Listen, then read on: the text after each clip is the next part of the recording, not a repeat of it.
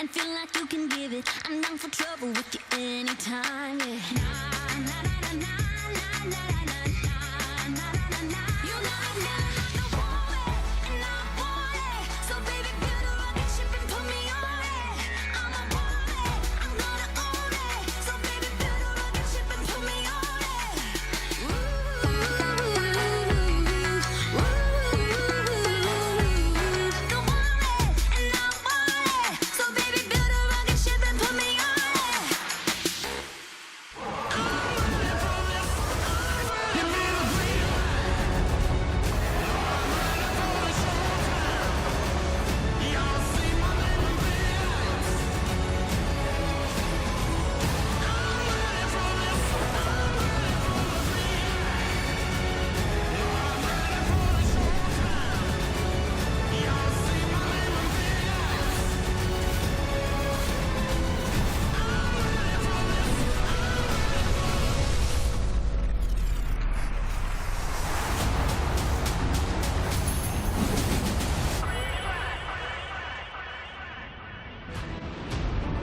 Welcome to the Bahamas and the PokerStars Players No Limit Hold'em Championship.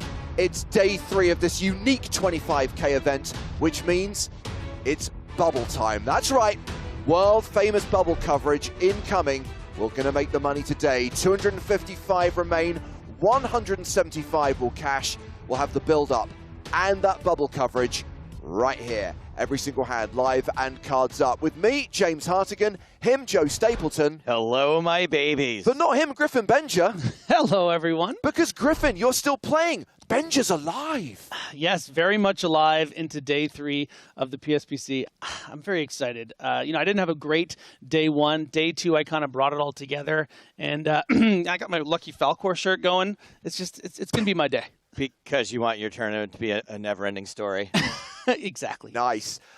Joe, I want to address the tonal shift that we saw from day 1 to day 2. This started off like a carnival, but by the second day, things got serious. Yeah, it was a free roll for a lot of people, and obviously as we approach the money, it becomes less free, and it's all fun and games when you start with 300 big blinds, but all of a sudden, late on day 2, people got 20 and 30 big blinds, so the gravity is starting to set in, and it's gut check time.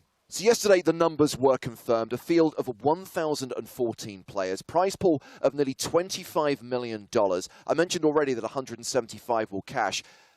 The finalists, the 6 players who come into the final day, will all walk away with 7-figure scores with $4 million up top. Pretty impressive stuff. It's almost more money than I could figure out what to do with, but I would find a way. Okay, let's talk about what went down yesterday. Here's a summary of the key stories from day 2.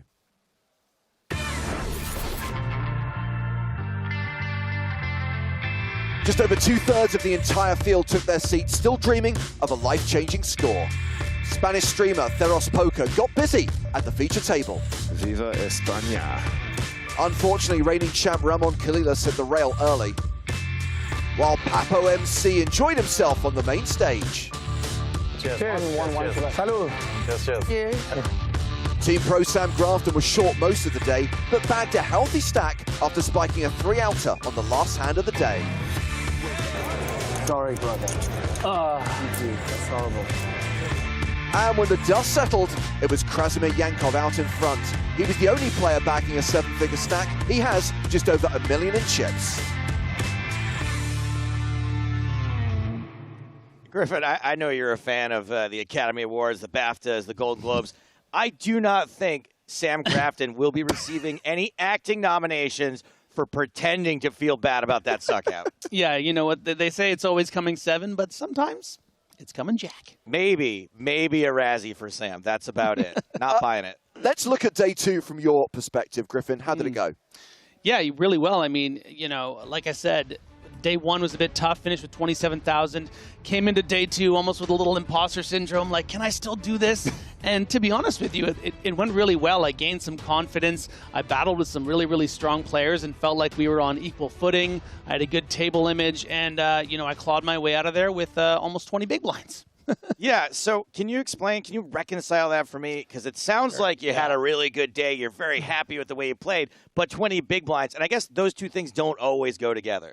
No, you know, it's funny because I came into the day with only 20 big blinds and I ended the day with 20 big blinds, but I have this polar feeling this time. And, you know, if you get up to, let's say, 400,000 on the second last level and you bag something like 170, that's still, you know, 50% more chips than me, but you're going to have a different feeling. And that's just that human perspective, human element that even if we're aware of it, it's just momentum is a real thing in poker tournaments. I mean, clearly a huge part of the field has a sub 20 big blind stack. Yeah. Many of them platinum pass winners. And with 255 remaining, you're not going to be able to just fold your way into the money today. Yeah, not at all. And it's going to be a great opportunity for the chip leaders to really put a lot of pressure, not just on the 20 big blind on under stacks, but even the 30, 40, 50 big blind players. They need to be careful. They can't, you know, overplay a hand or put themselves in a position where they're going to have to call off for their tournament life light when there's so much money on the line just from getting a min cash. Griffin, you were with us in Barcelona in the summer of 2019 when we awarded the first 5 platinum passes. Of those 5, 3 are still in contention. And last night, Christoph Volkenhorst, when he bagged, he got quite emotional to make it to the end of the day. Here's my thing, Joe. This is what it means to this guy just to make it to the end of the day. What's it going to be like for the Platinum Pass winners if they cash? Obviously, I cannot know what it's like to be in the shoes of the Platinum Pass winners who are out there right now. I have, in fact, been free-rolled in a few tournaments in my life, and I know I have been devastated when I didn't cash for the $500 min cash. I've been elated when I have cashed for the $1,000 min cash. So all I can say is maybe mathematically 35 times more happy than I was for 1,000. Let's focus on the big stacks. These are the chip leaders coming into day 3 of the PSPC. And no surprise, Griffin, to see players like Jeremy Ausmus and Chris Moorman inside that top 10.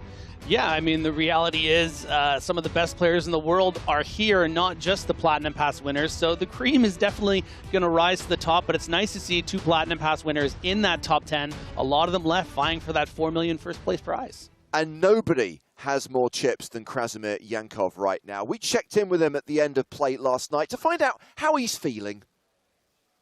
Actually, it's 1,000 players, 5-day tournament, lot of good decisions, lots of luck, and that's it. If God help you, you can reach the final table, you know, and that's it. It's not often we hear poker players these days invoke a god. It's usually the group of collective poker gods, but whatever works for you, buddy. Okay, let's look at who's going to be on the stage for our world-famous bubble coverage. Our 2 featured tables today. On the secondary feature table, there is one of the big stacks, Chris Moorman, plus Papo MC, Alejandro Lococo, Sergio Aido, and a few Platinum Pass winners, including Mats Rosen and Sergio Marin. Blind will be 3-6 when we get the action restarted. On the main feature table, there's the squid, Sam Grafton, Pedro Garignani, a very accomplished Brazilian pro, plus Nacho Barbero, and again, Platinum Pass winners represented, including Marius Irimia. You're from Romania. Anton Wig, who made a deep run in the PCA main event, also at our first feature table today. Griffin, I know you've got to take your seat. We're not going to keep you for much longer. Just before we get to the action, I do want to remind you that we have been nominated, we up, for a Global Poker Award. And we'd be very grateful if you would consider voting for EPT Live for Fave Livestream at this year's Global Poker Awards. You can cast your vote. It is a viewer's vote. It is a fan vote at globalpokerindex.com/awards. We genuinely would appreciate it. Not for us, but for the production team who put all the effort in to make these shows. Right. Time to get cards in the air. World famous bubble coverage incoming right now. Day 3 getting underway. And as Griffin leaves us to take his seat, thrilled to be joined by Maria Ho. Hello. With us for our world famous bubble coverage. I say that, Maria, but I don't think it's going to be that quick. 255 remain. 175 make the money. There's no guarantee it's going to happen in the first 2 or even 3 levels today. No, and for a lot of people, especially if they got in on a platinum pass, it's a free roll. So the min cash even is a huge payout for them. Maria, how many big blinds? I like to put myself in the shoes of the people out there. So how many big blinds would I need to fold my way to the money right now? I mean, I feel like if you have anywhere close to 30 bigs, you should be okay, like around 30. average stack. Got it. Like, average stack is higher, but I'm saying 30 bigs is usually where I feel comfortable. Like, if I just maybe take a few small spots, don't get into big pots, I could probably get there. So players arriving earlier, including Chris Moneymaker, Noah Buchan, and Nacho Barbera, who's going to be at the main feature table today. Yesterday, we had Leo Margetts on the main stage. Thrilled to have Roberto Romanello with us in the Bahamas, still alive on day 3 of the PSPC.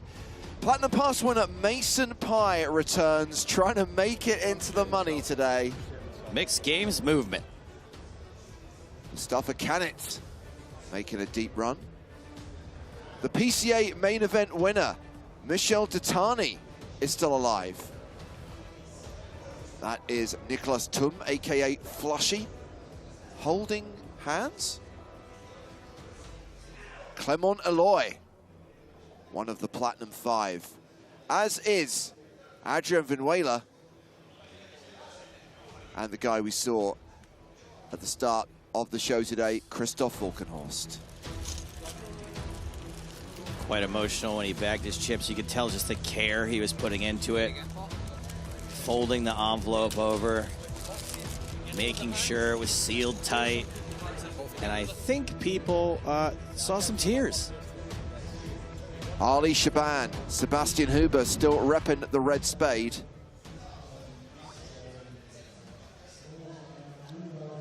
I thought that was Alex Irwin that Flushy was walking in with. It's actually his partner, Timo. That's why I was confused. He's going to have to cash in this just to afford all that mustache wax. Must be nice. I'm repping Belgium today. You got to watch out. I like a Belgium. But they never win. That was funny. I'll take 4th place.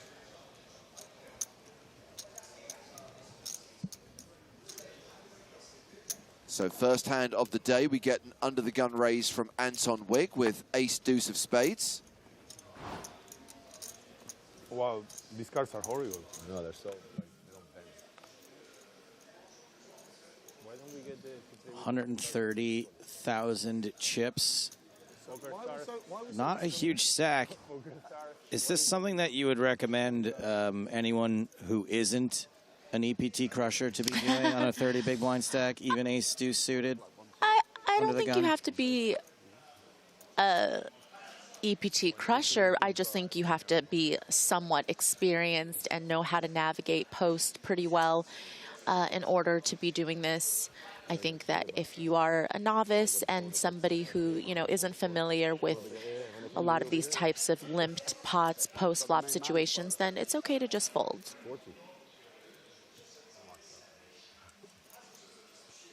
What do you do now? same diapers. Yeah, the food diapers suck. But for the most part, yeah. I do some private equity venture capital. Raising money for tech deals. And just come and hang around once in a while. Yeah, of course. You said, what do you do now? Like, you acting like he doesn't fucking play. I don't. So I played 14 tournaments last year. As an amateur. He only goes to Vegas. Yeah, I come to, exactly. World Series, I come 2 weeks at a time, and then this is 30 minutes from my house. So. Obviously, we've got new people tuning in all the time. Many people seeing the white bracelets for the first time. High-tech room keys. Plus, you can use them to pay for stuff. You can bop it. Life is never ends, you know what I mean? Okay, I'm just finding out about this now. Wow. Some of the restaurants, some of the cafes have like readers, and you can basically just kind of... You can bop it. Yeah. Well, I'm a Baha Mar noob, apparently. What's funny is because when you requested my room key, you got a card and not a bracelet. You just wanted to throw that out there with no context? Thanks. Well, I mean, what context is there? Aren't you? No. No, because you're like, no, look at this. Something going on, guys, that I should know about? It's called My Room Wasn't Ready when I came, and I wanted to play right away, so I put my stuff in Joe's room. And? Wow. The new Brazilian superstars. And I took a shower in there, but you weren't in there. She made it very clear. Ooh, set of sixes on the river. Made it very clear. You will be out of your room for a while, right? My hero. He's good at all the games, too. I like that. I did let a producer on the show use my toothbrush a couple of years ago. When I came back to my room, it was broken and on the floor. Sorry, I didn't let him use my toothbrush. I let him use my room, and when I came back to my room, my toothbrush was broken and on the floor. Sorry. Kind of messed that story up. Wow, no note either, just no explanation. It's a table full of washed up guys. Table full of four. Sitting around. We got a lot of memories, you know. The early 2000s we could talk about, but now... Yeah, that's true. I almost retired last year, and they put me back to work. Yeah, I heard about that. Yeah. I heard about that. Don't worry, bro. You're back. Dude. Yeah, you're back. And then you're back, dude. You're back, dude. Yeah, exactly. I had to win. Nacho Barbero's back, you know, baby. they say case money never loses. You know, True. 13. There's definitely a few pro players that have the old case money never loses story.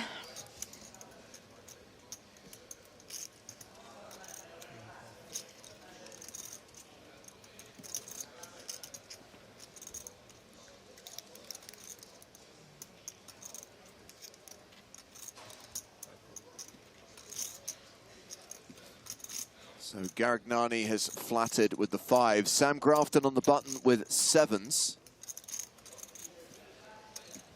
Couple of playable hands getting in the mix.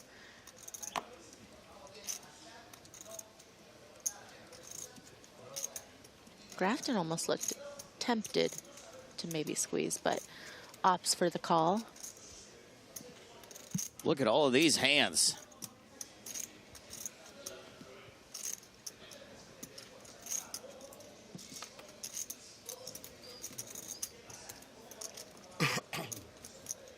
Well, with the blinds folding, we are going 3-way to the flop. Barbero with the betting lead, ace-queen.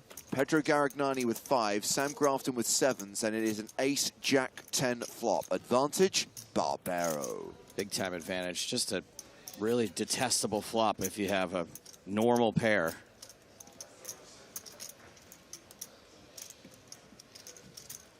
Do you think we could do like a 1 hour break on is X still in the tournament? Is blank still in the tournament? Can we just take a short break on that? There was a list that got published overnight of all the people that were still in the tournament. Google it! Chances are they're still in the tournament. We've been going 7 minutes. Well, you say that. We started with 255. We're already down to 250. That means there have been 5 bust outs so far. Chances are the one person they're asking about is still in the tournament. They're a great player. Grafton giving this c-bet quite a bit of thought.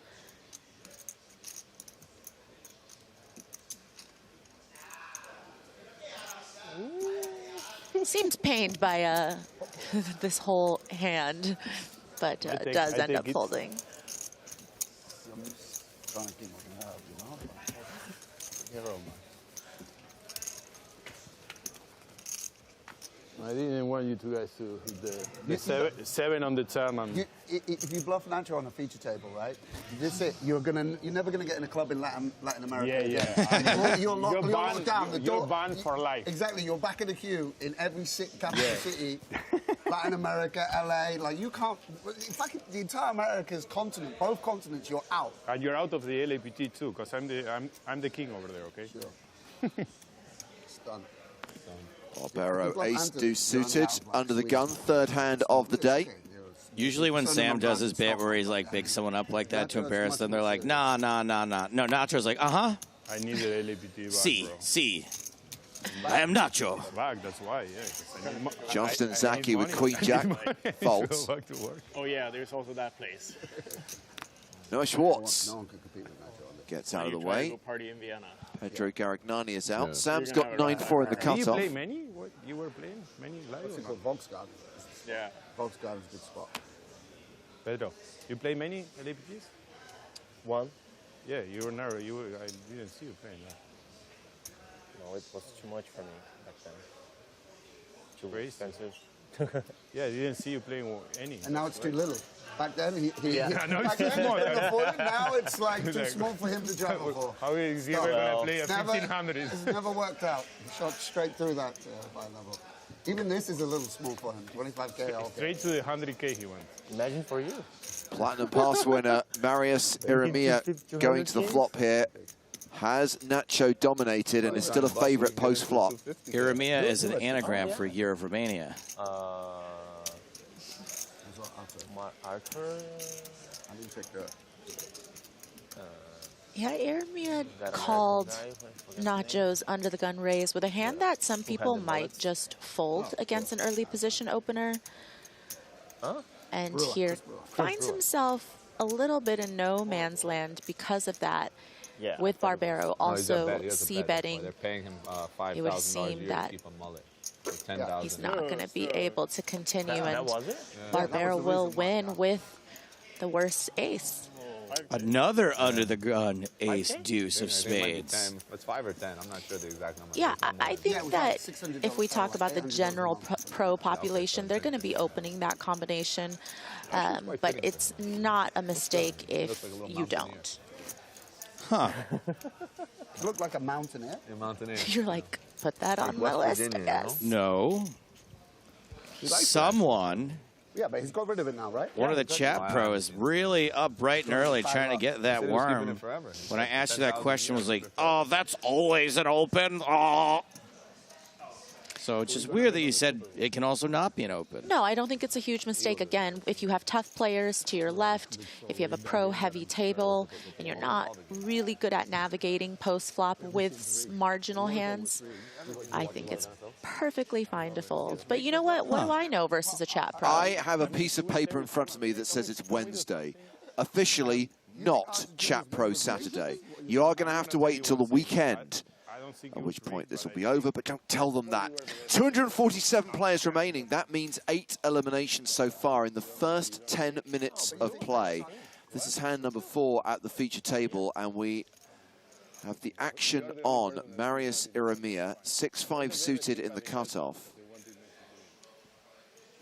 So you get a little benefit of the doubt, right? And I'm guessing Irimia has raised it. Yep, made it 13,000. So Anton Wig has folded the button. Mehdi Violo folds the small blind, and that means it's on Nacho in the big blind. And he has ace-jack. Could re-raise, might just call. This is a deep rabbit hole. Yeah, certainly a scenario when you're up against a late position open where you can mix between calling and 3-betting. Obviously, some dynamic to be considered. This close to the bubble, I don't know. This feels like a fold to me. Nacho's got 66 big blinds. He can cruise right into the money. Kings plus. Well, as table chip leader, I think he wants to accrue chips as we get close to the bubble. And he still has the best hand and the biggest draw right now. Seems to have checked the action to Irimia, who might continue. No, he checks it back. And then we get the Queen of Diamonds on the turn. So Nacho still with the best hand and now has multiple draws. Yeah, certainly if Irimia decides to go for a delayed c-bet, Barbero would be all over it, but no, Irimia does check behind, and now River's a pair when he was up against the world. I mean, what did he have? 6% on the turn, gets there on the river. And this is why you fold ace-jack in the big blind. I mean, I don't think he's going to lose much here. He might not lose at all. There's no guarantee that Irimia will call this 6K, but he does. It's a good call, and he's going to win this pot. You know why it's a good call? Because it's the year of Romania. Year of Romania. And 245 players remaining now, so another 2 eliminations. 10 gone already today. A reminder, we make the money at 175. We are going to burst the bubble today. World-famous bubble coverage. Probably kicking off in the 3rd level of the day, maybe, if they keep going out at this rate, the 2nd level of the day. I was going to say, it's going to go pretty quick, I think, until... Maybe it's like a mental thing. Once that number gets to that first digit becomes a 1, I think it's really going to slow down then. Maybe a little before that, but... Yeah, especially when there is this early consolidation pre-bubble of some of the shorter stacks that it seems it will definitely slow the pace very soon.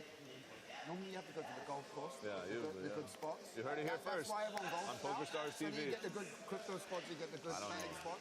We're here, we just listen. And we've got Irimia. What's the crypto? 7-4 off. You gotta go on Telegram. Folded to Anton Wigg, a former EPT champion who we mentioned earlier. Made a deep run in the PCA main event, has aces.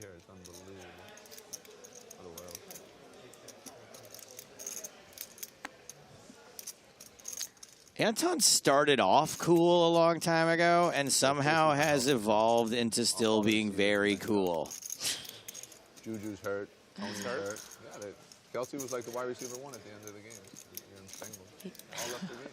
And nobody, I like but 2 weeks is a lot of time. Honestly, bro, I like the Eagles. Yeah, they're a great team. They're the best team in the NFL all year, for sure. I like the Eagles, and I don't think they're going to rig the Super Bowl, to be honest with you. I didn't say I didn't say it was rigged. No, I mean... Because none of them play for PSG, right? No, but last game looked so rigged. Did you watch the last game?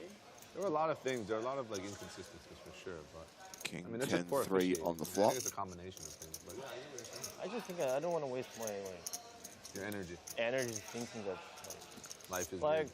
yeah, like I mean, Like World stock Cup is so market. nice. Like I don't want it to be rigged. I love the final game. Like it was the most thrilling game of my life. Yeah, it was, for sure. Like how can they rig that? No, they can't. Okay, listen. It's impossible to rig that, and you can't even ever rig something like Mbappe scoring 3 goals. That's not. But a little help in it doesn't hurt anybody. But was there any like? No, not Was in the there finals. any- No, not on the finals. And in the others? Yeah, not like. I mean, you get a penalty every game. Argentina was 100% the best team, the most deserved team, and we destroyed France. You can see like the game till the 80th minute, like France didn't even play when France was the 2nd best team. Brazil was not. Sorry to tell you, but it was not. Actually, your team was amazing. You guys got really, really, really unlucky. You guys should have been on the final. It's a curse. Yeah. We got like, and the good thing is, like, a lot of our best players are still very young. Yeah, that was very unlucky. I think that actually maybe England was the 2nd best team. I think you guys deserve to win, right? It's France.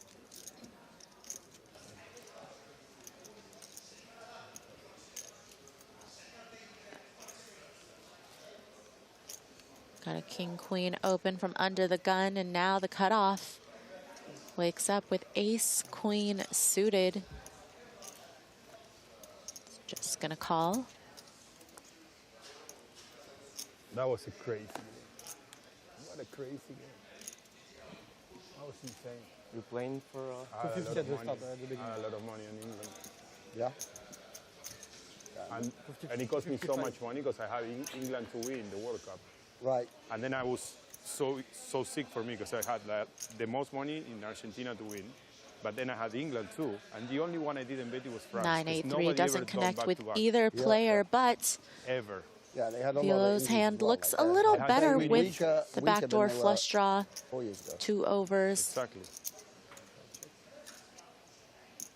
So you had a nice sweat though. Yeah, then I had to sweat the finals. I mean, so crazy. I actually sold a little bit of the bet. Check. Come on. Yeah, because my friend... Turn is pretty interesting in that it gives both players the same gut shot, and both players still have 2 overs to this board. A little bit of the bet because he was like... The game was like a pick 'em anyway, right? Pretty much. It was pick 'em. Yeah. Sorry, exactly. Yeah. Actually, I think yeah, he might have finished Argentina a bit favorite. Yeah. Because France had like... They had some players that were a bit sick. Yeah. I mean, it's a big one when you're betting. Also, with you're betting the team you love. You know, you're betting your country, right? It's not like the only swing is the financial. Like you got a lot riding on it emotionally, right? Yeah. That bet I was there, out but of then Garignani is going to I do didn't it. stay till the finals. I left because I was bored of the country. Pretty nice if you know you're getting ace-queen to fold. Can't you just go Dubai? Looks like we're going to go away to our secondary feature table, To go play the World Poker Tour and come back for the final, and then I headlined by Papo MC and Chris Moorman, who is among the chip leaders at the start of play today. No, yeah, you can't go 30 hours for it. I mean, and then I decided not to go. And 2 days. So we pick up the action here with a 3-bet from Papo. There's been an opening raise from Diego Suela, and it's been flattered by Sergio Aido, and now Lococo's made it 42,000 with 9s. I don't think Suela's going to fold, Maria. Yeah, this one's not going to get through, but I also saw an ace-queen suited in the mix that had to fold to this 3-bet from Lococo. Not great timing, though.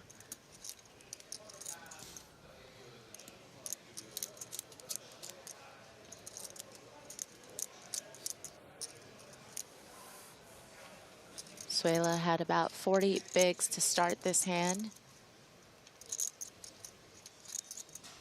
Can certainly opt to 4-bet, get it in, or just rip if you feel like you don't want to open things back up just because of, yeah, just so because messed of the up bubble situation. to have no outs here. And I know Lococo has definitely been able to make some big calls and be right for huge, huge pots, and also for his tournament life at times, but this just does not seem like a spot where Suela is going to be light. Remember, Aido also had called right behind Suela, so it's not out of the realm of possibility that Aido could have been trapping with a premium pair as well, hoping somebody would squeeze behind an open and a call. So again, I just think that the dynamic is not right for Lococo to feel like Suela could be light here, and you're not even doing that well against the bottom of the value range that's going to shove 40 bigs, which is ace-king. You know, you're only up against either better pairs here very often or ace-king, and do you really want to take a flip for 95% of your stack, essentially, at this stage? Is some of this some pre-bubble extra think time, possibly, or is this really a painful decision? I think just knowing action. Just knowing a little bit about Lococo's playing history and hand histories, I think he is actually considering it. But I do think he is going to end up finding a fold here. I guess maybe you level yourself into thinking that they're leveraging how close we are to the bubble, right? But it's Suela's tournament life, and it's not like Suela has Lococo covered. Right. Right. And I think that if it would be a little bit different if you were the table boss, if you were the big stack, that you could be in a position to leverage getting close to the bubble. We're also not quite close enough for that bubble abuse to really begin at this stage. Yeah, so all of this is saying to me that maybe this fold. Well, Booted Plug says, I don't understand why he's considering this. Yeah, I'm trying to find reasons why this would be such a tough decision. There we go. He folds.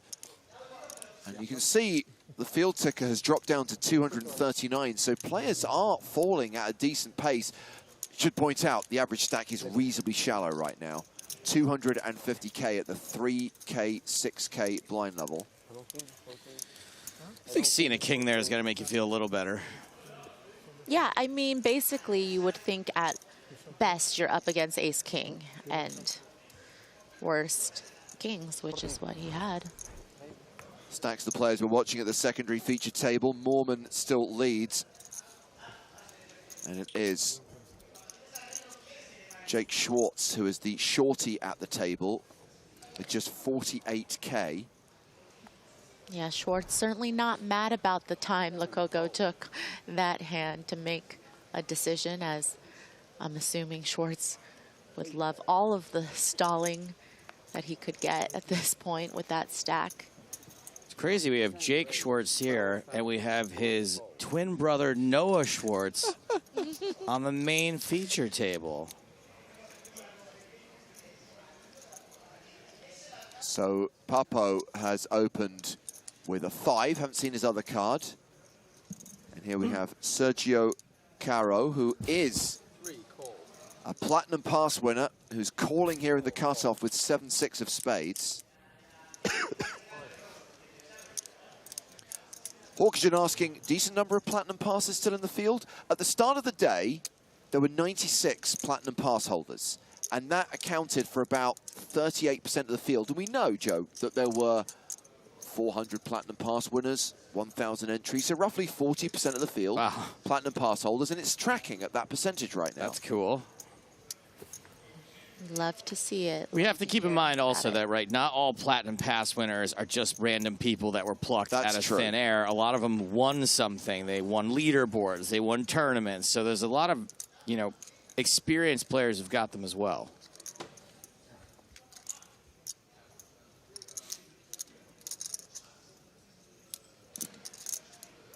Yeah, I mean, we had platinum pass winners like Sylvan Loosley, Dominic Nietzsche, Dinesh Alt, Andy Wilson.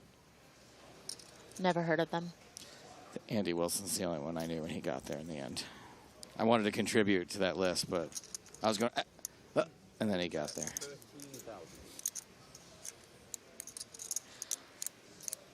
Yeah, Frank's 2000 puts it perfectly. A lot of experienced players won them, and pie. Joe has been hating on platinum pass winners for 2 days. Yep, that's me. Just in here, really hating on all the amateurs that I keep saying it's really, really great to have so many of, and really rooting for, and pulling for the fact that some of them are about to make $35,000 out of thin air. Yep, that's me.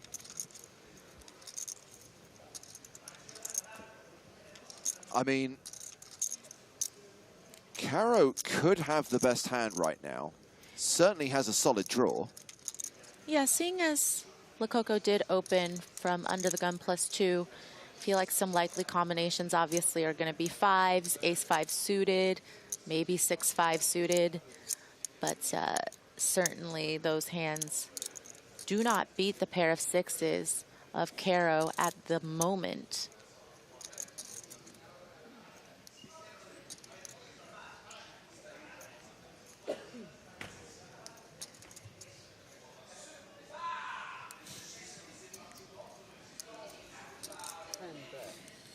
So 5-9, not one of those combos. King 5, not one of those combos.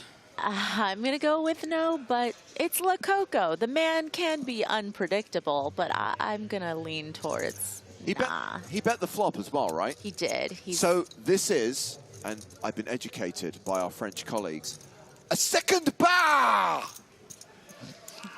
I heard you. There was like an echo from, yeah. from them. It's part of the trivia quiz we took last night. What is a second bar? And I was like, I thought it was maybe the turn. You know, because you get your first bar is the flop, your second bar is the turn. But James is like, I'm pretty sure it's second barrel. James was right. James is right. James is For me, the second usually bar is the always place I go to when I get cut off at the first bar. That's what I thought it was. Well, Caro has called this hand going to the river, 3 of clubs. So just a pair of 6s for Caro. Question, are 6s good? I mean, I have a hard time coming up with a combination that Lococo is going to raise from relatively early position that does have 7-6 beat, unless Lococo's opening, you know, King 5 suited. But Lococo does have a lot of heart, so wouldn't be surprised to see a triple bar. The only thing I know in French that relates to poker is tapis, and it's, you know, obviously you got to know that one. That's your check when you tap the table, tapis. Or that's when you rush off when there's one hand before the break, tapis. Not being funny, if you say tapis when you mean to check, you're screwed. Is that all in? You are absolutely screwed. Tapis is all in? Yes. I thought it was tout le monde.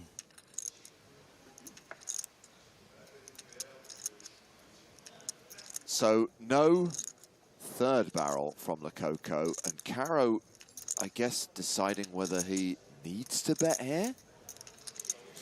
Yeah, if Lococo does have, you know, 6-5 suited, which is one of the combos I had mentioned, then obviously at this point, you know, it doesn't seem like that should be a hand that would be betting either. So we will see what the other card is as it goes to showdown. What did Papo have? 5. Cinco, cinco, cinco. Yeah. And 6s were good. The Platinum Pass winner. Taking that one. Well, talking of Platinum Pass winners, let's check on some of the players in the field. We referenced the Platinum 5 at the start of the day, one of the OG pass winners. There is Christoph Volkenhorst, the social worker from Germany, who won his pass in Barcelona in 2019.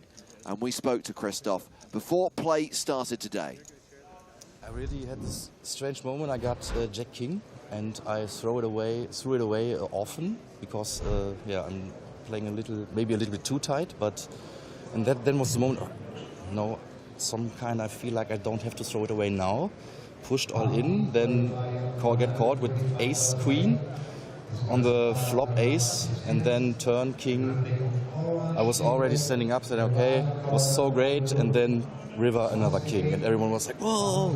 And I was really like, oh my god, now I really do have some chips, and okay, there are only about 300 players left. Oh my god, it's really happening. And yeah, I couldn't get off that. I didn't even try to pretend that I'm cool. So yeah, it's like I said, it was just amazing, and I couldn't turn that off till the end. It's craziest experience ever. I know from experience it's better not to pretend to be cool. They know. So 2 other members of the Platinum 5, 2 other Chase Your Dream qualifiers still alive on day 3. That is Adrien Vinuela. That is Clement Aloy. Both Adrien and Clement have spent extended time on the feature tables over the last couple of days. I can tell you that we have lost a couple of Platinum Pass winners. Chris Robinson from Team Ontario is gone.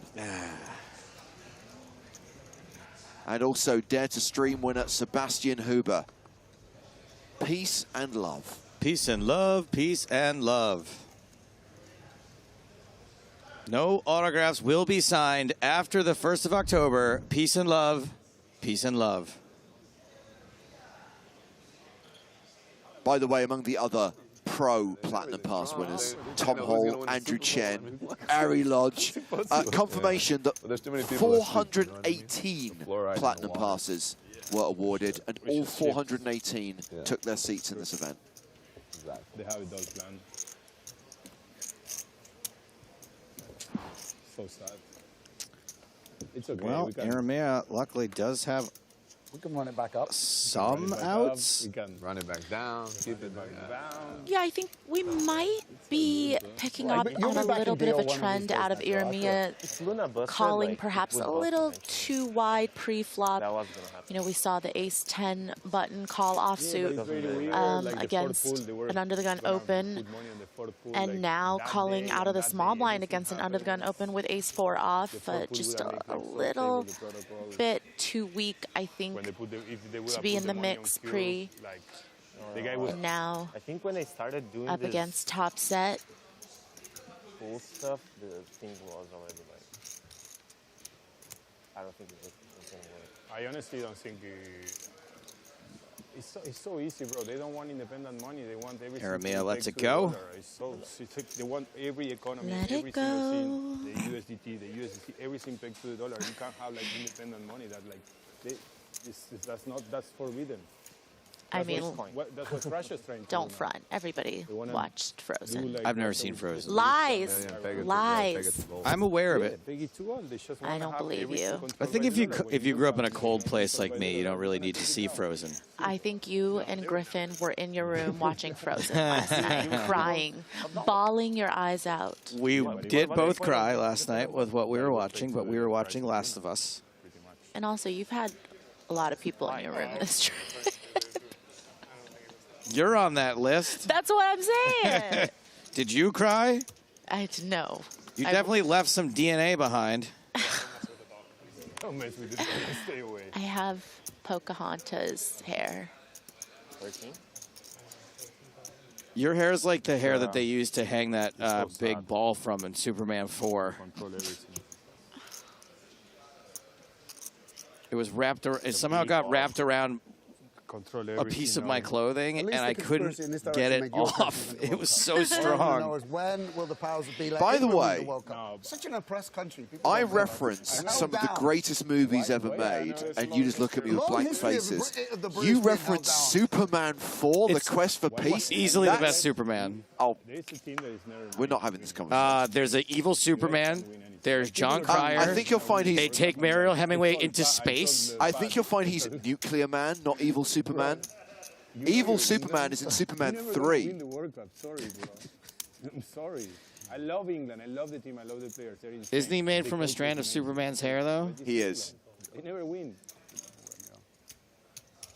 It's coming home.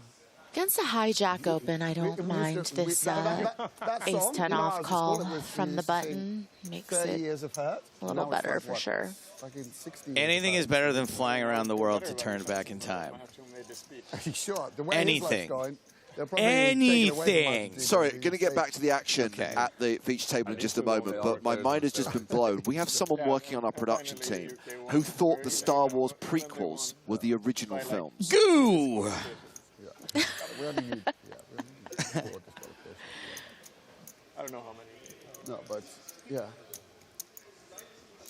So, pair of fives ahead right now for Violo.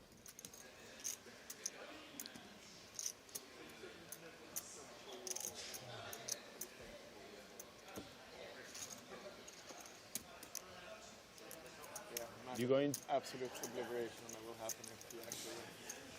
Yeah, but I mean, Pedro Garagnani who wins the pot. I think like the UK government like boycotts their own team, like the England. Are they still talking football? Because if you win the World Cup, you would Oh, good. Go over to the secondary feature table. Boring! Switching. I've used the one time. Maybe now is the time. Oh, we've got an all in. Ooh. And it's one of our Platinum Pass winners, Mats Rosen from Sweden. Looks like he's involved in the sickest and classicest of all races against Papo MC. And this is for most of Papo's chips. Like flamingo yoga versus swimming with the pigs. One of these two things has a slight mathematical advantage. Jack 8 deuce with 2 spades. We got ourselves a sweat. A post-flop flip. And Papo is actually a statistical favorite now with 15 outs. Don't you know I'm lococo? Turn card is an 8. Maybe now. 14 outs for Papo. Good swell. Aces, kings, and spades working for him. Be fast, quick. I'll help you. I saw Like the this. king of diamonds. You want to help? Okay.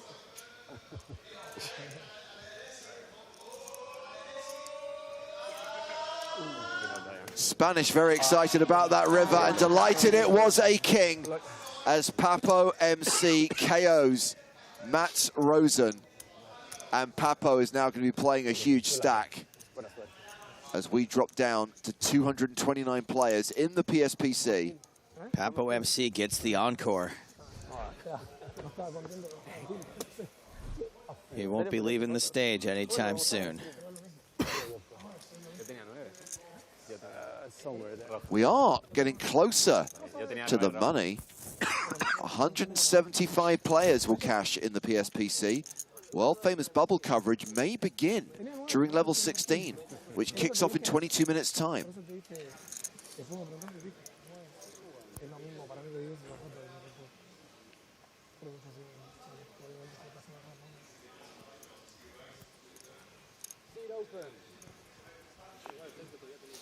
Not many outs then. I don't care much about the club now. Be cool to see Moorman play a hand. All right, here we go. Yeah, and this open with the king 7 off just very clearly represents that big stack energy nearing the bubble. Got a blocker to good pairs and ace king and all of the big hands, and why not put some pressure on the rest of your table mates.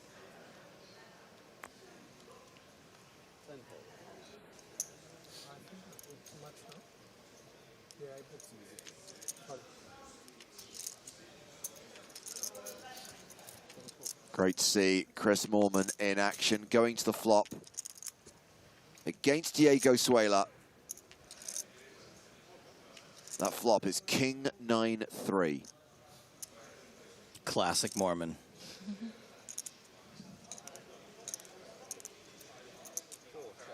Moorman checks.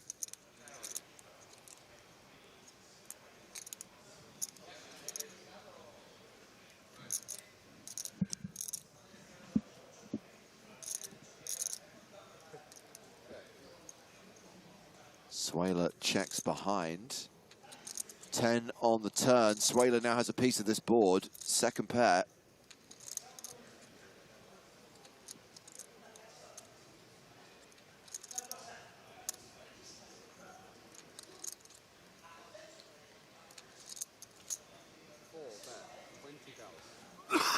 Moorman gonna start betting for value.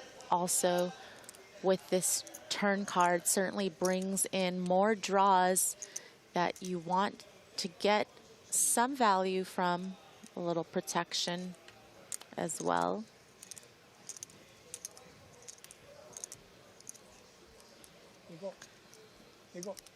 Not surprised to see Suela call this, considering the flop went check, check. Feels like one of the best turn cards he could hope to see, and not the spot to be folding, certainly. Cool. 2 pair now for Moorman.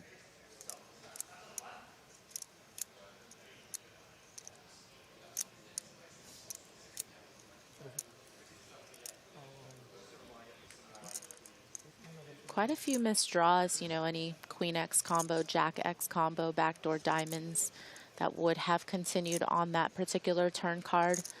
None of them get there.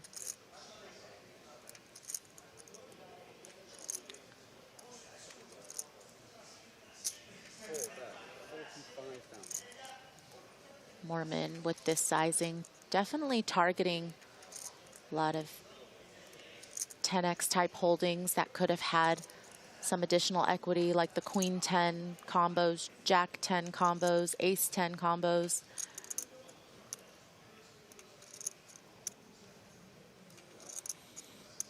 And I think if Suela pays this off, it is going to be because Moorman did check the flop, and I think that is going to take some top pairs out of Moorman's range, in Suela's mind at least. And again, you know, ace-10 is a little better of a hand to call with than queen-10 or jack-10, not just because the kicker is best, but because you are not blocking a lot of those backdoor draws. You're not blocking diamonds. You're not blocking, you know, the jack-X, queen-X combos that perhaps would have turned a gut shot.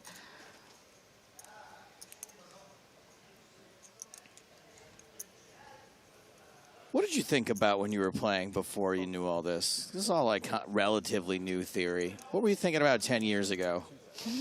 What was taking up all that brain space then?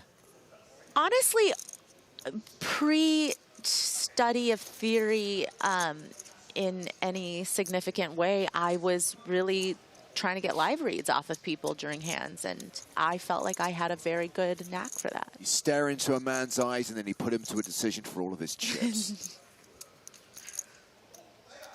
What if she was playing against Xuan Liu? You put her to a decision for all her chips.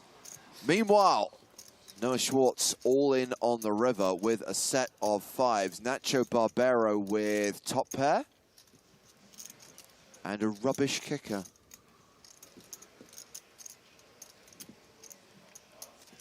You do feel pretty attached to this when you call out of the big blind and hit top pair. I could see having some issues here, but Schwartz all in for his tournament life. And this is Noah Schwartz, not Jake Schwartz. And Correct. Noah's a bit of a character. Jake's got a bit of a personality. I'm not saying Jake doesn't have a personality. I'm just saying that Noah, I don't know a ton about Jake's game. I just know that Noah could potentially be shoving here with nothing.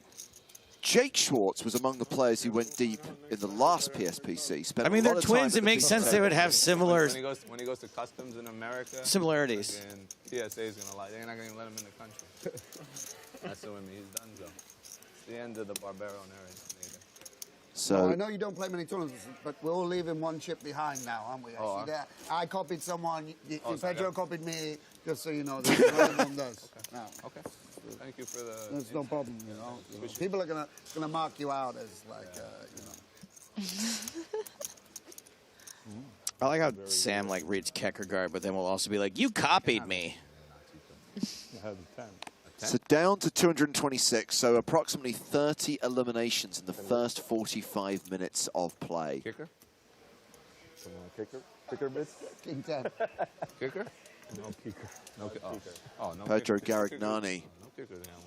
opening here with fives. What you have? 10. Ace-9 offsuit for Sam Grafton. Ace 10? 10 was good. Dana Craven writes in to say, "OMG, the chip behind thing is so annoying." Is there? You don't have the 10-5 though. There's like we're like policing that a little bit more now, right? Where it's being used to stall for time or to try and gain you a pay jump when there's action at another table, yes, it is being policed. Really? I didn't know about that. Started at EPT London, was rolled out in Prague and here in the Bahamas. A decent condo. I think you are limited to the number of time bank cards you can use if you have one chip behind. Okay. Interesting. I was not aware of this. This is good to know. Listen to Toby. He'll sort you out. Smooth and controlled. Very much looking forward to Toby doing his thing when we get to the stone bubble later today. Superstar fold. Now he's done a superstar bluff. No, it's just like, I don't know if I did the superstar Well, five's fold. still Not good, sure. but not loving that flop. Hard one.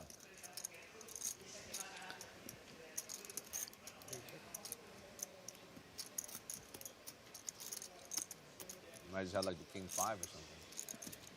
yeah, makes sense. I'll do it, but I had it. I had it. Garignani is going to continue.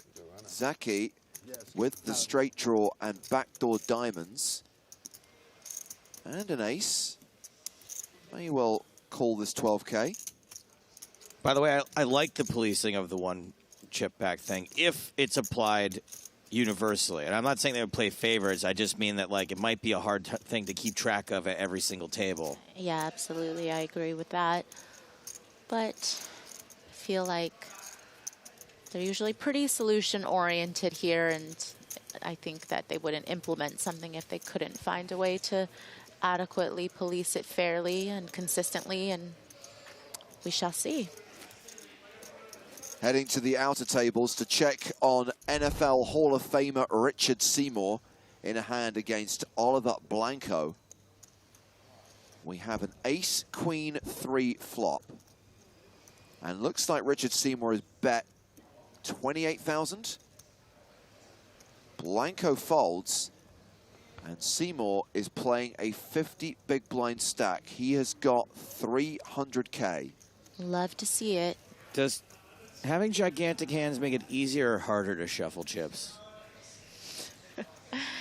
I'd say it doesn't really matter because it's not about the palm, it's about the finger action. I'm just going to let that Joe. hang there. I'm just going to let it go. Joe Stapleton, I leave didn't. it. You said it. Don't even think it. I'm going to get in trouble for Remove this. Even the need thought. to look for a facial reaction. I knew I had to get in there, shut this down, get back to the feature table, get us back on point with 12 minutes till the blinds go up. People accuse me of making her uncomfortable. I'm filing a complaint. Good luck with that, pal. It's high time straight white men were listened to. Maybe one day you'll have your day in the sun. So Pedro Garignani is the table chip leader with a 73 big blind stack. Sam Grafton second with a very healthy 66 big blinds. This hand is Noah Schwartz versus Justin Zaki. Zaki, the effective stack here with 25 bigs behind. There's another conspiracy. ICM, just made to hold mid-stakes rates down. Created by the top guys to, like, fuck us up. Put us in chains. They got together, 2 + 2. They needed to keep all the money. They created this fantasy. Have you ever seen the chip model? No. Have you ever seen the machine that made it? No. They just made it to keep guys like you back. To hold Brazil down. We needed to make you guys less aggressive, so we created this thing. Have you seen one? It's pretty good. It's all alive. Pretty good.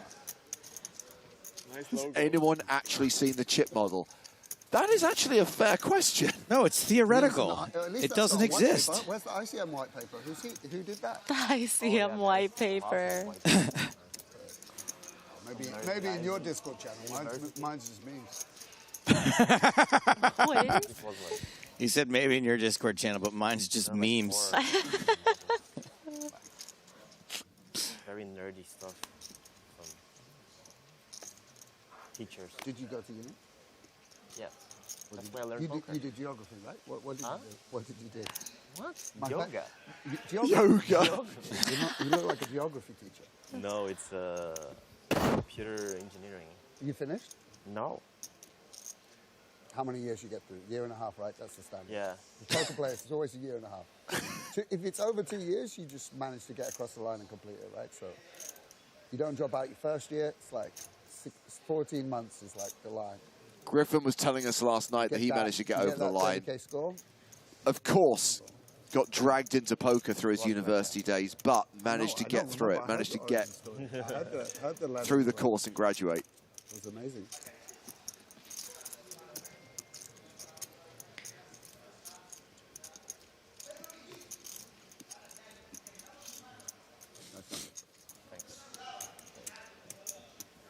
Can I show you an amazing hack, Maria? Yes, can you help me? Pop out the chat. Oh, you have literally blown my mind. That was some great changed finger my action.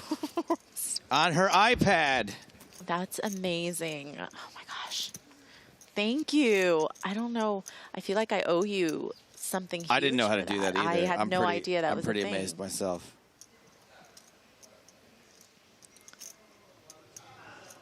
I did want to mention this comment from Trish in Twitch chat saying that she really enjoyed day one coverage of the PSPC because she felt like it taught her what not to do in the early stages of tournaments. And I feel like that's something that, you know, of course we hardly ever get to do day one coverage of any event. And I think that's just such a good point, that there's a lot of people that are able to really learn how to navigate deep stack tournament structures in the very beginning stages through having some more day one coverage. More work, guys. I love day one coverage. Day two, I can take it or leave it. Day one's great, though.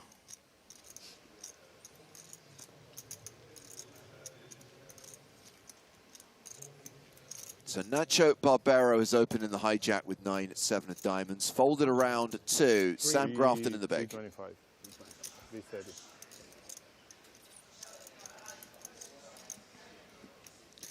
Nacho y Barbero.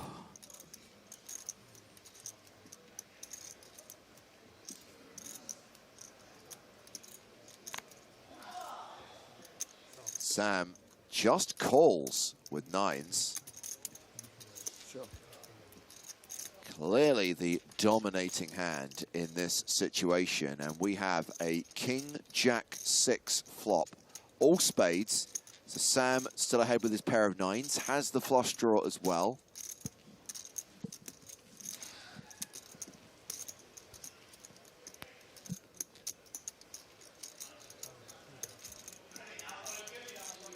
Nacho continues for 10K.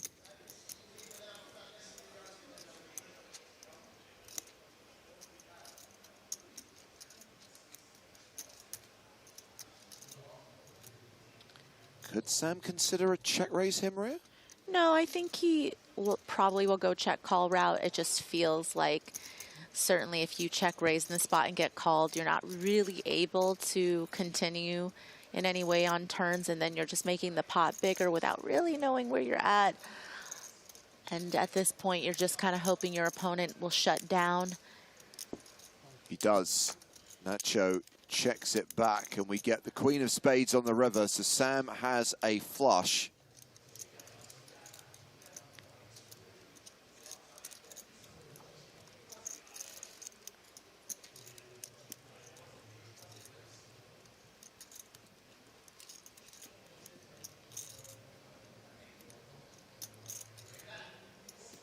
Now it's just a matter of, does Sam want to use this flush as a bluff catcher at this point, or do you want to go small for value and hope to get called by worse flushes? 18. Sam leads the river, gets a fold from Barbero. You look so like a little less like duck. Fowny and like you know like you used to eat a lemon before, but now it's like maybe you don't need plastic surgery after all. Sure. No, but that was a little harsher than he meant. I know what you're saying. I had the same. Like actually, Shams told me it's like you're gonna look old as fuck, bro. Are you thinking we're gonna have lines from like that? Yeah. It is a little weird because I don't do this your face in when I said any plastic of, surgery, you're like, wow, what a slap in the face. Like, I was like, oh, it's like ugly and old. I'm not being completely serious. No. Just if you want to, no judgment. Interestingly, you consider the number of eliminations we've seen over the course of this level. Now down to 2-2-2, and we're still not at a 50 big blind average, and the blinds are going to go up inside of 5 minutes, so we're going to get shallower. More shallower. That's good. You still got a little duck face, but Yeah.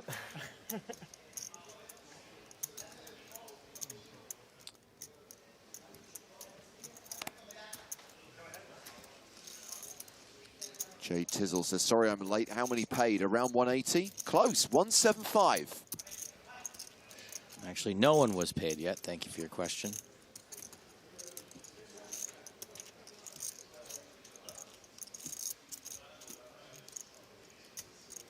And good luck to Irimia, who's going to have to play blind on blind against Sam Grafton. We'll have a position at least. And has a pretty solid hand. Pocket sevens, facing a raise to 24,000.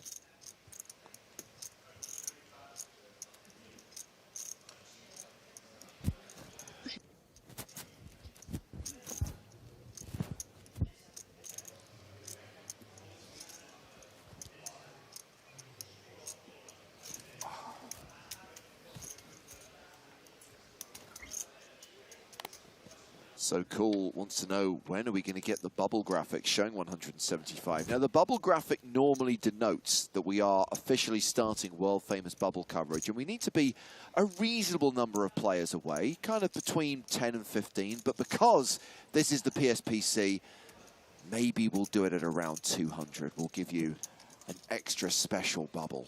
That's coming up quick. Yeah. Grafton outflops Irmir this hand. Doesn't he know it's the year of Romania?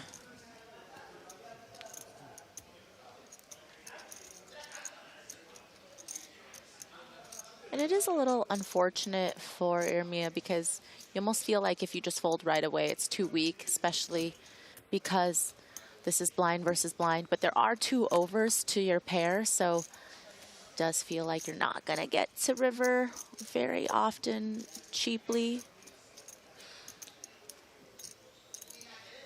Interesting turn card. Tampa, Florida.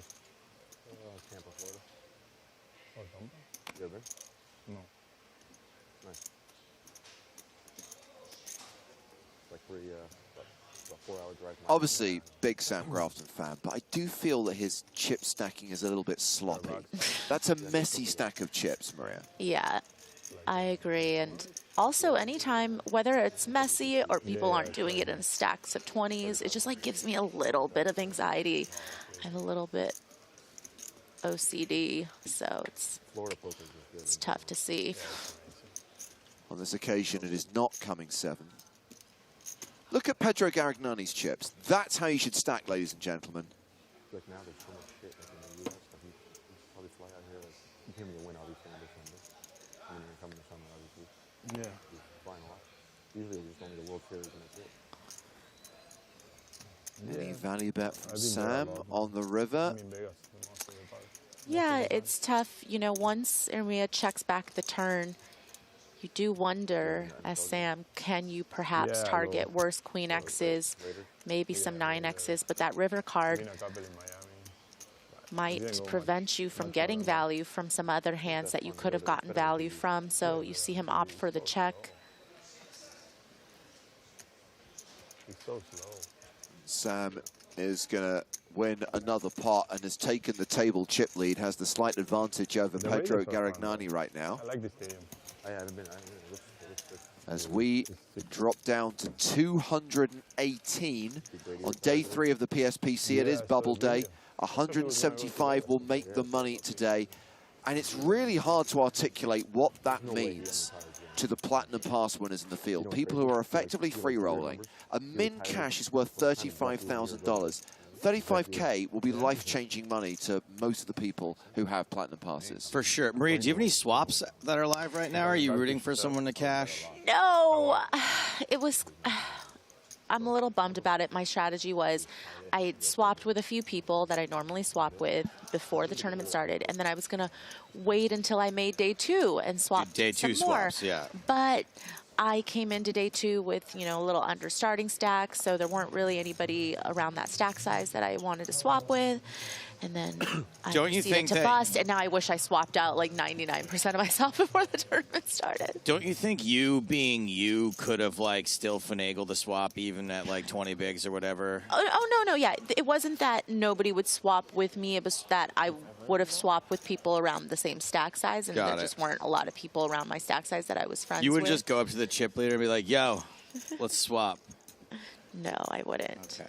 But I've done, you know, proportionate to our chip stack swaps, right? So, interesting. So they would get a bigger percentage of yours? If they had double my stack, 5% to 2.5%, right? But I didn't really look that deep into it, and now I really regret it. Like I said, why didn't I just swap out 99% of myself before day 1, and then I would probably have all the swaps in.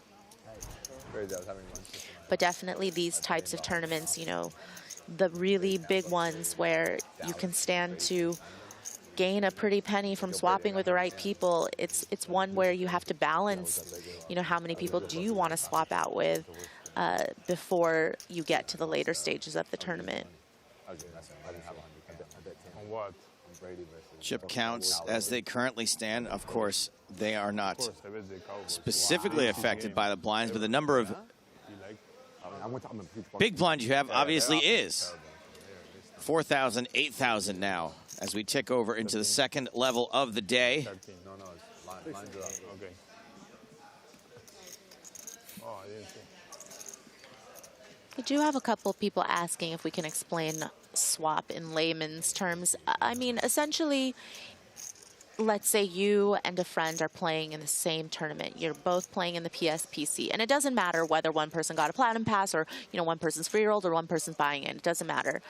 You are able to trade percentages between you and your friends that are also playing in the same event. It reduces variance, of course. You know, let's say you take a bigger percentage of yourself in this tournament, but you swap some out, then you're kind of spreading your risk among several people instead And it's of fun, just right? It's oh, fun absolutely. that, you know, that Maria may say to Griffin at the start of day 2, like, hey, do you want to swap 1% or something? And then Maria goes broke on day 2 and Griffin makes the final table and she's got an extra fun little sweat. Yeah, it makes poker more of a team game in the sense of, you know, you have other people to root for even if you're out. But to that point, and somebody in chat asking about, you know, swapping creates collusion.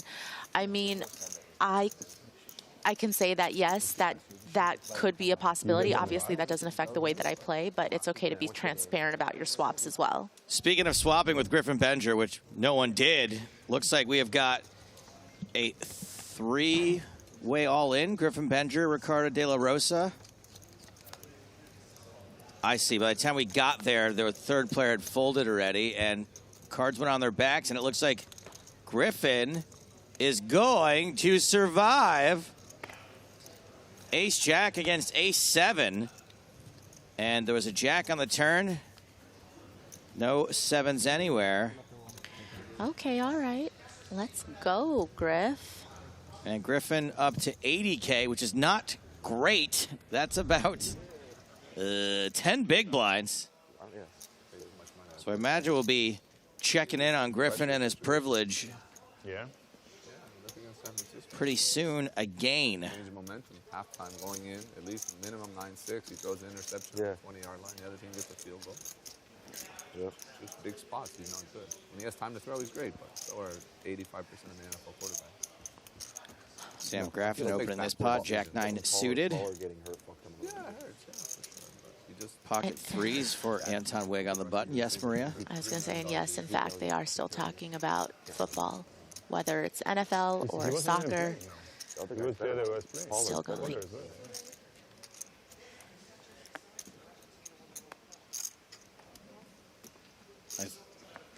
Yeah, I think Nacho is still doing a victory lap for Argentina winning the World Cup. I also was rooting for Argentina for the World Cup because of my brother-in-law, but also more importantly, rooting for Messi. I really felt like he deserved it. I don't know anything. You would love that. Yeah, I want to get into the soccer one. Paco is Argentinian. Your life's not. You, this clean living boy, don't try and come. You just pretend to not. I know his real name. I don't want to give his real name out on the air. I know, but I appreciate that. But also, you pretend because deep down, you want to be married to my sister. So Oh, yeah, for sure. Would I love to be a handsome, successful doctor married to a beautiful other successful doctor? Yes. You play a lot? What you play? I would be. Like that? No, yeah, we have a league? buddies back home. We have a big league. We've been doing it for like 15 years. Yeah, that's real competitive. Oh, really? You do too? Huh? A little bit. I dabble, but. Judy Ho looked at me one time, and I almost fainted. I actually got second in the... Judy asked about you one time or said No, something. No, I there's no sent you a way. screenshot where she was like, She was like, oh, who's is that guy that Joe? keeps leaving comments on my Instagram? Is No, probably I what definitely sent it to you. I remember we were doing a Sunday Million broadcast, and she asked me what I was doing, and I sent a screenshot, and you were in the screenshot. I'm like, oh, working.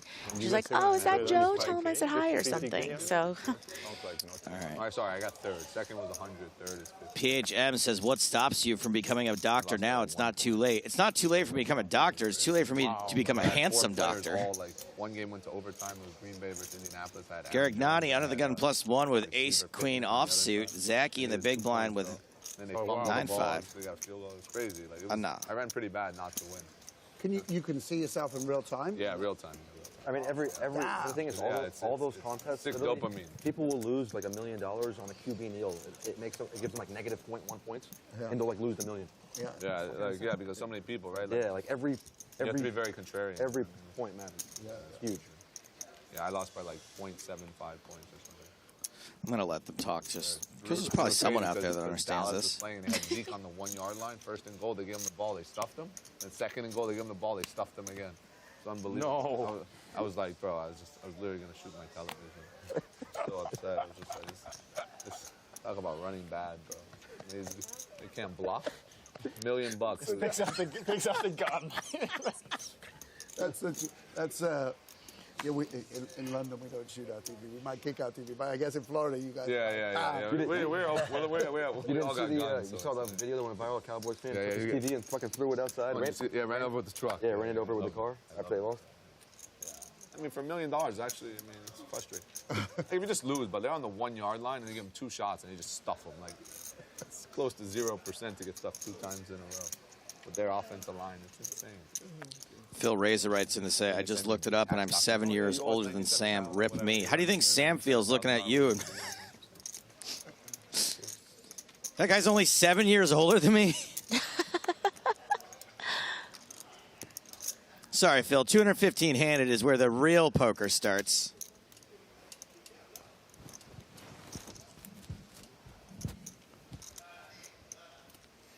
Phil Razor, very, very supportive member of the audience. Been on Poker in the Ears.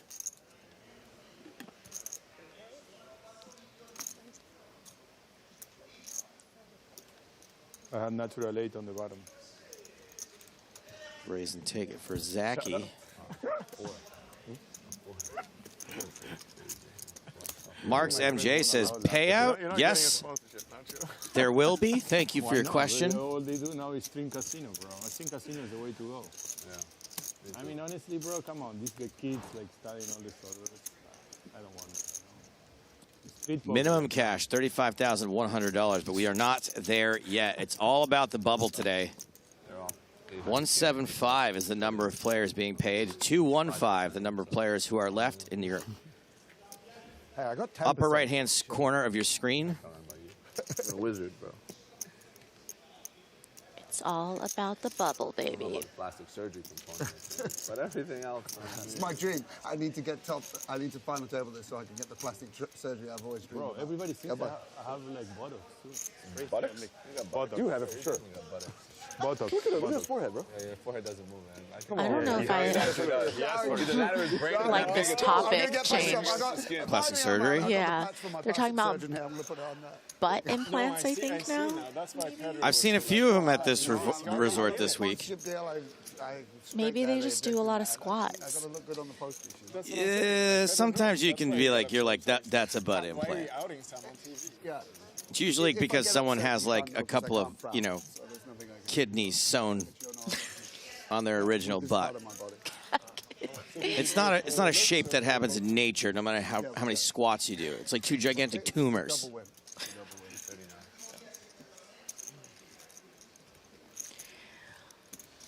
We've got a bit of a cooler matchup here. Noah Schwartz has limped in with King Queen in the small blind. Garignani with King 10. I mentioned my Harley Street doctor. He puts 3K in my account. Looks like Garignani is putting out a raise. So many girls told me already, like the past month that I have. Schwartz certainly doesn't intend to fold when you limp with the King Queen from the small blind. I'm about to be 41 in 2 weeks.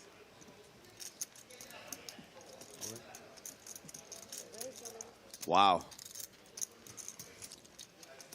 Wow, just rips it. Remember earlier when I was saying Noah Schwartz capable of ripping it, capable of being all in with not exactly the nuts, close to the money. What a wizard fold I made. Like a lot of people here, they're like, what is he talking about? You listen to a lot of hip hop.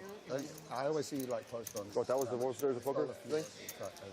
What was that? I can send you my stuff. What does that sound like? Wang Gui says, do you think after the bubble burst there will be a lot of bust outs, or do you think play will stay cautiously with so much money up top? Yeah. Wang Gui's, how have you never heard of the post-bubble bust out bonanza? I do think he has a little bit of a point, though, because I feel like, again, if we talk about how there is a large percentage of the remaining field that free rolled effectively into this event, then every small pay jump matters that much more. You know, the difference between cashing for 35,000 versus 40,000, you know, it'd be different if you bought straight in for the 25K, but if you're on a stone cold free roll, that 5K is, you know, quite the increase. I guess the pay jumps are not hugely separated as far as how many spots you have to wait. Once you make the money at 175, the next jump is at 143. So I think I think there will be enough people that just breathe a sigh of relief that they've cashed and will be getting it in with their like 10 and 12 and 15 and 18 big blinds, that if you have 12 and 15 big blinds and just like lock it up and like grind down to 3 or 4, you could ladder up again. Yeah, I think, what was it? Maybe, can't remember if it was the BSOP or the PCA, but one of those tournaments that I had cashed in, I felt like I didn't even have to wait very long to get a few pay jumps, and I remember just like looking, and it wasn't even that I was stalling, it wasn't even that I was trying to not play hands, it was just that I didn't have any spots, and then next time I looked, I had acquired a couple pay jumps. I mean, Spraggy famously did that last PSPC, limped his way into the money, and then somehow, despite doing absolutely nothing but folding, laddered up.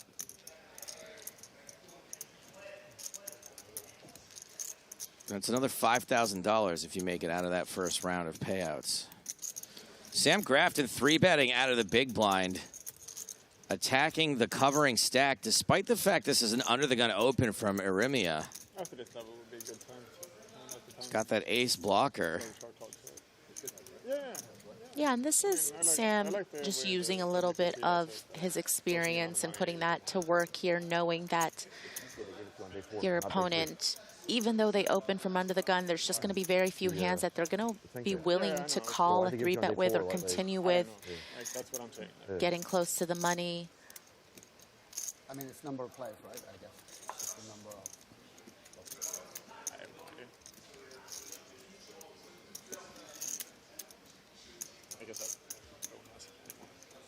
This is definitely the most serious we have seen Grafton look so far today.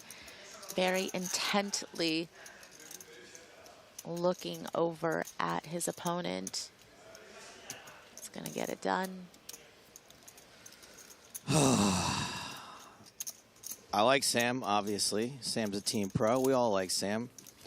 I just can so easily put myself in Irimia's shoes there and open with ace-10 and just be like, and then you find out later he had ace-6 and you're like, oh, I'm so weak. Yeah, but I do feel like at this point, again, heading into the soft bubble, it's a little bit of a, if you can't stand the heat, get out of the kitchen, right? It's a little bit of really bad. The fact that if you think that you're going to be put to the test quite often pre-flop, then maybe you do want to tighten up your opening range a little bit and play the hands that you feel like you're going to be able to withstand some pressure with.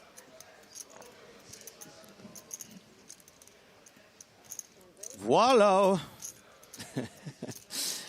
Opening from early with ace-queen offsuit.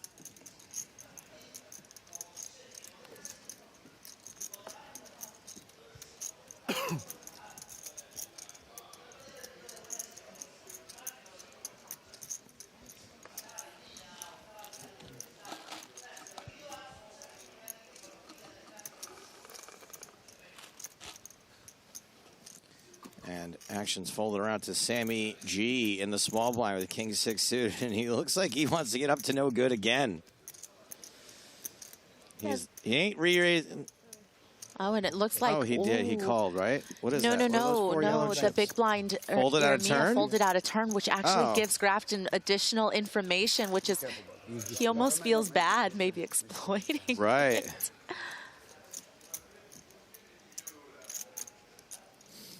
What do you do? Oh, yeah, there we go.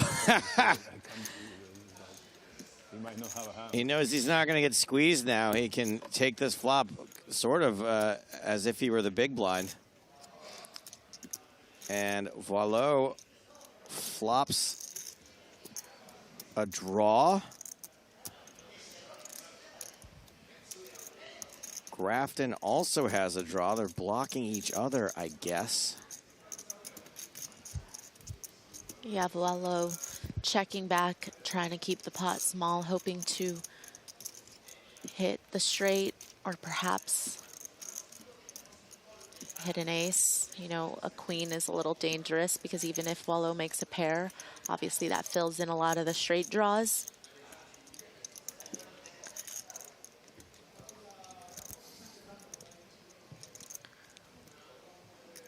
Oh, Sammy.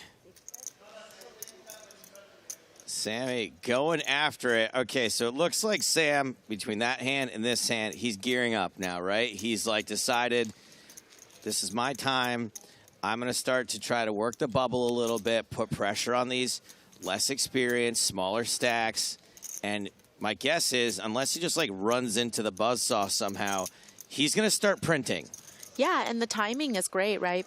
Because again, he just waited until we're a little closer to the money and felt out his table first. Global Poker Awards. We're going to keep banging on about this until we win it. Up for Fave live stream, globalpokerindex.com/awards. 1 vote per email address, but we would really appreciate it if we are your fave live stream, if you could throw us a vote, because not only are you voting for us here in the booth, you're voting for the Spanish commentary team, the French commentary team, the 130 people that are here putting this production together, the dozens of people at PokerStars that put live events on. It's really a way to recognize the entire team here. And team doesn't even really begin to cover it, in my opinion, because your team, you think 12 people, 20 people. We're talking hundreds of people. And one of the things that I appreciate the most about working here is that the folks who do this stuff, they just want to be the best. They want to have the coolest sets, the best prizes, the biggest payouts. They love poker. The people behind the scenes who run these events are truly poker fans. And so if we could somehow manage to take this award home, it would be a thank you to all of them. Even though I'll get all the glory. Which is why you're going so hard for it. No, I mean, I can, on a serious note, attest to just being able to see behind the curtain and behind the scenes the incredible amount of hard work that these people put into it. You know, it doesn't just end when we're finished with commentary. I mean, between PCA and PSPC, people were turning over the set, changing the set completely. And so that's just one small example of the tireless efforts. Thanks, Marianne. You're part of that too, but it's cool to get your seal of approval as well. Arimia versus Garignani here. Garignani opening from the cutoff. Arimia out of position in the small blind, but flops top pair. Good kicker.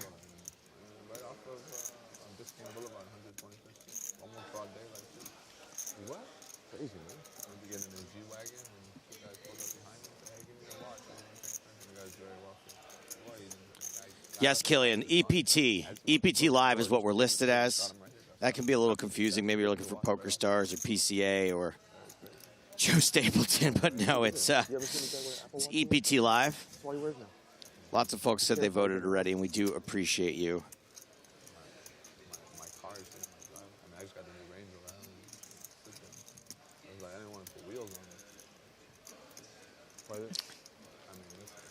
Garignani going for a pretty big sizing, 38K, close to pot with the threes, really putting a lot of pressure on the hands that Arimia could be calling with out of the small blind. Yeah, I know in LA it's happening a lot. Yeah, because they don't prosecute anybody. Everywhere now. They don't prosecute. Some of those hands do contain pairs, pocket pairs like 4s, 5s, 6s, 7s, even 9s, you know, all of those types of hands that would call from the small blind and might be afraid to call bigger bets with, considering the overcard. But we do see that in this case, it is Ermia who has top pair right now. So I don't think that you can just fold. But of course, giving this some thought, the sizing big. Again, feeling that pressure close to the bubble. It's okay, no X. What am I going to have breakfast with? I mean, make no mistake, at least in my opinion, Maria, this sucks. What am I going to have breakfast with? I mean, you might be really happy about this situation. This is a tough situation. 38,000. This feels bad. It sucks when you feel like you're not sure if putting more chips in at this point will just mean that you're gonna lose more chips by the end of the hand, because you don't know what's going to happen on the turn. You fear that another big bet is coming down the pipeline, and you don't want to continue to commit your stack. Is there a case in situations like this where a lot of times, like let's say you have top pair here and you would just call because, you know, you want to induce further bluffs, you want to just, you know, keep your showdown value? Is there an argument to just shutting this pot down and making a one street pot this close to the money? No, yeah. You still just want to play it. You just still just want to call. I mean, in this scenario, if you do that, yes, you can, like on the good side of things, you can deny your opponent equity and you won't be faced with future tough decisions. But if you happen to actually run into a real hand and not just somebody trying to exploit the bubble dynamic, then you're just giving away your shot at getting into the money. And that's why I reiterate, this sucks. Look at this. All right, Ermia does find the call. Oh, turns it 3 of spades. No. Look, I know we're not supposed to play results, okay? I know we're not supposed to play results. But you're about to, and so I'm just. I know we're not supposed to play results, but this is terrible. We're not going through a personal therapy session for you, and I'm just telling you, yes, I'm gonna be sick. This sucks. I'm gonna be sick right now.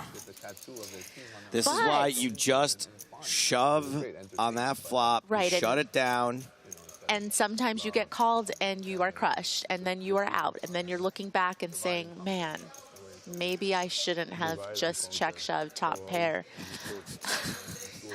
Luckily, though, let's look on the bright side. Hello, the flush came in, so it's not just the fact that obviously the sneaky little set has come in for Garignani. It's that Ermia's definitely going to be afraid of the flush as well, and this is just a bad turn card overall for Ermia's hand, so perhaps not going to lose more. No, because you have to call again. I would probably say over-under half, 0.5. I'll go on that. When they bet 40K here, you have to call again.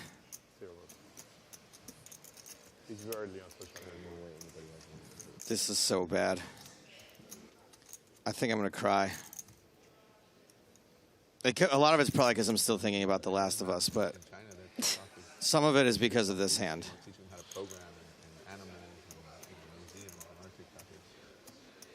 And again, I just have to reiterate for people watching that if you hate this feeling of not knowing where you're at, yeah, I hate it. Then maybe you just have to tighten up your calling range right? I mean, all right. Calling out of the small blind with Queen 10 is something we didn't have to do. I was thinking of this as a big blind situation. No. So, all right, okay, all right.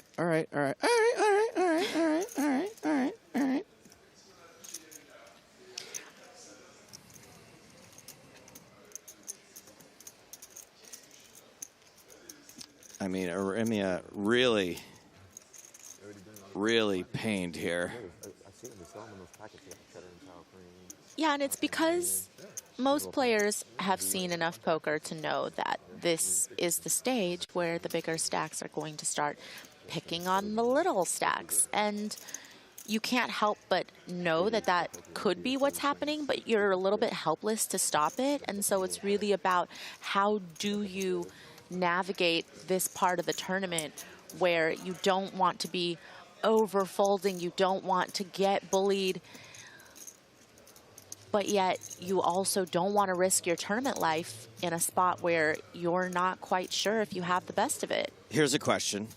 We talked about a spade being on the turn, right? And Garagnani maybe not loving a spade, but when Irimia tanks that long on the flop, nice laydown!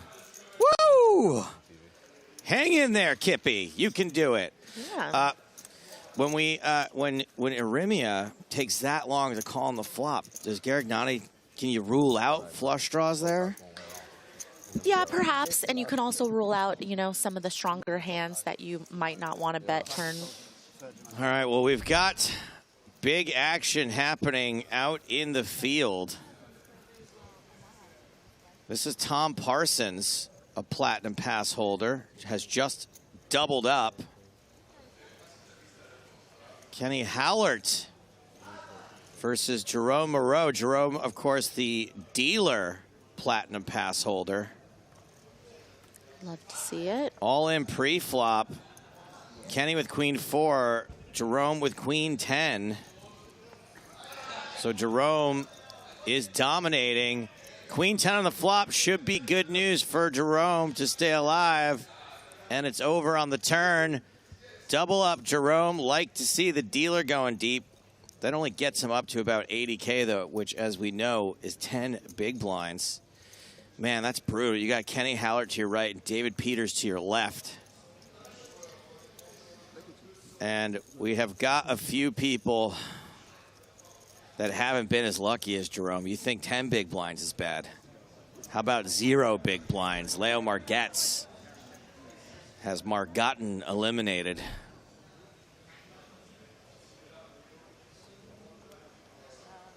Getting some consolation touches on the way out of the room. Phil Gruesome. Gone. And looks a little lost in life. That's just his face, though. And another old school superstar of the game that we don't see much of on the EPT. Always a pleasure to see him here. Josh Are also out. I caught a quick little glimpse of Boston Rob, who is sitting directly next to Are. It looked like Rob had some chips still. Yeah, and Rob and Ari, good friends. I wouldn't be surprised if Rob ended up with some of those chips.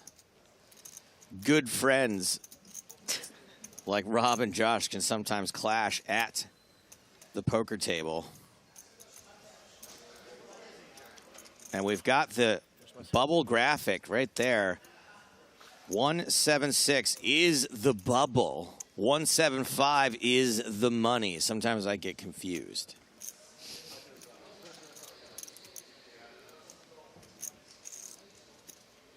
And we've got Grafton versus Irimia. Irimia with the best of it here and the best draw. Yeah, and I'm not saying that this is the spot, but even if it was, you know, Irimia has the best of it. But have you ever seen those people that play very cautiously as we approach the bubble and, you know, they're making good folds, they're doing the right thing, they're trying to stay out of harm's way, and then they just lose it? Like, yeah, super randomly just decide to, like... Actually, Griffin told me about this last night. He said there was a Platinum Pass winner at his table last night who was folding every single hand. Like, every single hand. I think they played one hand. It was kings until finally they were in the big blind in the button raise, and they shoved with 3 deuce offsuit. And the person, I think, called with, like, Jack 4 or something because they were down to, like, 6 big blinds. And, you know, you can spend all that time waiting, and then just have one brain fart, and you're gone. A person can only take so much abuse. The dirty diaper, that's right, gang. I don't love the nickname, the dirty diaper, not because it's foul, but because I just don't like kids. Not into babies. Irimia makes the right call. And of course, Grafton drills the offsuit ace for the straight. I feel upset. Like, the other ones didn't hurt as much. Like, I understand what people are doing. I get it. It didn't feel like the world was that unfair. But this one, the offsuit 8, like, What do you think is the bigger indignity here? Being drawn out on or Sam's duck face? Oh, I hate it for Ermia so much. I just wish I could, like, go out there, even though this is on a delay and this hand already happened. I would just go out there and just be like, I'm so sorry. Arimia, Not maybe fair. the person in this tournament is more stressed out than Rory Jennings, and understandably. This is awful. Remember I said it sucks before? This is worse. 45? 45,000. I mean, all right. Good lay down.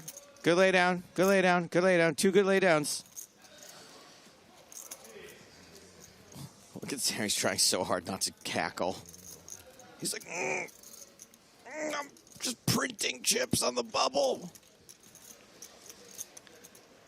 I guess the good part is that Sam didn't even have to make the straight. He was probably going to bet and win that pot anyway. Maybe, but maybe not. I mean, not if the diamond comes.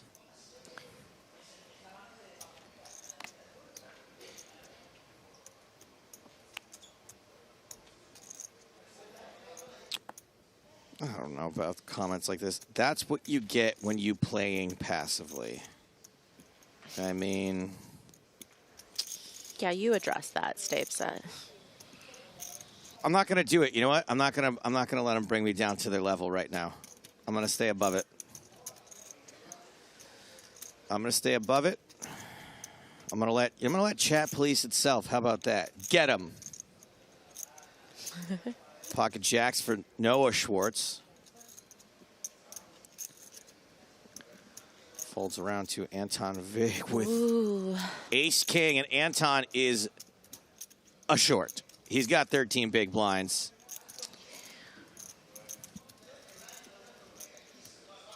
We are headed to Flipsville. Yeah, and as long as you have fold equity, it's a must-go situation. Good job. 111. Back to Schwartz, and we have dropped below 200 as far as players left in this field.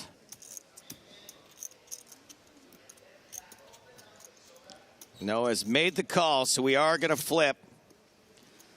Like banana hammocks versus socks with sandals.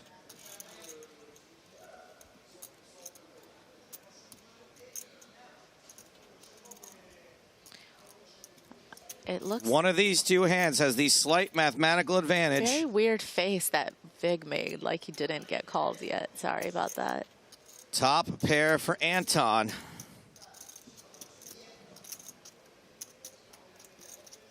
And top pair? No. Let's just go to the turn. Noah with the prepayment. Another pair for Vig. Dude, you're fucking sick. It does add outs. Wow. Don't do that to me. To Noah Schwartz. Pay him, bro. Pay him. You're fucking sick. I like to pay my debt. River card is a tray ball. Safe for Vig, who doubles up. And that's going to leave Schwartz with 20 big blinds.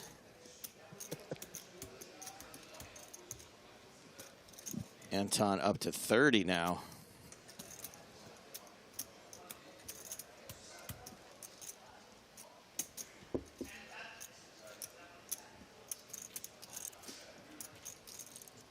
Noah Schwartz, a very generous guy, by the way. I've played many charity tournaments with Noah. Loves to sail off, loves to go all in every hand, try to donate as much as possible. Annoying if you're a poor person at his table, but pretty great for the charity.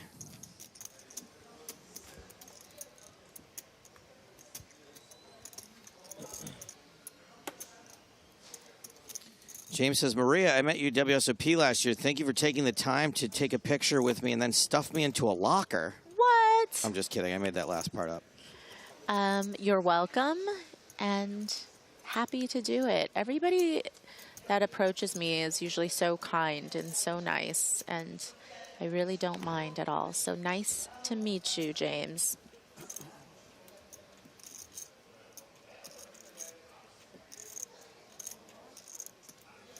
I asked Maria for a picture, and she directed me to her Cameo. So.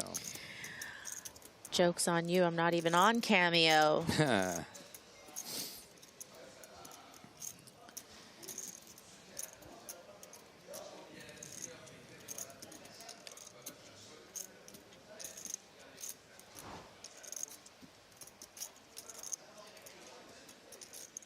Garagnani raising from early position with the second biggest stack at the table, Jack-8 offsuit. And look, this is the power you can have on the bubble. You can get one of the best players in the world to fold ace-10. Yep. And that's why it's so nice to have a pretty healthy stack when you get to this point, because you know you won't be facing a lot of resistance, even if you had a tough table, as long as the chips are distributed in the right way, in the hands of the right people who understand how they should be approaching the situation, you will get away with a lot.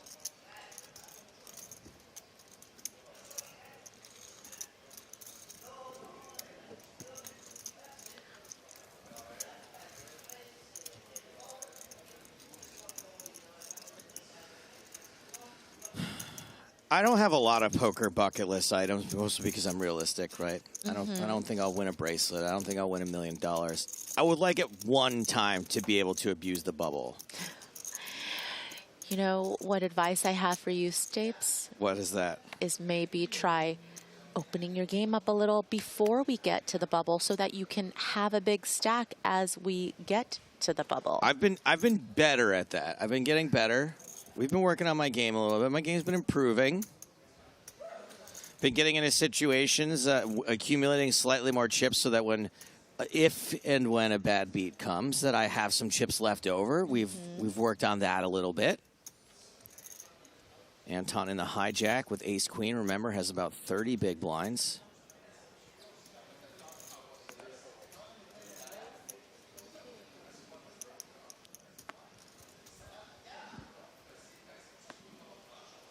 And I think at this stage with 30 big blinds, you really just want this to get through, right? On the bubble? Yeah, I mean, I don't think you would mind if a blinds came along. You certainly wouldn't really want to have to face maybe a bigger stack in position calling.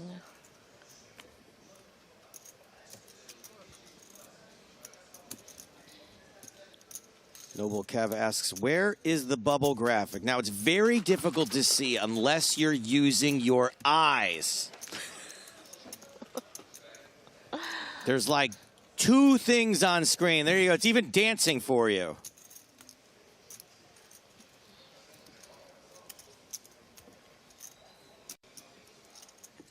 What do you think of this comment from Fight and Win? It says, Joe, you can abuse the abusers with 15 to 20 big blinds. They raise fold a lot.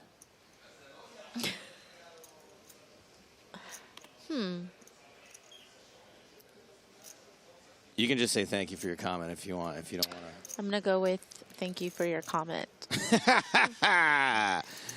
We thank you for your comment. Game, set, match with some fake news in the chat.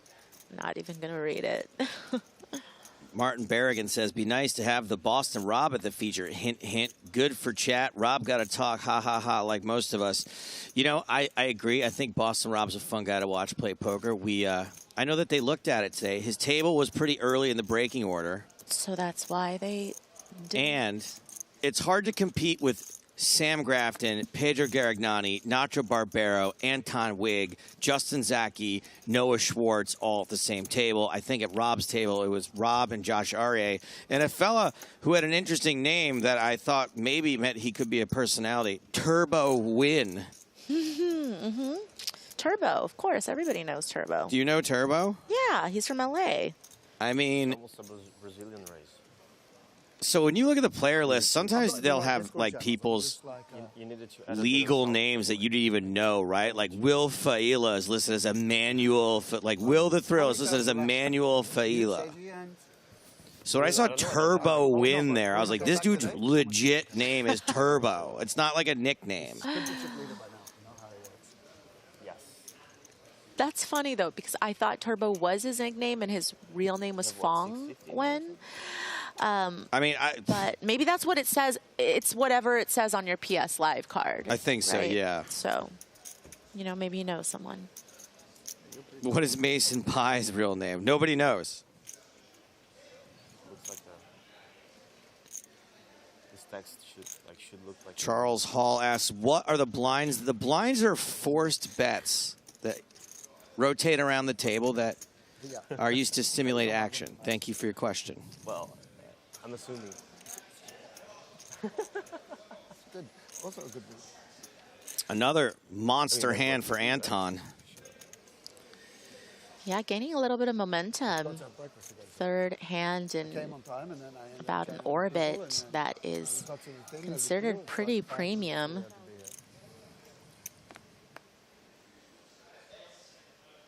Voila! With the snowman's nom nom. Wheat, wheat. And Wallow has definitely been playing very tight. Oh my G. Yikes. Sam Grafton called him the king of... No, he called himself the king of South America earlier, and now he's got two of them in his hand. Nacho. Y Barbaro.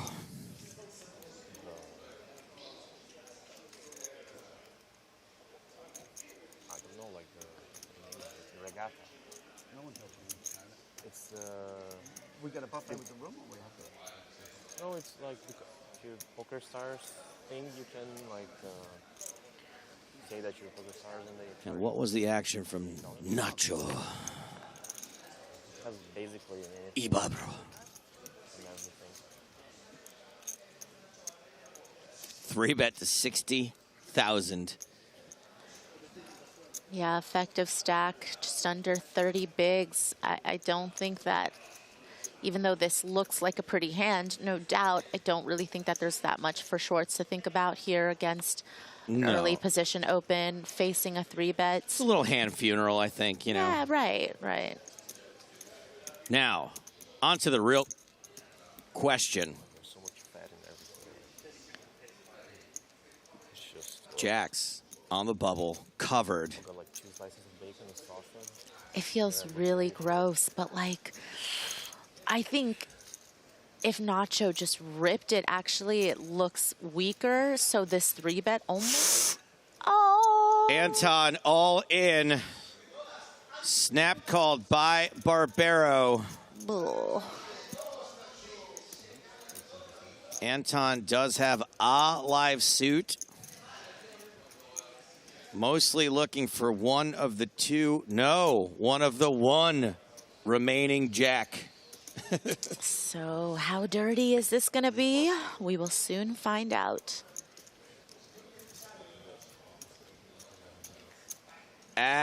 Jack left in the deck.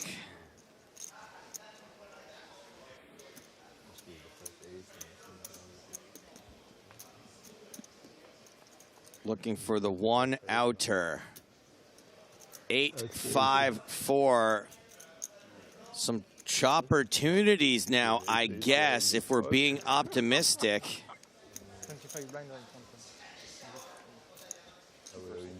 And that eliminates those. Out. One jacks. River. Not the paint Anton was looking for. Going to be a painful bust on the bubble. Look at him politely sliding all of the chips. I think he's just making sure he's covered. But Nacho's like, okay, bro, okay, buddy, we know you're covered. Yep, let's go. Okay, come on. There it is. Everyone's favorite Channing Tatum lookalike. Off to find the lost city.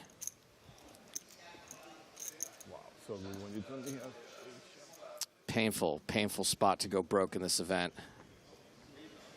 At least he did not wear socks with those sandals. Last 25K, this one, like down to 80. 40 blinds, 50 races, I bet him.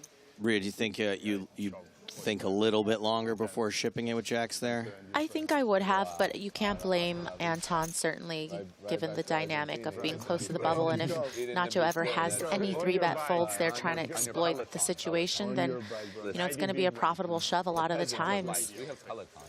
3-bet folds and 3-bet flips, right? Yeah. You won't even remember the I remember that one. Anymore. Trust me, I remember that one. Grafton still top dog at this feature table, but Barbero, after knocking out Anton Vig, moves into second in chips. It's that easy. By the way he went.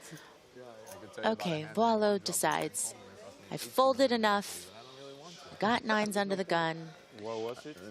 gonna put in a min raise. We'll see if anybody wants to take advantage of what would appear to be a very strong range given how tight I have been playing. What was the hand? Barbero, pretty looking suited Broadway. And with all those chips, probably. Oh wait, this is under the gun against under the gun +1 though. So, I mean, Nacho calls, he runs the risk of someone shipping it. If he raises, he runs the risk of someone shipping it. I couldn't get in, but he recommended me. But Barbero does have the second biggest stack at the table, so it does give him more options just because of that reason alone. You know, whether you choose to just call 16,000 or perhaps try to go for a light 3-bet here, it's one of those situations where you're not really risking that much of your stack to try to make a move, but nonetheless, Barbero's going to let it go. Then you like 3 months, no, then you're dead. Yeah. Eventually Queen 10. Made by the Does what you're supposed to do with it. Over to Arimia and the big blind, who quickly defends. Oh boy. It's been a rough level and a half for Arimia. Please, Arimia. But then you die. Hey, top pair for Arimia. Outflops the 9s. Slightly over pot. Looks like he's going to stop and go this. Maybe a month. I would say this all in is probably enough. I've done 5 days. Yeah, it looks it looks a little weak. Sometimes it could look like a flush draw, but again, it is almost a third of Voilo's stack to call. You jam if you have an ace? I mean, you need to like. If you have one ace, have you jam? some. You need to By the have way, some, Stapes was like, very proud of the fact that he said enough and 9. And a French guy's got him. Yeah, well, just wanted to point it out just in case other people didn't get it right away like me. Stapes really made sure to point it out. Do you first play an ace? Or...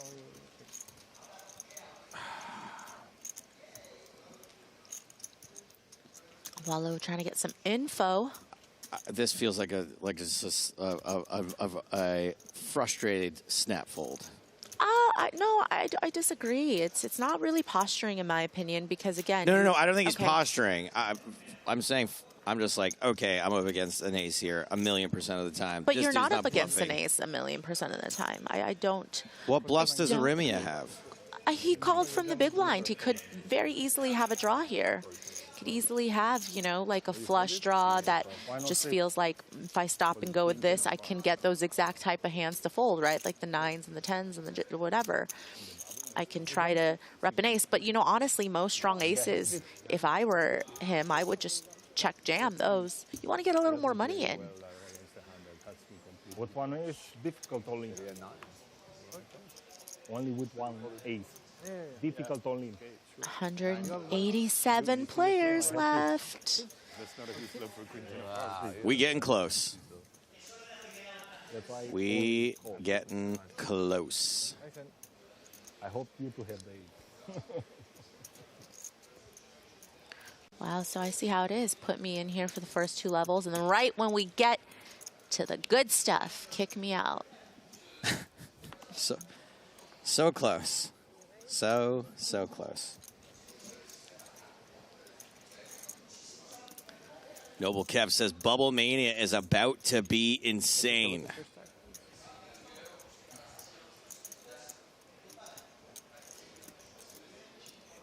And Zaki, the raise at 16,000 being contemplated by Garagnani with ace-6 suited.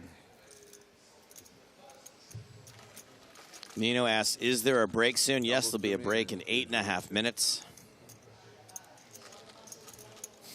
Donation. Wow, you bluffed me. I would fold the jack so fast.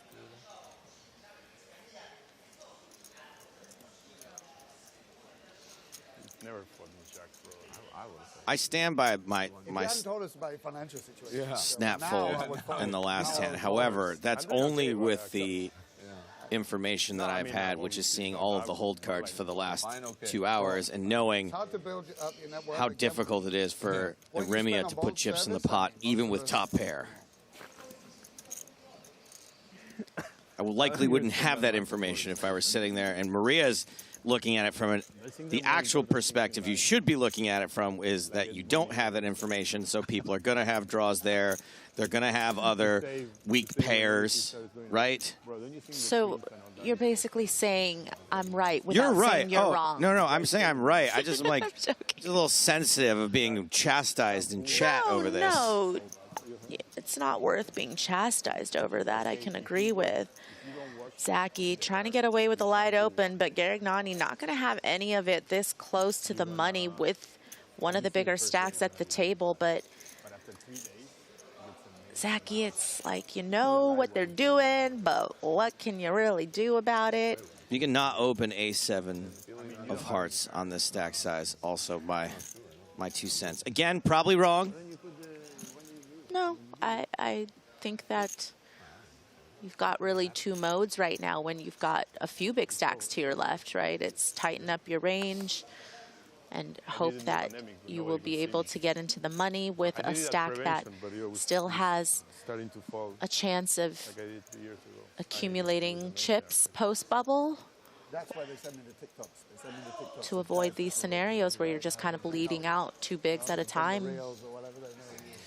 Yeah, I mean, that's my thing. Is like, if I've got 17 big blinds right now, and I'm 9 players, what is the math on that? 12 players from the money,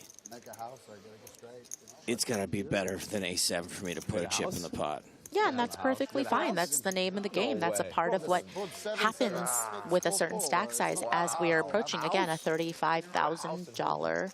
Because it's going to be the skin of your teeth, right? At 17 big blinds, you could make it, right? With just putting in the blinds and airs, you might make it to the money. No, yeah. You think you are a favorite. But if you raise twice and get shoved on both times and fold both times, now you're like maybe not going to make it to the money with 13 big blinds, with 14 big blinds. It's going to be way closer. But the stream's already going crazy. It's probably the worst fold in history. Folded the Grafton in the cutoff, ace-4 off. I might have made the worst fold ever. Google it.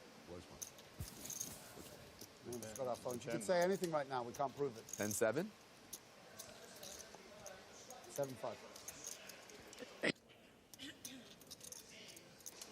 I'm gonna know now if I You'll know. I know you have it. I think this would be not the right 10-8, scenario 10-8 to go with Queen Jack offsuit. So I'm just going to give Iremia the benefit of the doubt and say this is stalling. I believe that. Wait, you think it's more respectful? It's less embarrassing to be stalling here than it is to be thinking about jamming over a big stack open with Queen Jack? Yeah, or even worse, calling. Calling would Oh, right. Sorry. Yeah, I wasn't even would be the including worst calling. option. Yeah, I was not including calling. Yeah. I was assuming that calling was not on We're the hoping call it's not. button was blurred out. Yeah. There's the fold. And you tell him You that know, I'm good? it's been a tough couple of hours for Mia, but I think he will be overall pretty happy with how he has navigated a lot of these difficult spots. He's just gotten really unlucky with the runouts. So you had a hand. And Nacho, after knocking out Anton Wig, has plenty of chips. Two of the biggest stacks at the table, the two biggest stacks at the table. Ace 7-5, top pair for Grafton. Barbero kind of in the weeds. No spades, one straight card. I guess two if you're only going to the 8th, but not great, Bob.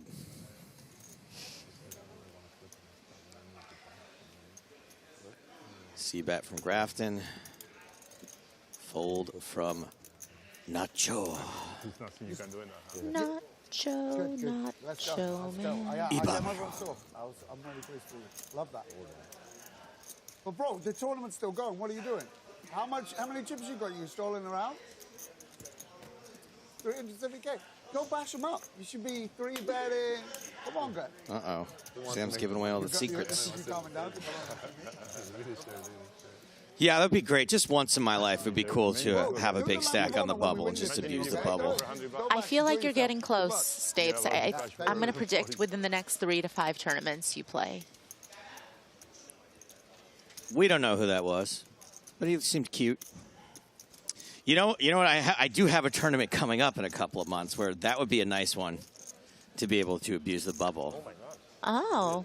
It's a little tournament called the World Series of Poker Main Event. Right. You want a seat to that at a charity event that I was also at. I'm sorry I didn't stay and sweat. I didn't know. There were still like 7 tables left when I bust it. I didn't think I was going to win even when we were like 3-handed. Schwartz with the goods. Just going to move it in. If I play 16, he'll keep calling. If you put in 16K, it's a Slick suited. Put in chips, you can't get out of it when there's a Zaki in the big blind with 6-5 off. And he's going to be taking this hand off. You can take it back. Yeah, you can take it back. If you did it repeatedly, you get a penalty, but once. All those chickens ask, Stapes, do you play online or live? I do not live in a place where I can legally play for real money online. So I'm purely a live player at this point. When I say purely, I play once every 2 months. It's a pretty strict schedule. Before I say all in? No, but the action changes. I feel like in the last few years, though, Stapes, you've been playing more live than I think you ever have. Correct, actually. more than ever, yes. Yeah.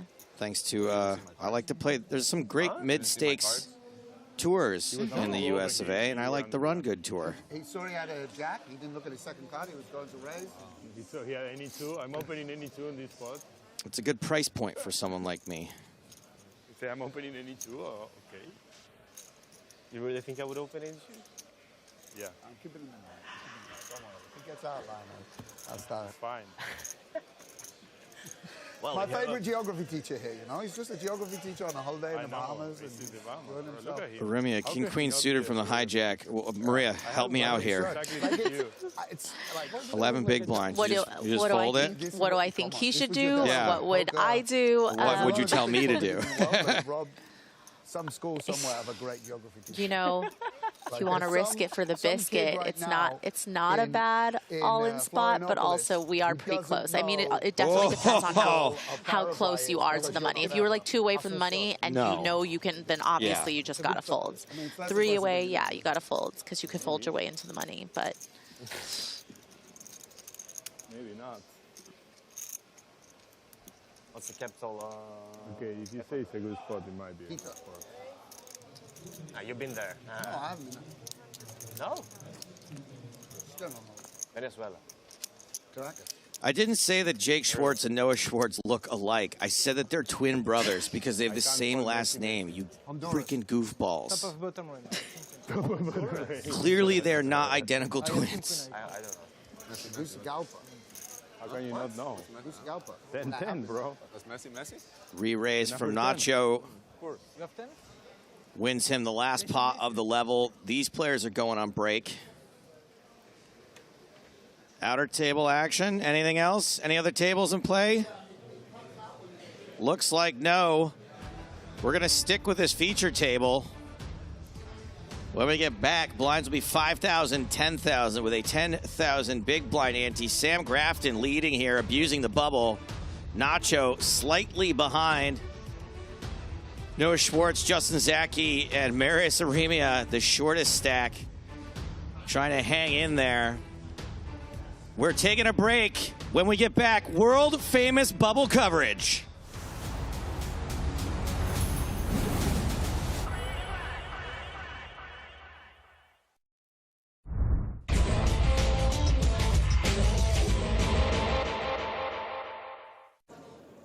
Meanwhile, up on the main stage, we have a sports star. How you doing? Good, good, good, good. Good? How you doing, man? Good? Good, man. All right, ex-pro of some sort? Long time ago. In a galaxy far, far away called Foxborough Stadium. The man is a 3-time Super Bowl champion. As well as Richard Seymour, we have Big Stack Talal Shakurchi and Platinum Pass winners Brandon Welter and Sven McDermott. Blinds are 4,000, 8,000 with a big blind ante of 8,000. And Richard Seymour has ace-king under the gun.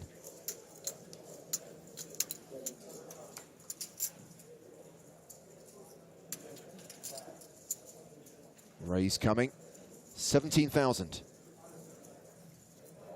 Sven McDermott has aces. Holy.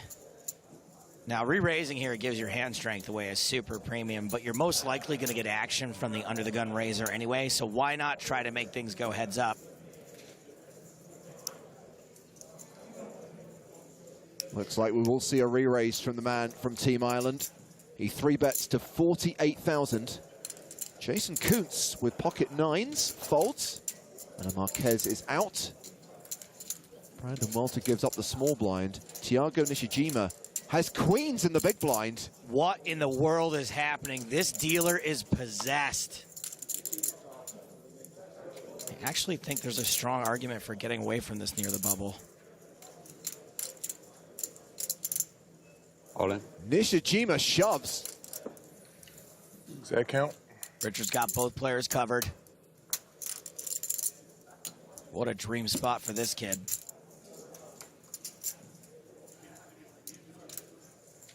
Seymour reshoves.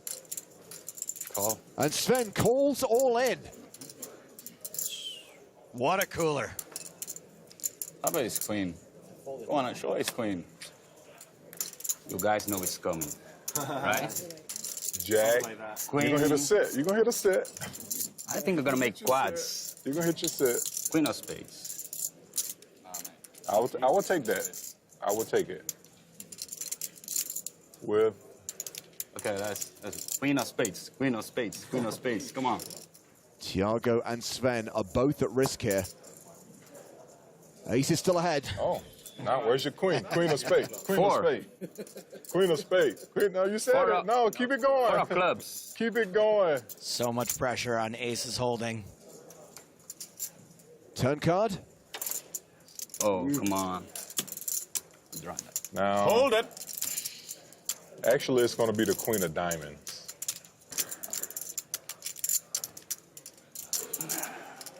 The river is the 3 of hearts. Good game, guys. So Nishijima is KO'd. When the 3 hit the river, Nishijima wept, for there were no more cards left to come. Richard Seymour will be left with fewer than 10 big blinds. And Sven McDermott has won a huge pot. He now has nearly 600K, and remember, he won his seat in the PSPC for free. Here's another fun fact. Last time Richard Seymour won a Super Bowl, Sven was 11. Right now, we are 5 off the bubble, 6 away from the money. And yes, we do have Team Ireland's Sven McDermott at our feature table, and we're going to play the next hand from his point of view as we sweat with Sven. It's always coming Sven. By the way, fold. Nope, he's going to raise from the cutoff to 17,000 with Jack-8 offsuit. All right, actually, with his stack, there is an argument to trying to be the bubble boss. There's a lot of people at this table desperate to cash. They can't really play back at you. But then there's Talal Shakurchi, who's got loads of chips, and scraping to the min cash isn't exactly his style. He calls out of the small blind, heads up to the flop. 9-9 deuce. Talal checks. I guess we have to continue here, but Talal is pretty much never folding to one bet on this board. We're not supposed to have a 9 either. 13,000 is the continuation bet.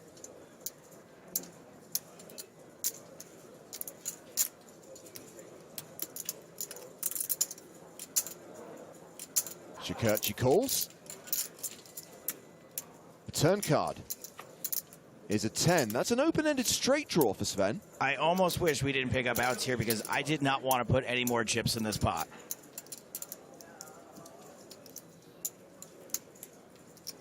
Well, this is curious.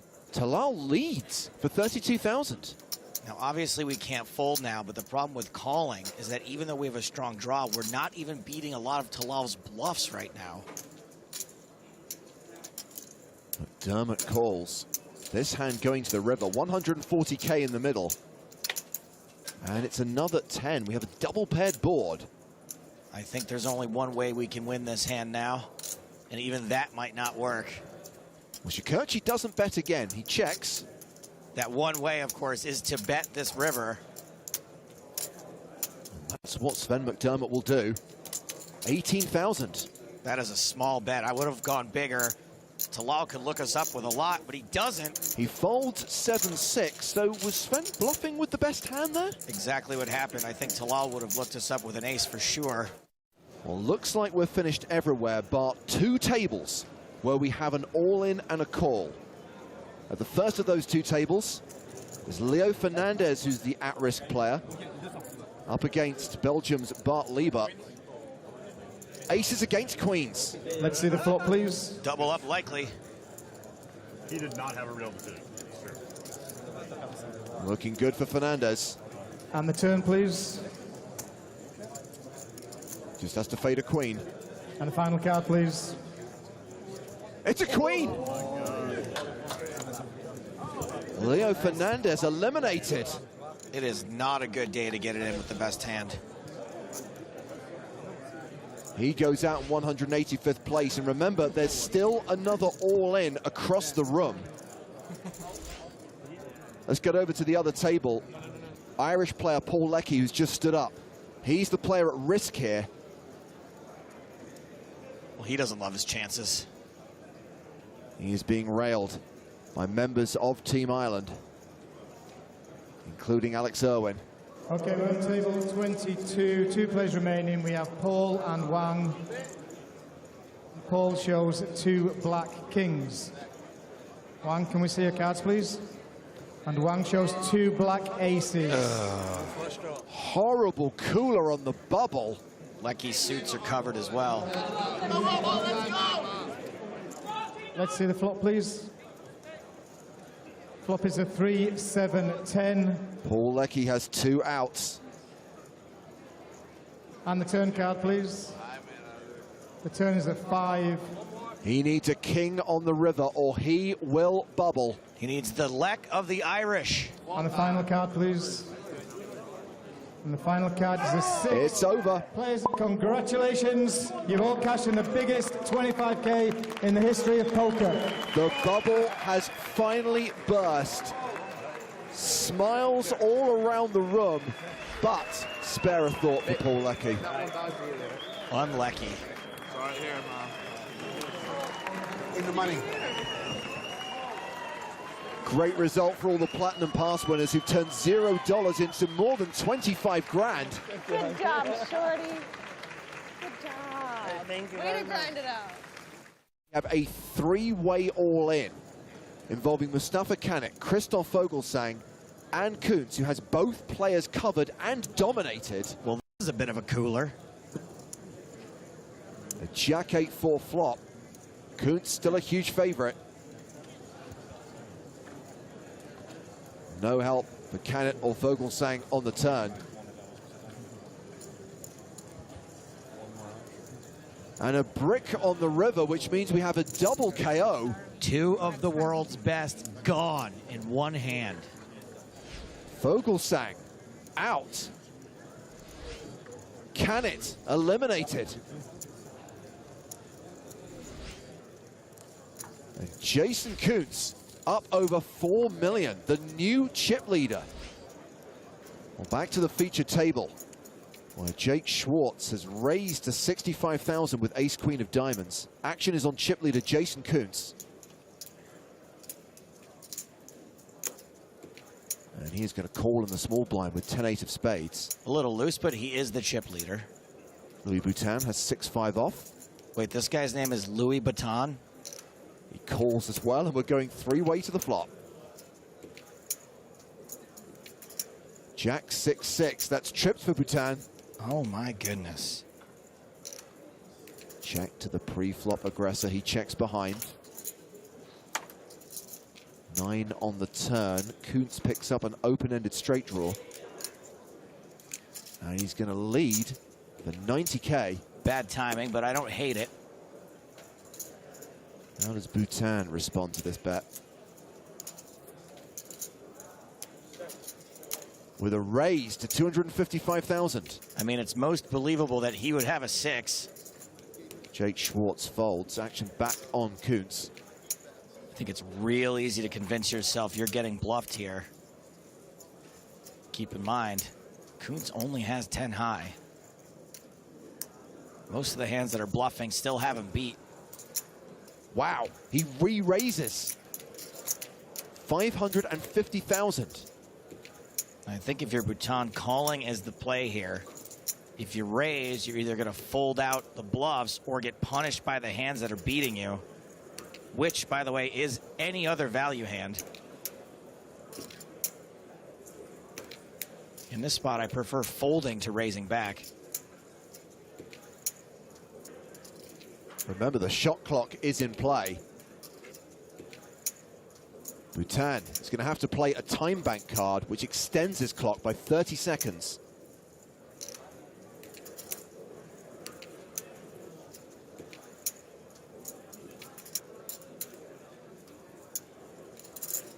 He calls the raise. We are going to the river. More than 1.3 million in the middle already. Love the just call. Well, that jack on the river gives Boutin a full house. Is Kuntz going to try to rep the jack? 700. Bets big, 700,000. I don't think a jack would have played it this way. Oh, I wish I had more time. Boutin has used up all of his time bank cards for the day. Time actually doesn't even exist. 15 seconds to make a decision. I know it feels like you're beat here, but what jacks would have really raised the turn? Jack 9?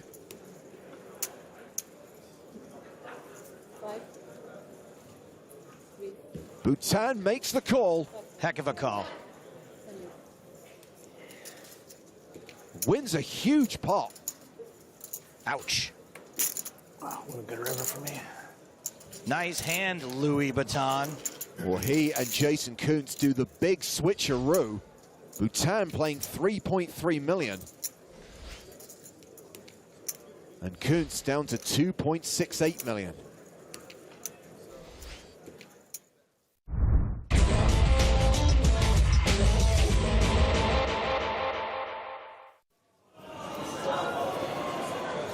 So what's everyone guaranteed at this point? With 4 players remaining, 750 grand. So sick. So sick. Gomez with aces raises to 305,000. King Jack for Benny Spindler. This is a hand from the archives. I'm sure a few of you recognize this one and know what's going to happen. I don't.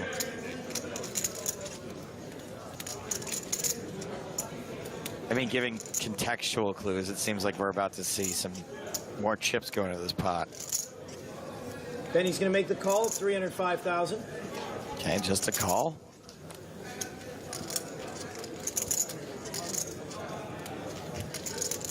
Don't spoil it, guys. Wait for it. For 305,000. Wait for it. Alex and Benny are going to go heads up to this flop. Here comes the flop. Jack, Jack, Jack. Whoa, dude. Yeah. Dude, this hand, I mean, look, I understand why this hand in a vacuum is interesting, but given what just happened, With the 3 6s on board and the aces? Yeah. You gotta be kidding me.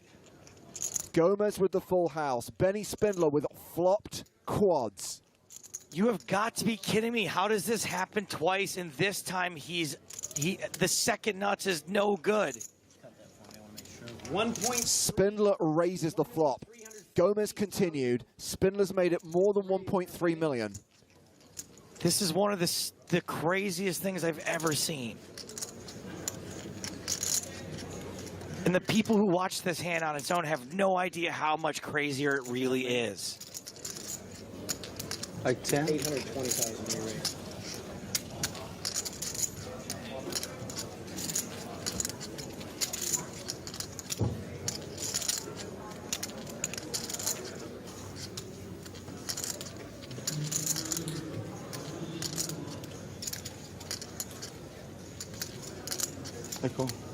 Call.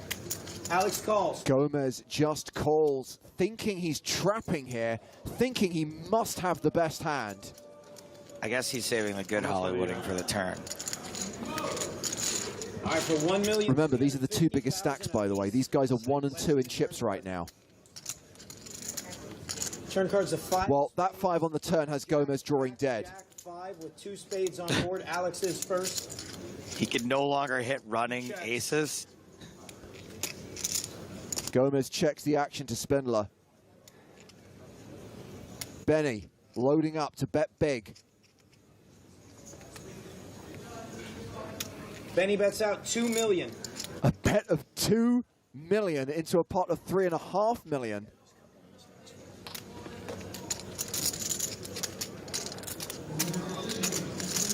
Here we go.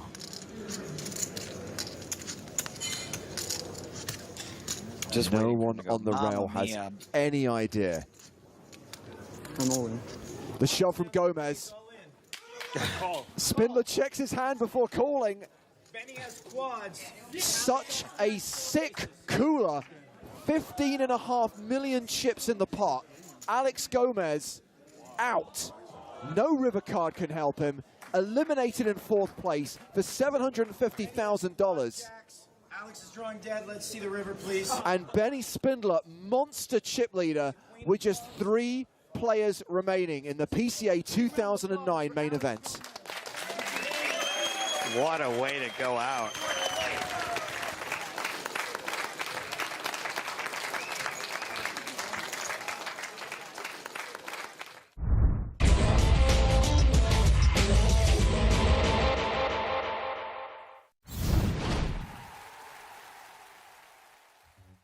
So I'm here at my local GA pitch. I come here to train hurling like 4 times a week. I like to come here on my own, kind of just relax, get rid of a lot of the stress from poker. I go to the hurling wall and just knock a few balls, just relaxes you, de-stresses you before poker.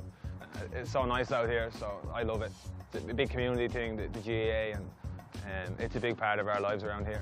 The first time I played poker was with my brother and his friends. He taught me the game. We had the rules written in pencil behind us. First time I played, I won. So I think when you win the first time, you kind of hooked. So from that point on, I was all in. Like everyone was obsessed with poker. All my friends, we used to go up to the local pub and we just play poker all day and like buy 2 Cokes in 6 hours. They hated us. My dad opened Choyo restaurant about 20 years ago. So I got to know, my stepmother and my dad a lot better when I started working with them as well. So there's no bullshit really. My dad, like he says if you want to do something, you're gonna have to work to do it. So I think all of us kind of had that ingrained in us. But he's been great. He's been supportive. Like initially, I think he was a bit worried, but he's been great. Hurling is just, it's the best. It's different. It's like no better feeling than catching this litter. Like it's like catching the snitch. It came a point about 2 years ago where I was playing high enough level hurling like in Kildare, and it's just so much time commitment. It's like semi-pro nearly in Ireland. It's like 4 or 5 times a week, and I just didn't have the time anymore. I told the manager in the local place, like, poker's a priority, I have to miss it. So about, I'd say just 5 weeks after I stopped playing with Kildare, I did the 2-day event on a Sunday, and this was the Platinum Pass tournament. And I didn't even know it was, I just thought it was a regular $11. And this had 15K up top, cash prize. And I was like, 2 tables out, I was like, oh, this is nice. I looked at all the add-ons and I was like, shit, she's like, I nearly had a heart attack. I couldn't believe the add-ons. Like, it's like 50k worth of packages. So I got to the final table, and then I had the even and the next day to prepare for it. So it was pretty exciting. Yeah, the Platinum Pass is amazing, but I've only initially started thinking about it more. I try to keep even as I can, especially with these things, because I know when I go into it, if I get too excited, my brain just goes fog. So just try to think like one hand at a time and just get dealt my cards and see what happens.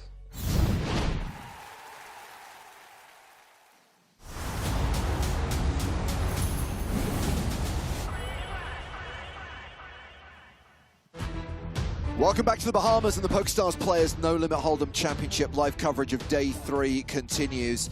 And ladies and gentlemen, we are kicking off world famous bubble coverage. 186 players remain, which means we are 11 off the money. 175 are going to get paid. And these players are among the short stacks right now. A couple of Platinum Pass winners. Marcelo Del Grosso also in the danger zone. Danger zone! I'm James Harskin. Here's Joe Stapleton. Hello, my babies. And we're joined for the session by Nick Walsh. Hello, hello. Thank you so much for having me. As we look at the big cash money, this is what the finalists are going to receive.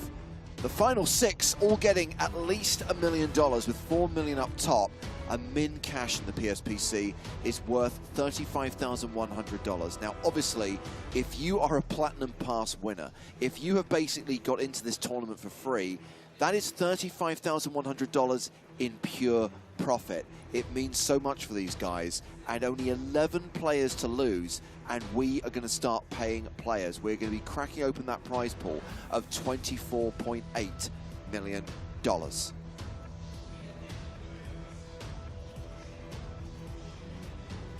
Players returning from break, taking their seats at one of the most exciting, one of the most crucial stages of the PSPC.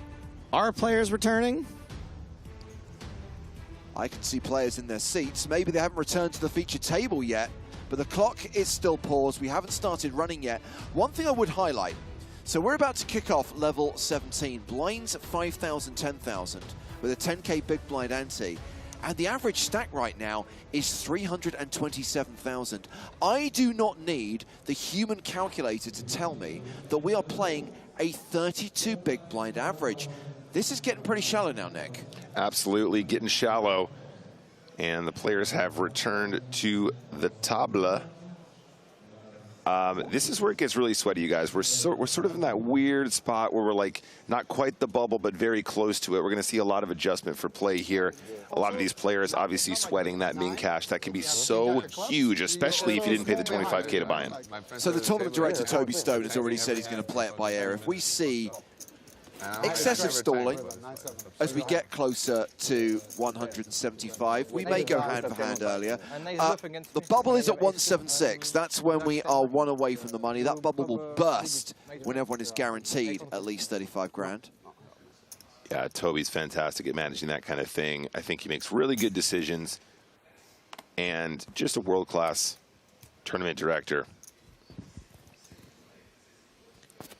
Is 25K buy-in and only 35K prize? Asks Alexis Diverse.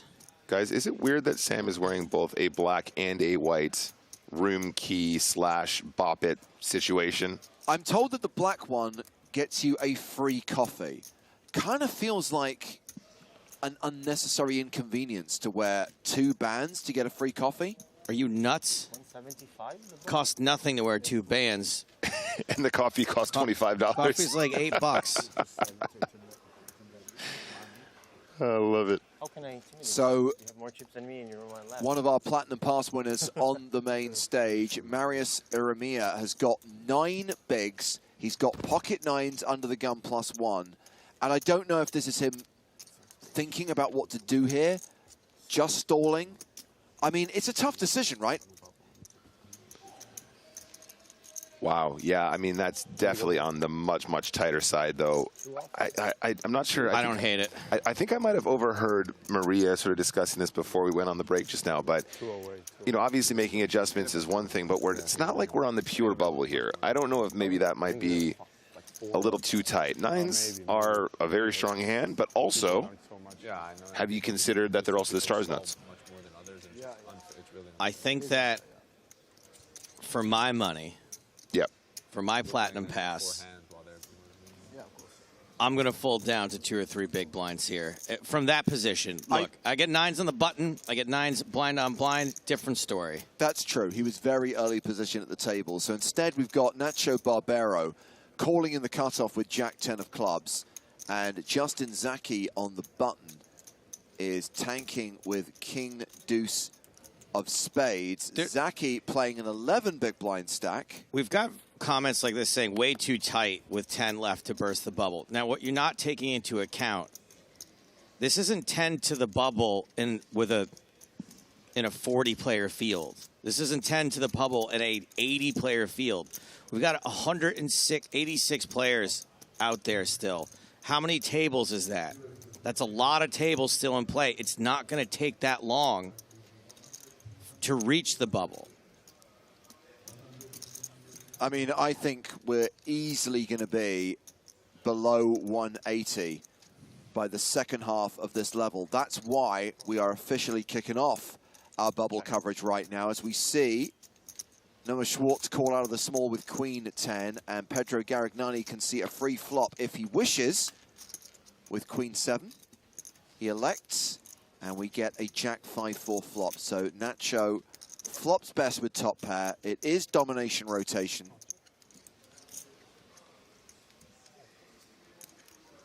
A lot of people asking about Rory Jennings. Yes, Rory is still in and is very, very stressed.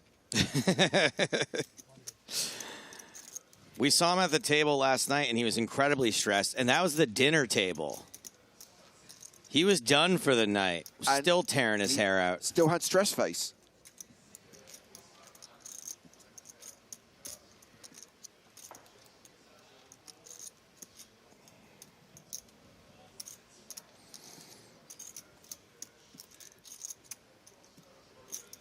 So a bet of 10K from Barbero gets a fold from Garignani. And we are on to the next hand. I'm with you, Alexis, who says, I just hope after playing so tight that Iramia cashes. He's had some really top pair and was getting bet into, and somehow his opponent turned trips, managed to find the fold. So Rory Jennings stack coming back from break, 153,000. So he's hovering around the 15 big blind mark right now. I agree. I don't want to see Iramia go out before the money, especially in this year of all years. Yeah, it's the year of Romania. It would be absolutely heartbreaking. I think Joe makes a good point, though, about the number of tables. Obviously, the greater the number of tables, the more variance out in the field, the faster that number goes down. You know, there is a big difference between near the bubble 185 and near the bubble 40. This makes a very, very good point there. And I just think nines might have been just a little bit too tight for my taste. But don't forget as well, to add to what you said, Joe, as well, if they're a Platinum Pass winner, it's not like they're about to win, like, you know, half their buy-in. Like, you know, they're going to get 50% profit on their buy-in, right? It's not like they're winning a little bit less than a double up. It's like they're winning a massive score, because it's all pure profit, as James mentioned yesterday. Yeah, this is a situation I don't have a hard time imagining myself in. Now, however, I saw someone else in Twitch chat say, hey, for me, it's hard not to go for the win. That's fine. I don't think it's bad by any means to shove nines there for your 9 big blinds. I also just don't think it's bad to fold them if you're trying to make the money. So, again, a little bit of tanking by Zaki with his 10 big blind stack. 77K at 4K. Yeah. What position? Button. That's horrible. Old school. That's very old. Yeah, it's in the streets, bro. We obviously know that Zaki's folding, and very there he goes. Noah Schwartz on the button. We played like 2 off the money. 6-4. By the way, we've ticked down from 186 to 185. Rodrigo Sinichuk exits in 186th place, taking us down to 10 off the money, 9 off the pure bubble. It's nice when Carrie goes off. He's so mild-mannered, but when he goes off, he goes off. Loses a lot. I mean, when I stacked him the other day for the first time, and he was just like, he's so upset. Yeah. He's beat me in every tournament. Yeah, and I was like, I had big ace jack and a big blind. He had king queen and a small blind. you know, I think this is one of the situations, James, where a guy like Sam just has such a huge advantage, right? Like, so much success, won a ton of money playing poker. He's been in this situation before, which I think is even more important. And he knows that he can apply so much pressure at this stage as we get closer to the bubble. Sam, of course, cashed the inaugural PSPC in 2019. He's one of the more experienced, more accomplished players on the main stage, not to discount people like Pedro Garignani, Nacho Barbero, Noah Schwartz. As we have this blind v blind confrontation. Sam with the best hand right now, pair of nines. I think you just bet some amount here. Oh, excuse me, it just goes check, check on the flop. Somewhat surprised by that. I feel like Sam might want to just bet this board some of the time, try and protect from some overcards. The check obviously not bad either though. Might convince your opponent to put in a bluff on the turn once in a while here. Maybe Sam was a little bit concerned about the fact that there wasn't a bet on the flop, right? Where if you're in Garignani's situation, a lot of times Jack 9-4 in a limped pot, you're just gonna stab at that and just hope to take it down right on the flop. So maybe the check looked a little bit suspicious. Does in fact convince him to fire a bet on the turn here. I don't think Sam's going anywhere though. Sam had been taking what opportunities he could in the last level to boss the table a little bit. Sure. Pressurize the short stacks, as he would say. And he does have the opportunity to do that here as well. Obviously, I know that there are people trying to stay across the live updates on Poker News, people checking up on the stacks of specific players, and that's fine. Do not share the information in the chat, people, because we are on a 30-minute game integrity delay. We're following the action 30 minutes behind real time, not interested in hearing what happens in 30 minutes' time. You can see where it says field 185. So if you're about to announce the bust out of someone that has a lower number than that, you are spoiling and you will be banned. Or even that number exactly. Yeah, proper band. Not the meme kind. Wow, big black. Grafton, chip it up. 67 bigs, has the table chip lead. Just know this guy's gonna lose his mind, you know? Someone has to explain the bubble. I think I'd try to do it. I always do a bad job, but I'm going to try. When you enter a poker tournament, only some people make money. Well, first of all, let's just head over to the secondary feature table, because we have gotten all in here. It is Jake Schwartz who's shoved with jacks. Just got a fold from ace-jack. Queen deuce for Brandt in the small blind.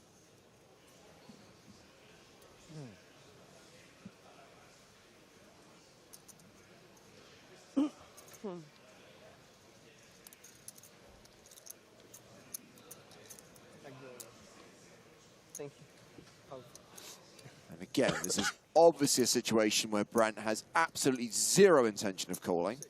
Reasonable. I like it what that do yesterday. So we come to the big blind, and it's ace-jack for Diego Suela. So we know all the jacks are out. 110. And we know one of the aces is gone. 110.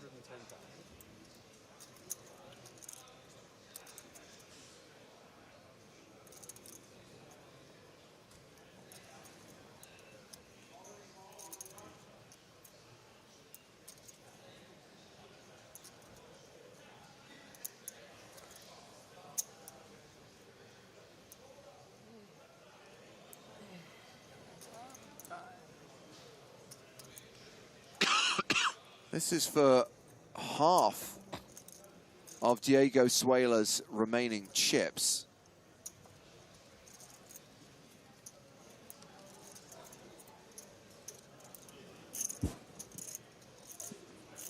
We did see ace-jack already fold as well, didn't we, James?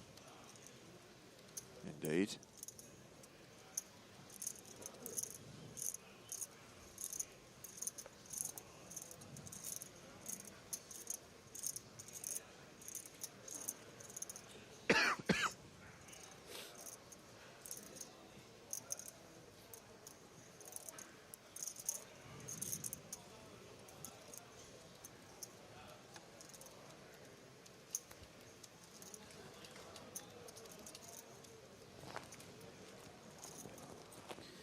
And we saw Sweller in a similar situation.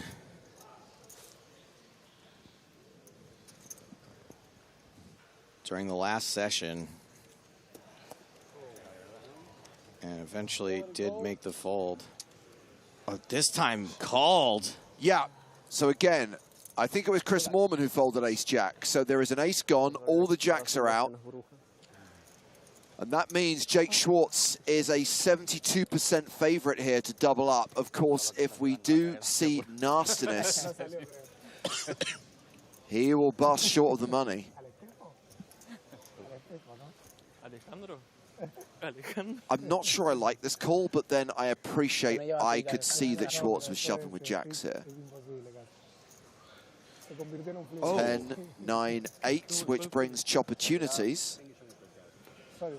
Does everyone love it in this case? I think so. I think everyone loves a chop pot. More like Jack Schwartz. 4 diamonds on the turn.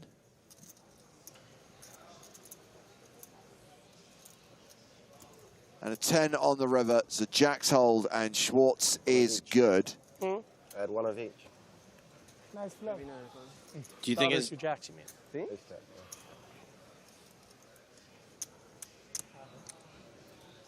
Do you think his identical twin brother Noah Schwartz felt that double up at his table? I'm sure they have a connection. So looks like we are still at 185 players. Oh, scratch that. Are we scratching it? I'm hearing that there has been an elimination from one of the outer tables. Just checking on the stacks of the players at the secondary feature table, but out in the field, the reigning World Series of Poker main event champion Espen Jostad has just been eliminated, and that's going to take us down to 184. I ran into Espen in the hall, asked if he'd be willing to come on Poker in the Airs. He said as long as it's not anytime soon, he's still trying to take care of some things, but he said in the next couple of months he'd be down. I'm like, that's great, because we're going to be talking just before the World Series again anyway, I would assume. So looking forward to chatting with him. I like his whole vibe. Yeah, he's got a great vibe. I've been following him for ages, and just really, really positive, motivating individual, and very motivated himself as well. But he's been having a pretty sensational couple years. And if you guys don't already follow him, go check him out on YouTube. He's been publishing a lot of content over there, just day-to-day stuff, following along with his crazy lifestyle. Go give him a sub. Be kind.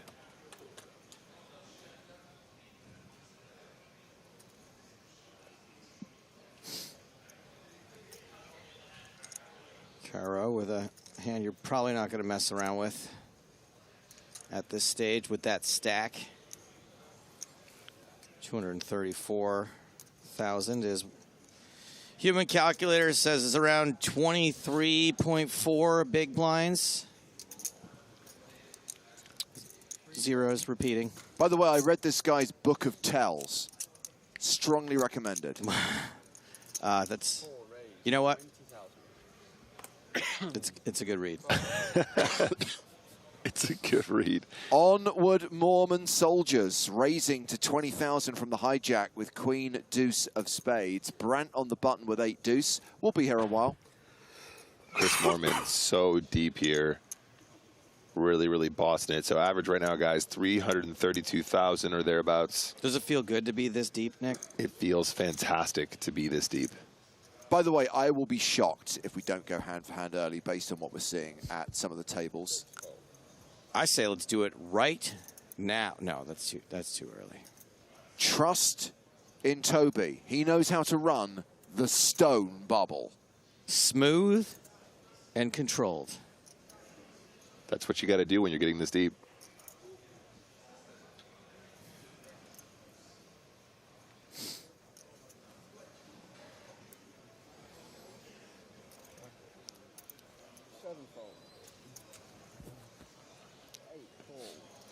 And that is a defend Almost did your move. from Sergio Aido in the big blind. So two very accomplished, reasonably deep stack players going to the flop here. 45. Aido with the effective stack and flops trips. And I say relatively deep. I appreciate that Sergio only has like 33 bigs, but it's still an above average stack right now. Moorman going to continue. Thank you so much. Appreciate it. A little bit of a cough, so. Where are they, just for the future? Jake Schwartz, a big sweetie pie. Always a very polite fella.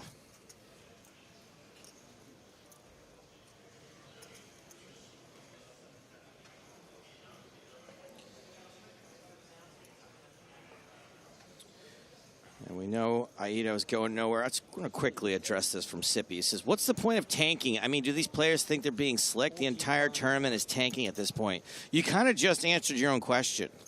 And I'm sorry, I don't mean to be rude. I think it's a legitimate question, but you did answer it yourself. When everyone else is doing it, you really put yourself at a disadvantage to not do it a little bit. I can't stress this enough. I don't blame anyone for doing a moderate amount of tanking. And that's why it's kind of good if we can get the tournament staff to accept that going hand for hand earlier than 176 would be a good thing for everyone. Right. But you're really just kind of lighting money on fire if you don't do it a little bit. So Sergio Aido chipping up there, winning that hand against Chris Moorman. And another elimination to tell you about. Boston Rob Mariano will not be cashing in the PSPC. He exits in 184th place. Did you say busted, Rob? He's married a French girl. He married, you know, he's like married we can speak some Portuguese. Yeah, of course, Falamos bro. un pouquinho. You know, only female tutors for this guy. It's fucking sick. So close yet so far. GG So Boston American, Rob. how can you say this guy is so? I never seen a French guy like that. He looks so American with the. So we've returned to the main feature table,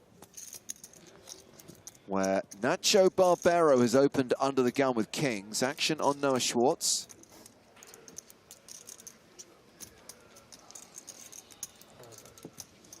Round two, Pedro Garignani.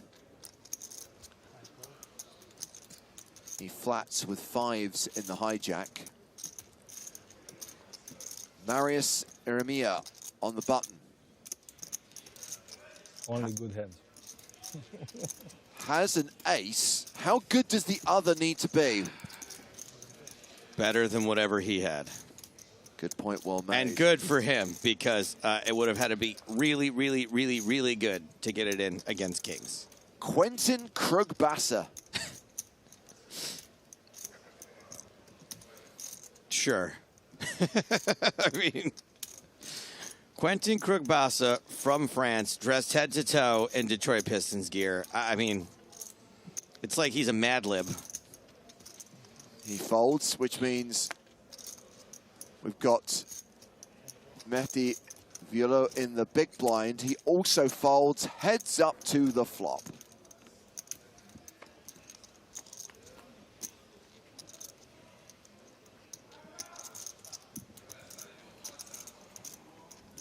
Queen 9-8, King's huge favorite.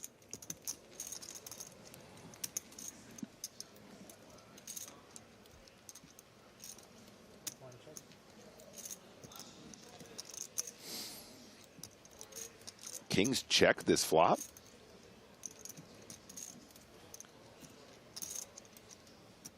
It's a pretty wet board.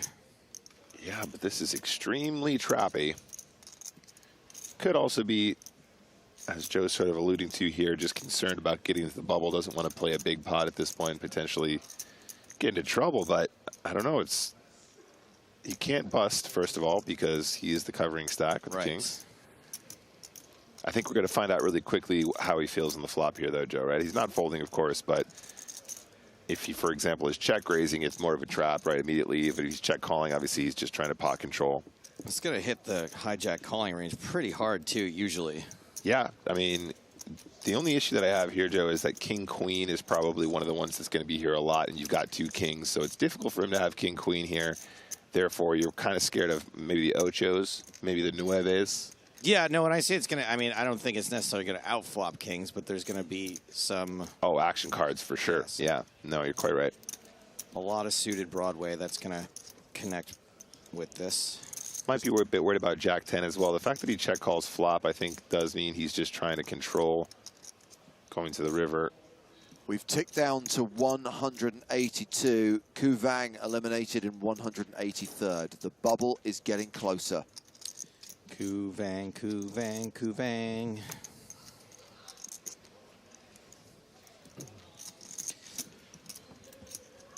Barbaro's still good. Yeah, check on the turn. The 8 of diamonds, obviously a really stellar river. Might even go for some value with the kings now if I was him. I wouldn't mind betting like 68K here, something like that. You still want to get called by the 9X. Maybe some extremely brave 8X. Given the fact he played his hand in such an unconventional manner, though, I think you could definitely get paid off by some of those combos. Obviously, the Ochos would have rivered trips and instead goes check river. All right, so doesn't get additional value. I think that's an indication of the fact he's just sweating the bubble there, Joe. I think James, excuse me. I think that's definitely where we're at now, given the check turn and no bet river. No, I really saw he didn't have much. He didn't have much. You are watching world famous bubble coverage from the PSPC. 182 players remaining in this 25K buy-in event. Yeah, but I think 175 will get paid. So the bubble bursts when we are at 175. Right now the bubble is red because we are 5 away. Red alert. 181. That means another player out. I think he had 7s. Richard Belcastro from Canada just went out in 182nd place. Twitch chat saying you don't need to win every chip and play with King. Buddy, that's what we're here to do. You're supposed to win every chip and play. What are you talking about?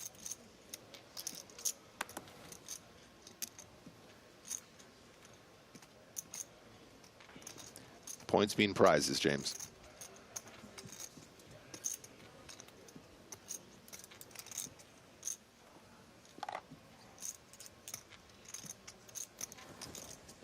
$181. Oh, come on, bro. What are you gonna do?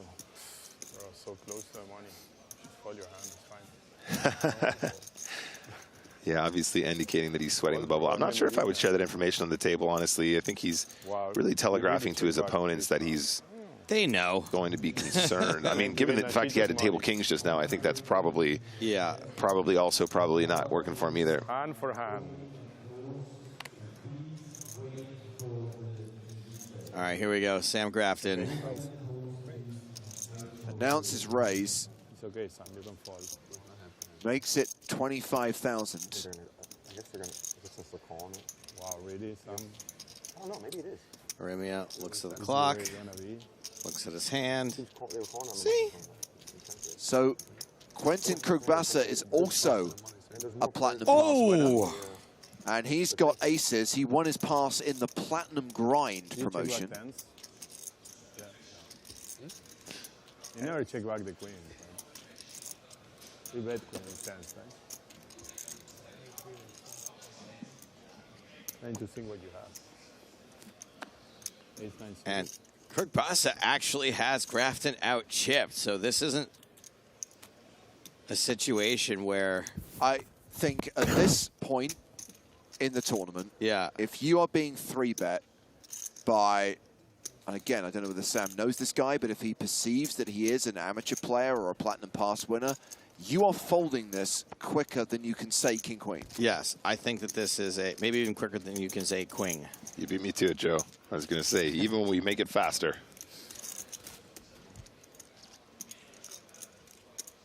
Queen. I want to see if Marsh. Yeah, let me go. Yeah, sure, buddy. You got this. The point I was getting at was that Sam maybe could get a little creative if it were someone he could pressurize, but this is not. It's not a stack he can pressurize. Hello. Uh-oh, drip drop. Yep, down to 180. Asher Conniff has just been KO'd. Oh, that's too bad. 5 away from the money now, ladies and gentlemen. 4 off the bubble. Ruthless in the chat says, haven't seen this many stalls since that time I fell asleep in the toilet emporium.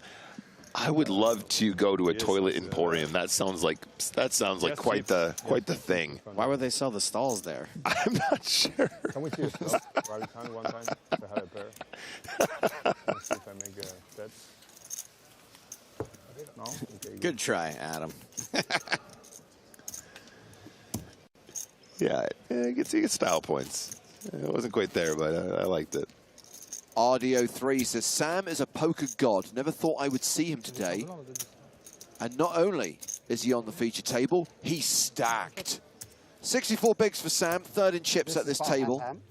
Yeah, hand for hand. No.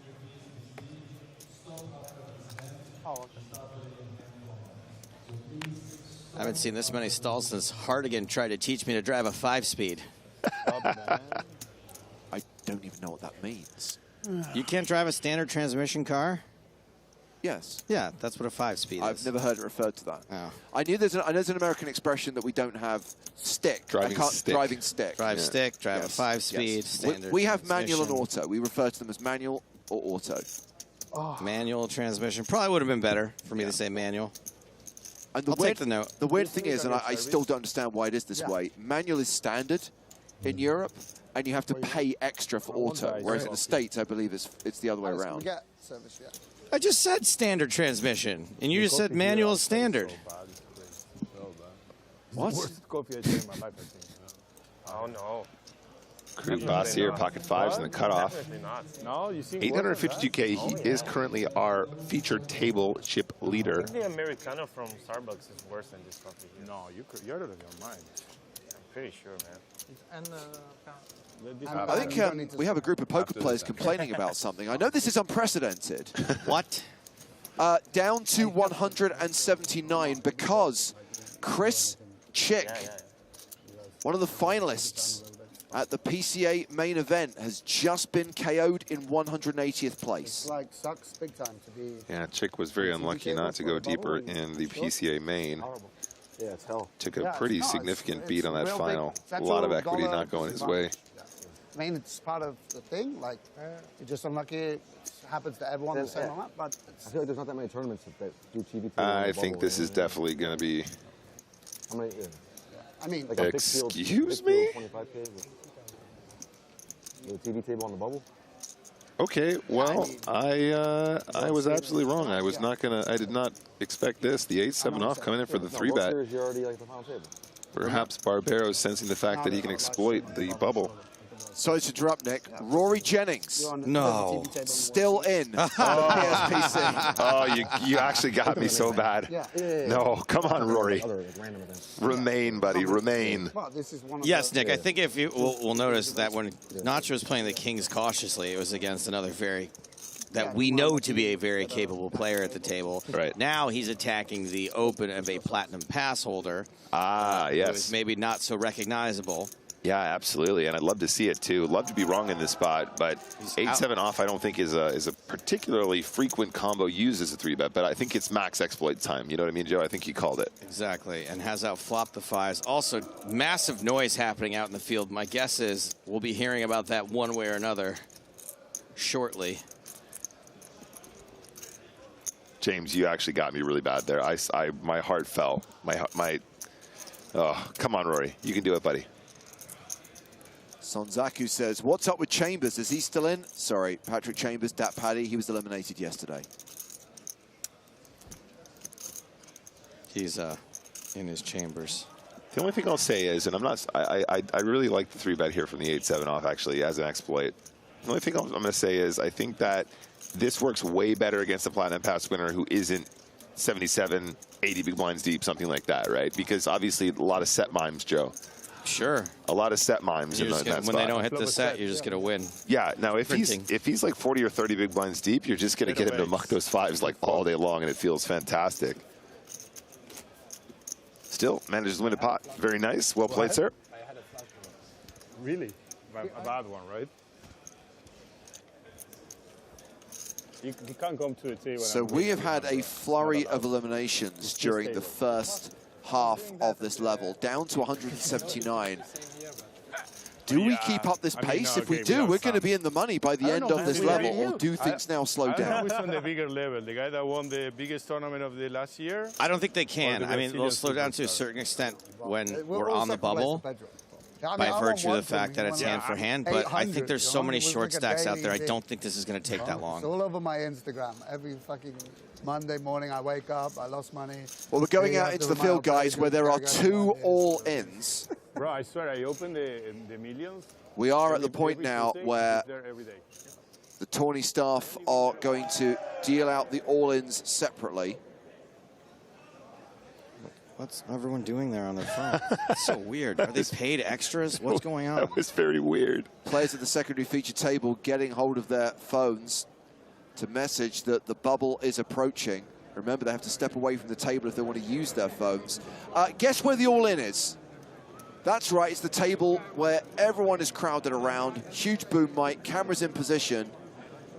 I can tell you that Renato Minicucci, who is a Platinum Pass winner, is all in against Felipe Boyanovsky.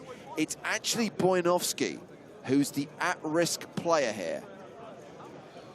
This is seriously sweaty, you guys. This is where it counts. So many Platinum Pass winners dreaming of a min cash or more. It's not that table. There are 2 all-ins. We're actually going to go over to the other table first. So that hand is actually Andre Marques, the part-time fisherman, and Luca Venturini. We need to go 1 table over to see Minicucci and Boyanovsky. So the tables are right next to each other where this is going on? Wow. Correct. So we've got Boyanovsky versus Minicucci. King 10 for Minicucci, Queen Jack for Boyanovsky, who's the at-risk player. And that is going to be a double up for Felipe Boyanovsky. No elimination there. Boy, oh, Boyanovsky. Was that a rivered full house? Trips, I think. So that means... Either way, a winner. Sorry, it was a full house. We can go across to the adjacent table, which we initially saw, and that's where we have Andre Marques and Luca Venturini. Luca Venturini is the at-risk player here. His stack covered by the part-time fisherman. Great technique there from our boom mic operator. Nice work, buddy. Imagine doing that for like 6 hours a day, you guys. Real strength. Luca Venturini hoping to survive, hoping to make it into the money. Pre-bubble bubble coverage. Okay, cards are going on their backs, and we have got Queen 7 for Venturini, and Andre Marques has got 7s. Venturini drawing pretty thin, looking for a queen or some clubs. Couple of clubs on the flop. Venturini with the flush draw.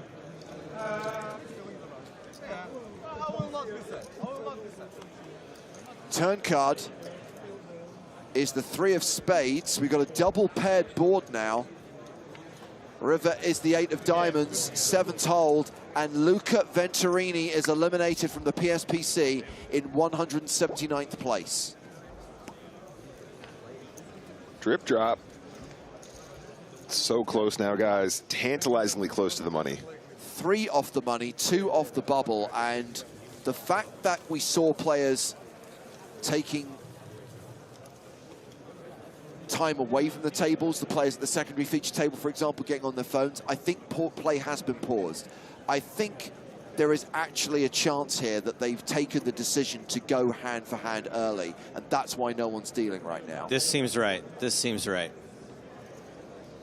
And based on what we have seen, which is a fair degree of stalling, nothing too egregious, but this strikes me as the right decision. 3 off the money, this feels like a good time to do it. This is starting to feel like a spot where you're going to fold pocket 9s, Joe. For sure I'm folding pocket 9s here. Are you nuts?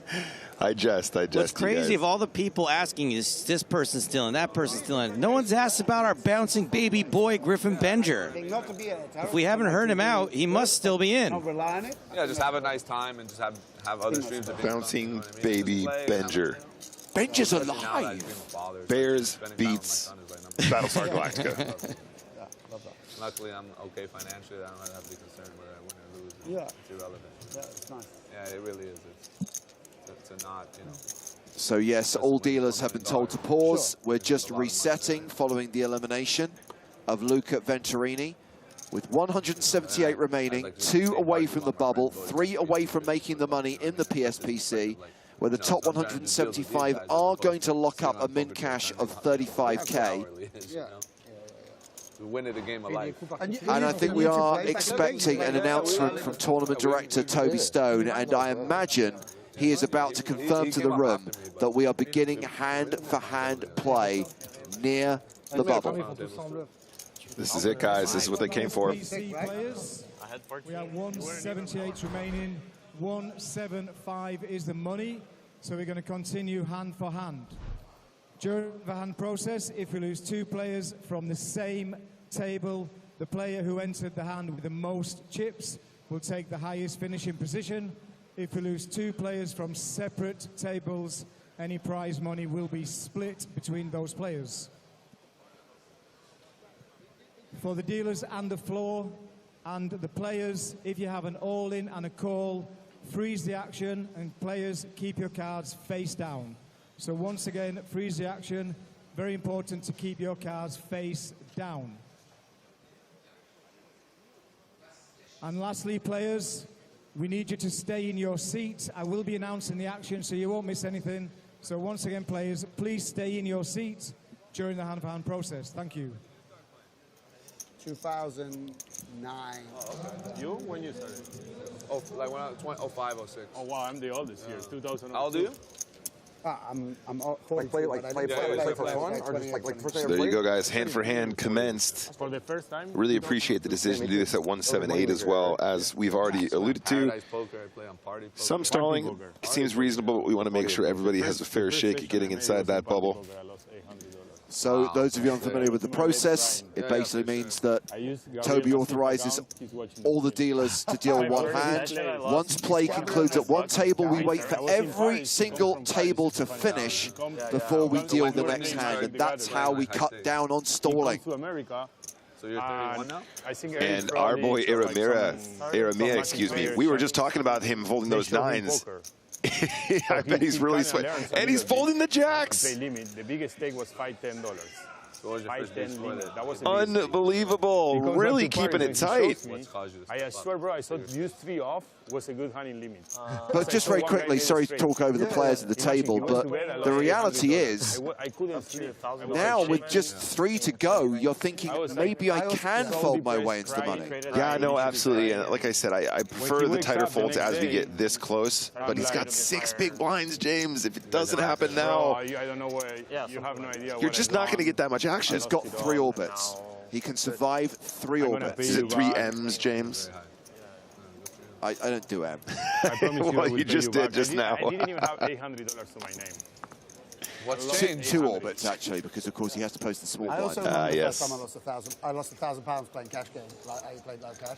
I remember I worked as a teaching assistant. I took the day off. I was in bed. I was like, what the fuck? You wanted to jump, huh? Like lost my whole roll, you know, like money. 7s versus Ace-10, and Nacho Barbero flops best. Top pair. Yeah, that's when the chest hurts. I'm loving Krug Bassa as the unknown quantity with a big stack on the bubble. Not a platinum pass player you can really push around right now. I think you can feel in your stomach all the bile or the acid. Yeah. What do you think, James? Would you have folded jacks in that spot, this close to the money? Lots of acid. Yeah. I don't know. Just got to feel it in the moment. I really don't know. Did I buy in, or do I have a platinum pass? Ladies man in the chat saying, good fold, Jack. Well, yes and no. If he shoves, there's no chance Ace-10's even going to get involved here at this close to the bubble. It's just not a thing, I don't think. I'm loving the note that I've been given on Quentin Krugbasser. Yes. You leave your legacy that way. French spin and go player, won through the platinum grind. Is a self-confessed trash talker who loves winding up other players on Twitter, speaks good English, and has a very dry sense of humor. Well, then maybe he's wearing a Dennis Rodman jersey. Sport, like hard people don't really remember like how good Michael Jordan. Like people heard of him. Or if you want to go real deep for a trash talker, Bill Lambier. Yeah, especially in this game. You come back like you could have won. Isaiah Thomas was a trash talker too. Man, Detroit's got a long history of trash talkers. Great choice for him. These guys, like you're talking about, you were this guy. No, this is. Oh, come on. Snap. Call. Oh. Wow. Krugbasser. Got 25,000 on the river. Sorry, 32,000. Yeah. Now trash talk. And got called. That is a big pot to give up right if here. you're in the hand, I bet the flop. No way. Why you gotta make it personal? I know. Why you gotta make it personal, bro? You know what I mean? Like, why you gotta say that, bro? All the nice things I've done for you in this world. Unbelievable, dude. You bet the flop. So Barbero reclaims the table chip lead, 88 big blinds. And I think I just heard Toby instruct the room that we're dealing the next hand. That was a plan, man. We had a plan. Guys, is it Saturday? You gotta have it's not Chat Pro Saturday, is it? Exactly. That's why. Well, first of all, I'm no tanking. Just really tempted to quash the whole Bro, concept. But even if we do continue it, it is 100% not Saturday. So GoPro Warrior, first time in the chat. Of course he folded Jack. Even he double up doesn't help much, but making sure he guaranteed the 35K is more important. There's no guarantee he's going to make 35K if he folds. That's the whole point. You can't argue with the fact that if he doubles up with jacks, that he will have a better chance of cashing. Well, absolutely. And I think it does make a considerable difference if you're not literally going to be blinded away in 2.5 orbits. I was starving them to death, bro. Krugbasse. Back in action, ace-6 suited. This guy, unbelievable. Back to Valhalla. Where's Nacho went? Nacho's gone. It's like, where's Waldo? I swear, this is real. I'm not gonna lie about this. Every freaking day I go to Val Harbor, these guys there. They don't know where Val Harbor is. You're telling people it's like last time I went to the Temple of Doom. What does that even mean to them? Val Harbor is the shopping mall. I don't live this lifestyle, naturally. Every day. Reference, they go over my head. Justin maybe knows, but I don't know. Walking around We're with just like innocent. $20,000 in bags. I used to do the same, but then, well, we know what happened. We were over-leveraged. Over-leveraged. Financial crisis. Everybody was over-leveraged. Oh boy, pocket aces for Schwartz. Bar Harbor's in Miami, by the way.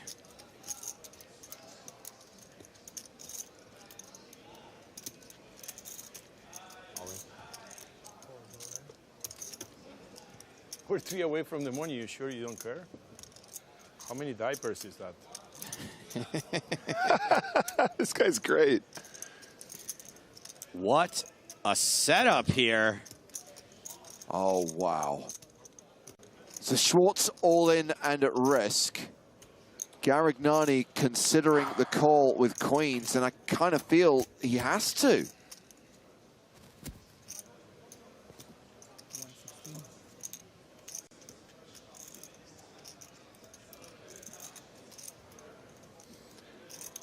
This is so sick on the bubble, you guys, and on our feature table as well. Unreal. All in. Garignani trying to isolate. Reshoves. Krugbasser folds the ace-6. So, of course, the cards will remain face down. We will not deal out this all-in until play has concluded at every other table. I believe it. He's trying to tell everyone without moving his lips. Yeah, it's okay, but they can know so that they don't have to stress. Queens. I know before you know, he said it. You call queens there? It's just for like, to affect so the other tables don't see. But I'm joking, bro. So, waiting for all the hands out in the field to conclude, and there are still hands in progress at the other tables. Yeah. It's like, it is. Yeah. It is. He does. But I still could not call queens. Let's not berate, Pedro. Come on, man. A baby. Bro, you're not having a newborn kid. Bro, a newborn kid. He's downgraded to an Apple Watch. Yeah. Don't you My believe? Wells Fargo account's got 18 cents in it. Don't you believe he was laughing everything he said?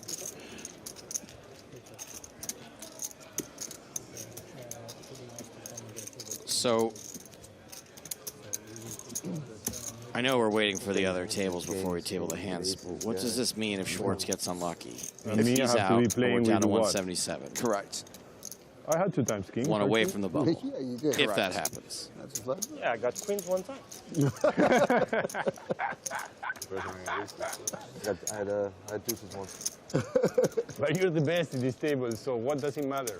Yeah. You're the best. Overall, you're gonna. Well, overall, in the long run, you're your gonna EV win is- all the money. So who cares? Fuck long run. We're washed up. I mean, some lax poker tournament now and won like $5 million, but I mean, we're still washed up. No, Sammy, you're crashing lately. Oh, crashing. You're really crashing. TD Dutch Well, I'm says, running it up, and then I'm why do they when it's pause out. till I all the don't tables You are will both done? run it But up. I and really, then That I is really so don't that- understand what you did in this year, 10K. Someone who's facing a decision in the field can't just wait to see what happens here before they call an all-in. What, that Yeah, King and ten that su- echoes the King ten point that suited Alexis shove? makes on YouTube, How do you saying, know about that? don't turn your cards over, but Yeah, yet that they was- say what they that have, was- lol. that was They horrendous. told That each was other, dust for me, the you know? crucial I was thing like- is I that was no up other like, table I knows made like what they 200K have. that Right. night. I'm fucking firing off, and and my fight didn't go to Rosford up. I came home, I played. I was like running up everywhere. Then I got like third, a second. I was like, and then I've just lost my head, you know. You lost your head. Yeah, I've never seen it's you fine, do that. It's fine, any suited ace or whatever, but I don't shove king 10 suited there, yeah. I mean, I could still get there, but it was super dumb. Yeah, it's funny you know about that. That was really bad. Paying like. Yeah. I'd rather have. Wow, Nacho, I didn't know you were a poker fan like this. I played one weekend, scoop. Yeah. I won the 10K PLO. Yeah, And I quit, like with the glory. Yeah, love that. That's it. I don't give it back to the regs. Yeah. It's just like, Don't give them nothing, bro. exactly, I just come in, take the money, out, bye. See ya. That's the way it has to be. Like, you think I'm gonna beat Pedro in the long term? No, impossible. Yeah, the kid went on and won it. I was against that Louis Barrier kid. He went on and That won was a big pass coming from So you. my understanding is that play has concluded at all but like, one this is because I'm an old man, though, table because I played out like in the 2 field. days, like music pumping, blah, blah, blah. I'm like too hyped up like I used to be. So I suggest that we step away from the feature was table old for the school time play. being. We'll come back to see this all in dealt Very out. old guys, bro. But we are going to go across to very table old school, 16, which is the last table where there is a hand in You can progress. still get that, you know? Hit And it big, is calm- Renato then calm down. Minicucci against Esteban Maquillon. And on the river, Minicucci has bet 150K. The decision is on Maquillon. You can see the board. 5 of hearts, king of diamonds, 5 of diamonds, 8 of hearts, jack of spades.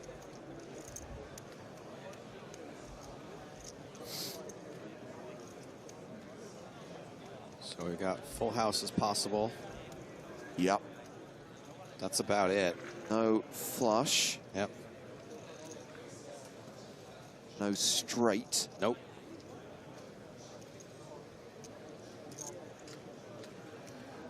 And this is the exact reason why we paused the action at the other table.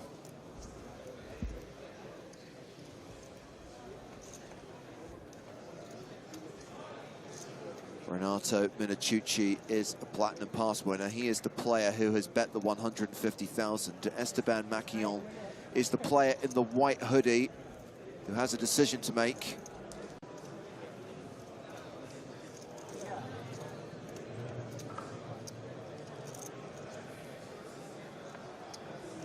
Saw his cards there, but I'm not going to announce them. I didn't see them. Based on what I saw, I think this will be a fold.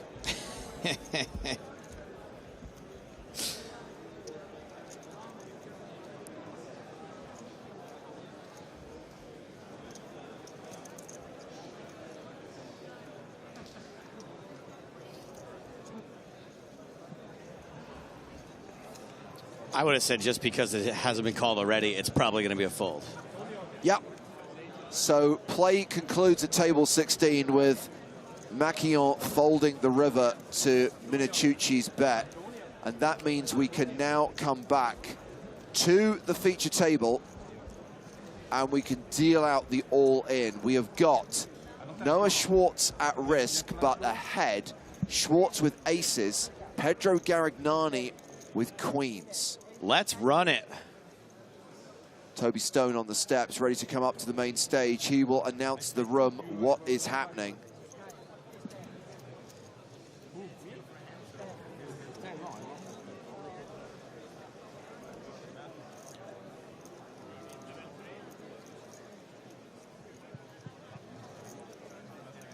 Stanley, that was not a person getting a head massage. That was him having a human toupee.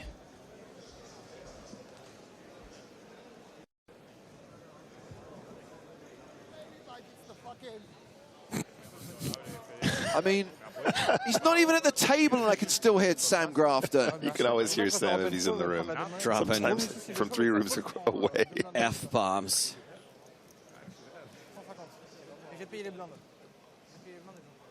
Andre asks, is it going to take a long time to get down to 175? In a word, yes.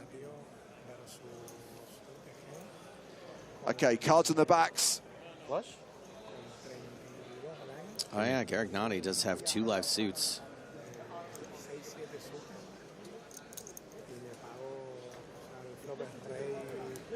I guess Toby not announcing to the room, just as authorized the hand to be dealt out. Jack high flop, ace is looking good.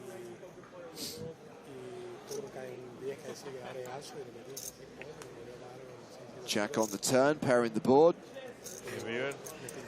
Not good for my heart. 2 cards for Noah Schwartz to fade. Doesn't want to see a queen on the river. He's good. Noah Schwartz doubles up through Pedro Garignani. We're still at 178 players, still 3 off the money in the PSPC. Picture. That's a serious hold. I know he was a huge favorite, guys, 80% pre-flop, but you're still sweating those moments in a big way because, of course, tournament life at this stage, this close to the bubble, heartbreaking. Take a beat there. Follow-up question to how long it will take to get to the money. Z16 Jack says, will things speed up once the bubble pops? Yes, then we'll get the post-bubble bust-out bonanza. And I think the shallower this gets, by the way, the bigger that bonanza is going to be. Yeah, quite right. What happened? Come on. As we've gotten close to the bubble, we've got a couple monsters and loads of shorties. And then once that bubble bursts, the pressure is off. They're guaranteed cash, and at that point, they're going to open up and start firing. They ran here so fast. They did it fast. Think about that. Hand number 47 now. Mia, if he's folding jacks, I don't think he's playing 10-3 off. You know, like run around the thing. Makes the fold. Like a Krubasa. consummate professional. You win with grace. Needs a double. You lose with grace if you would have won. Any chance we get in before my big blind is? It's crucial. You're gonna make it by far. Yeah, by far. By far. No, I'm saying before. There's 6 people that have 20K, 42K. No, I'm saying before the button gets there. I don't know, because we can get in. This has been folded to Nacho Barbero.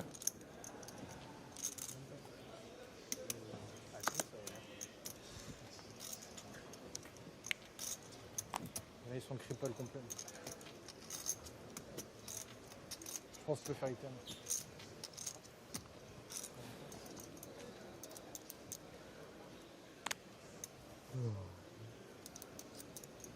Round to Garignani in the small blind. Looks like he's called.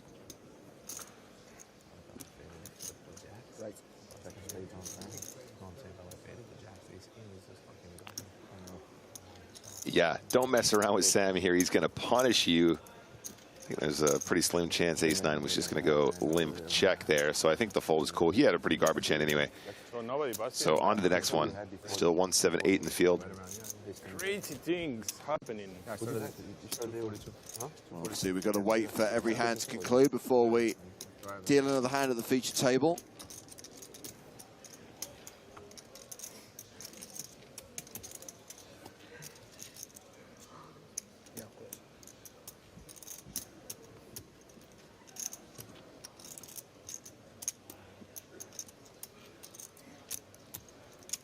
Wow, this is so slow.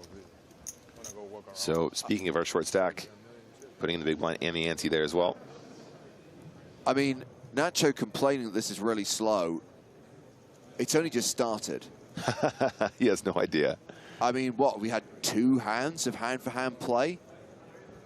I don't know how many we're going to have, but I do not expect this to be quick. Those of you who watched the live coverage from the first PSPC in 2019, it was several hours. It's one of the longest bubbles we've ever endured. Absolutely. Look at the field here, guys. That's our beautiful tournament room here at the Baja Mar Resort. Obviously, a lot of people sweating that main cash. This is a huge moment. The atmosphere in there is electric, to say the least. And that's just the main. There's other side events going on as well.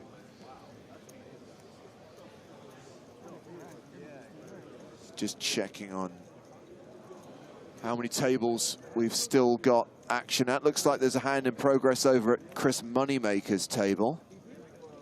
Is Moneymaker going to make the money in the PSPC? I would love to see it. Big Chris Moneymaker fan, was hanging with him last night. He was shooting some dice. Sounds very on brand for him. It does. My man loves a punt.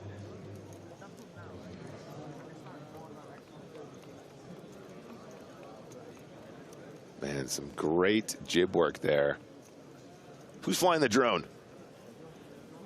I jest.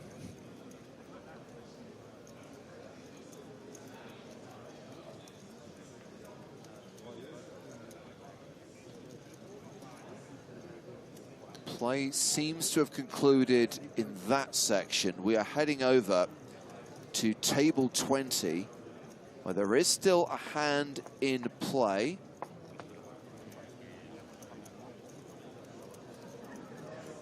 I believe we are going to join this hand on the river. Talal Shakurchi at this table, but the players involved in the pot are Norbert Chechi, who was the runner-up to Nikolai Pabal at EPT Prague in 2019. That was the event where Pabal won his 2nd EPT title. Chechi has taken on Nikolai Morzakov, and Morzakov is facing a bet of 36,000 on a Queen 9-8-6-4 board. That's the Queen of Hearts, 9 of clubs, 8 of diamonds, 6 of hearts, 4 of diamonds. And that's a fold from Chechi. And I think that might be the last hand, or rather the last table.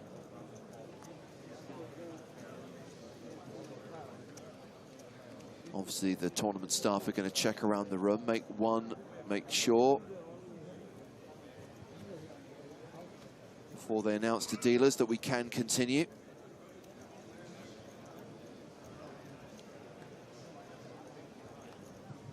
Shane Windsor says nobody covers the bubble like this. Best live stream, no-brainer.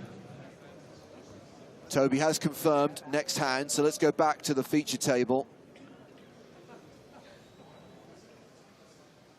Still at 178 players in the PSPC, 3 away from making the money.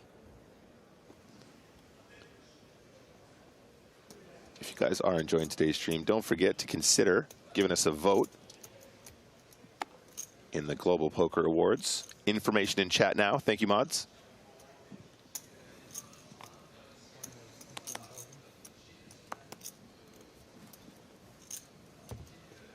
Barbero has opened with Jack 3 off. Big stack gonna big stack when it comes to the bubble.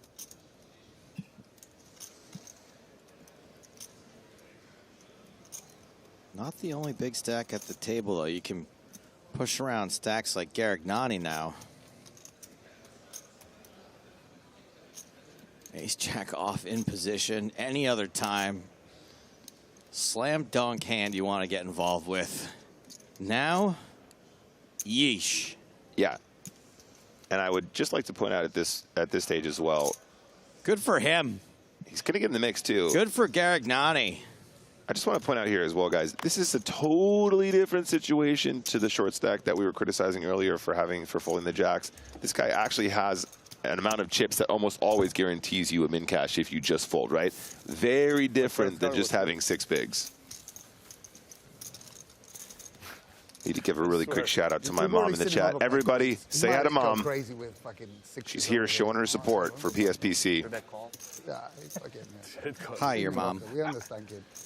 Hello, your mom. We've seen the shark scope. We know what's going on.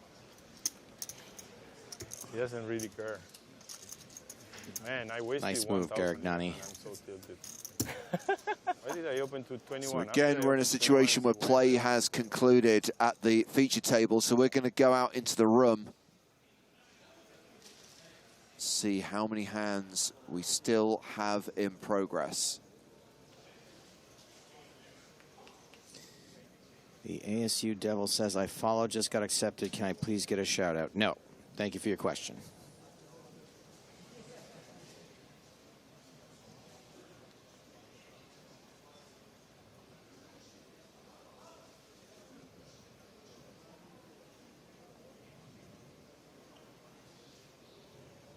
Have a little snack, a little potato chip, a little soda pop.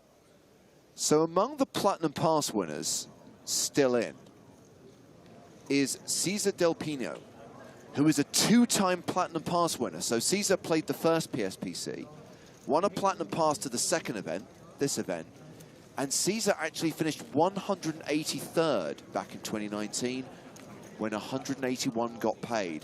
So Cesar finds himself on the bubble in the biggest tournament of his life for the second time in 4 years, and he is in a hand right now. What? It's Cesar Del Pino versus Maurizio Ferreira over at table 22. I'm at the age now where I have to tune out of movies if I think something sad, super sad's about to happen. And if it gets weird here, I'm seriously I might have to look away. Okay, well, I can tell you that Ferreira is the shorter of the two stacks. Okay, all right. So Cesar Del Pino has Ferreira covered. Looks like we are on the river. We have a board of 9, 10, 10, 8, king.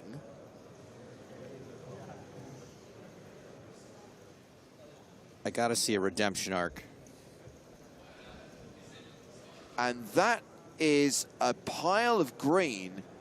That is enough to put Ferreira all in. Del Pino has shoved on his opponent. And this is a tough call for Ferreira. I bet Del Pino knows that. My, how the tables have turned.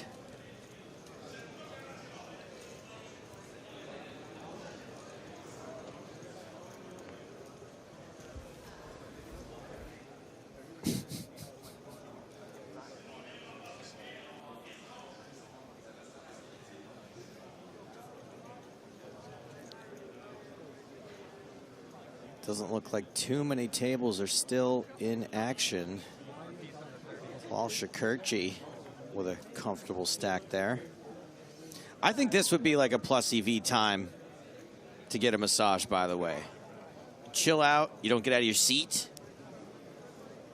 I know your greatest fear is buying a massage and then being eliminated one hand later, right, Joe? So the hands are 15 minutes apart. We are tracking over to table 4. Joop van den Bijgaard in a hand against Tony Tran. Joop! Well, if anyone can make big folds, it's Joop van den Bijgaard. We've all seen the video. Oh, no. We've got 90K in the pot. Again, we join the hand on the river. It's a straighty board, 9, 10, queen, 3, jack.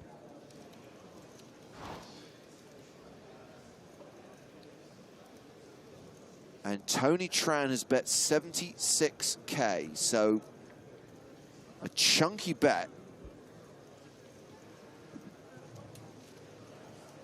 The dealer's next hand, please.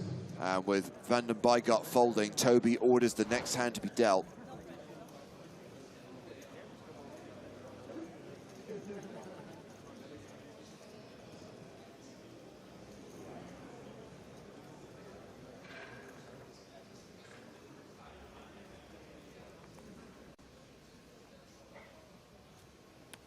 So back on the main stage, a bored Barbero has folded. No water, no 2 minutes. Round to Sam Grafton on the button, who's got 10-5 That's the one bad off. thing about this place. They don't have like waitresses. But of chips, it's okay. Yeah, I take that. It's the best. Remy is still alive and kicking with 4 bigs. The one better thing about Hang in there, Kippy. I mean, he can last another orbit. That may be all it takes, but I'm not convinced.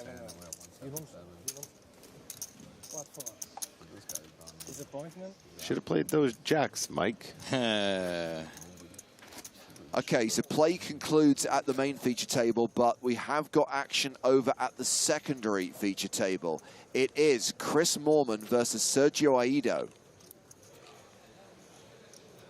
On the flop, Moorman, Queen 9 high, Aido King high. We haven't seen his other card, but we know he is ahead right now.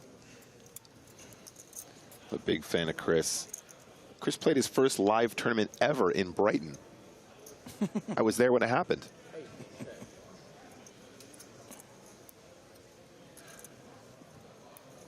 You must be a lot older than you look. That's really funny because at that point he had probably won over $1 million playing online poker. So it was pretty interesting to see him playing his first live.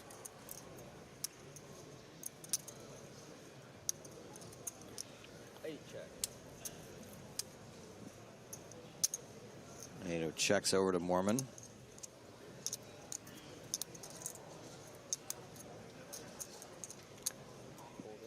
Speaking of Brighton, Josh Manley Poker. Hello, sir. My friend also lives just down the street from me in Brighton.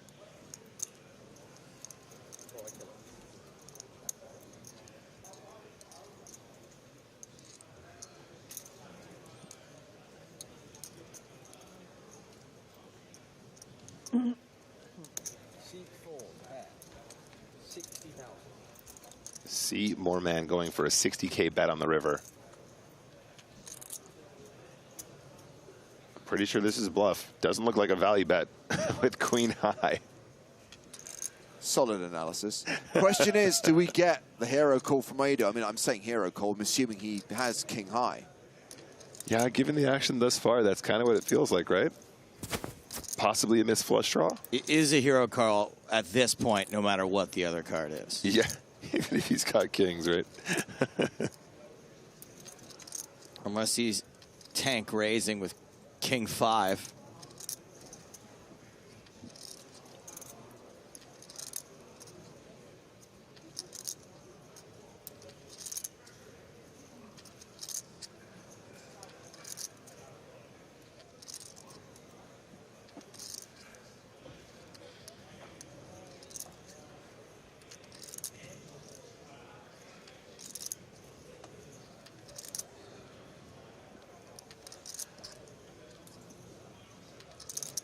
Gold Jaguar predicts that Aido has kings.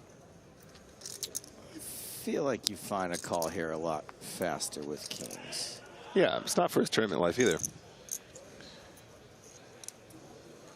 But like king, you're probably not 3-betting a ton out of the big blind either at this phase, are you? So what's like the best hand he can have here? Like a suited king that didn't end up making a flush here, right? Could be like King 4 as well. King Jack of diamonds. King 4 suited. King 10 of diamonds. King Deuce of diamonds, maybe even.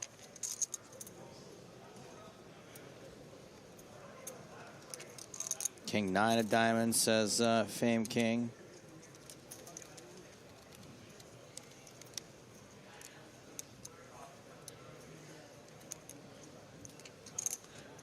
I want him to call just so we can see the other card.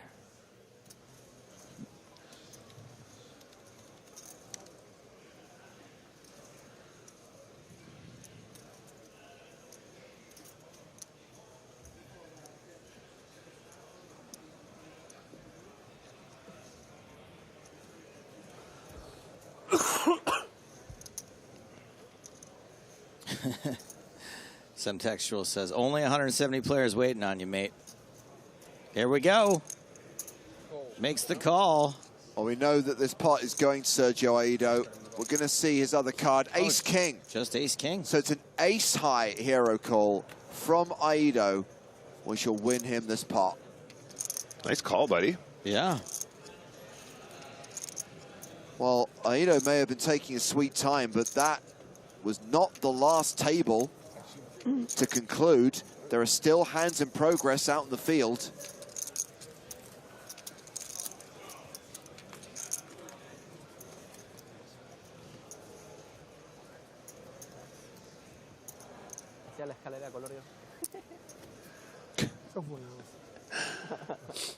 Oh, chat. You kill me. Come on, really calling that a knit roll? No pair. Honestly, guys. On the bubble. $25,000 tournament. Get out of here. Across the room. Who can we see? What can we find?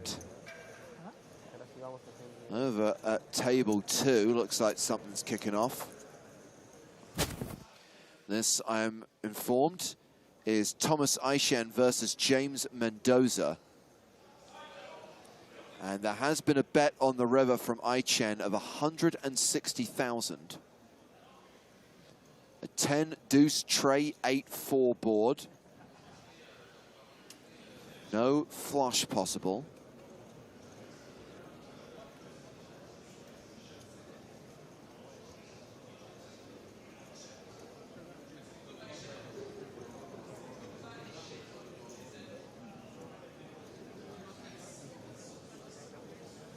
Mendoza considering the call.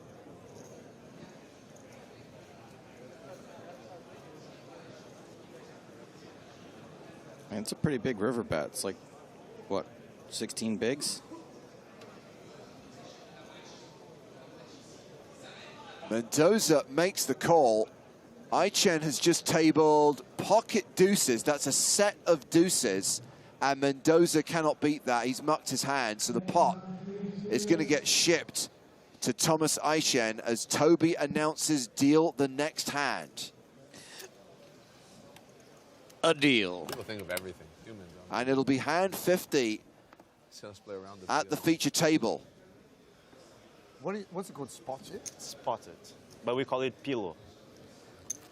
Still on the bubble in the PSPC. A friend of ours. 2 away from the pure bubble, 3 away from the money. Still hand for hand. Like, a friend of a friend was Min cash, at my place. $35,100, which means 3 players are going to leave with nothing. It's called pillow in Ecuador. World famous bubble coverage continues.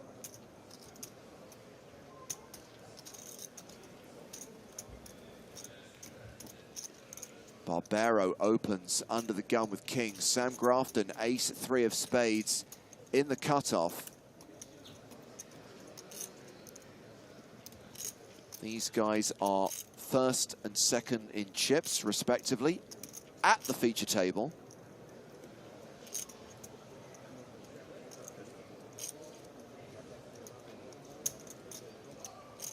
And Sam is going to 3-bet. Sam re-raises with the small suited ace, makes it 60,000. Lewis. You can't announce the chip leader from Poker News without spoiling something that's happened already in the future. That's an insta-ban, by the way, not a timeout, it's a ban. He gone. Really interested to see what the Kings do here. I think probably conventionally you'd put in a 4-bet. But we're real close to the bubble, although these guys are omega deep, really. In the grand scheme of things, about 59 big blinds effective. I guess not mega deep, but obviously very deep for the stage of the tournament. Still might see it anyway. Kings obviously redonkulously strong. Also, the person who said until we get 30-second shot clocks, poker will continue to be unwatchable is banned. Because this is quite watchable, and we do have 30-second shot clocks. If this is 2 wrong statements in 1 sentence. Good enough for a ban. Yeah, we discussed yesterday the shot clock coming into play at the start of day 4 and all the reasons behind that. As we see Nacho Barbero put in another bet. Re-raises once again. A 4-bet to 160,000.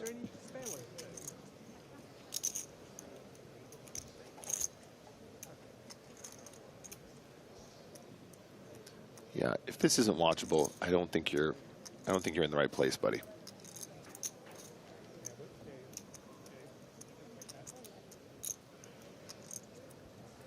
How much do you have exactly?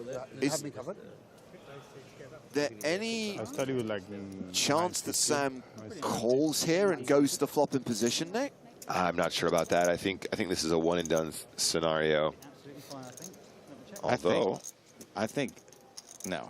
I was gonna be cheeky and say a 5-bet bluff. Oh, but I don't think that's actually gonna happen. That's got to be 1% on the. I would love to see it, but I think this is just a 3-bet give up. I think he was trying to apply pressure, given the proximity to the bubble, and I think ace-3 is a great combination to include here. Just ran into the absolute top of his range.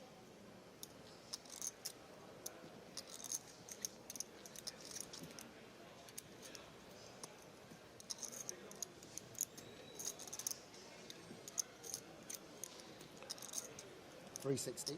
Oh, he's done it. 5-bet with ace-3, 360,000. Barbero sitting there with the kings. This is unbelievable. I love Sam so much. I know he's running into kings here, guys, but the kid's got heart, man. 5-bet bluff. This is such an unnecessary clash. 2 big stacks on the bubble. Kid's got alligator blood. A shove from Nacho Barbero and a snap call from Sam. Oh, what? You're a snap fold. A snap fold from Sam. Snap fold. Snap fold. Oh, man. Can you imagine if he has queens there? He might actually get the fold. Very bad timing. So Sam Grafton has just dropped below the 30 big blind mark. Goo! Nacho Barbero now has more than 1.3 million, 133 big blinds. Hand still in progress at the secondary feature table.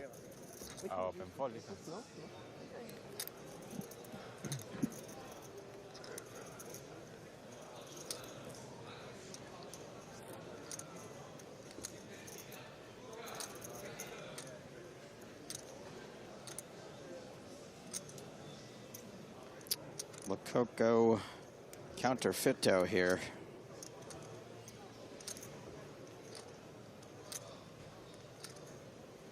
Didn't exactly get counterfeited. The deuce never really counted.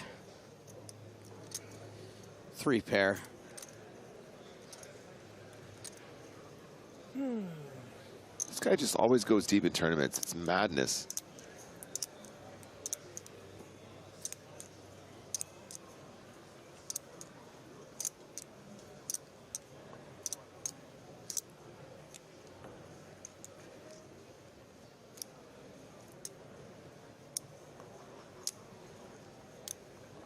This would be a bad time for a hero call. Bad timing's kind of going around right now.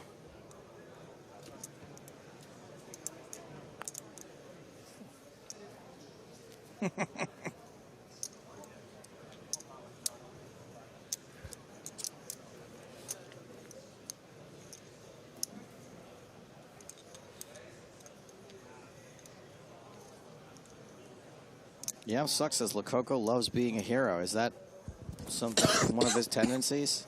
I don't think so. I mean, for all the success that we've seen Papo have,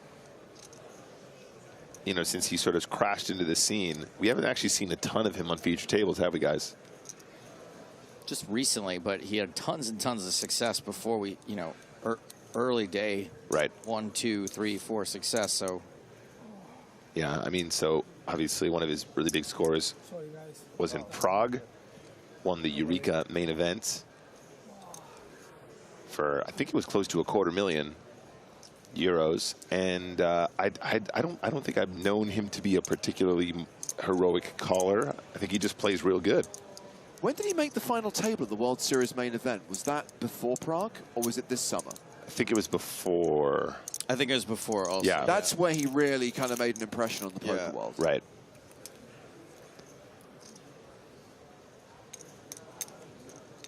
Boris says, wake me in an hour when the bubble's over. I don't know, buddy. An hour might not be long enough.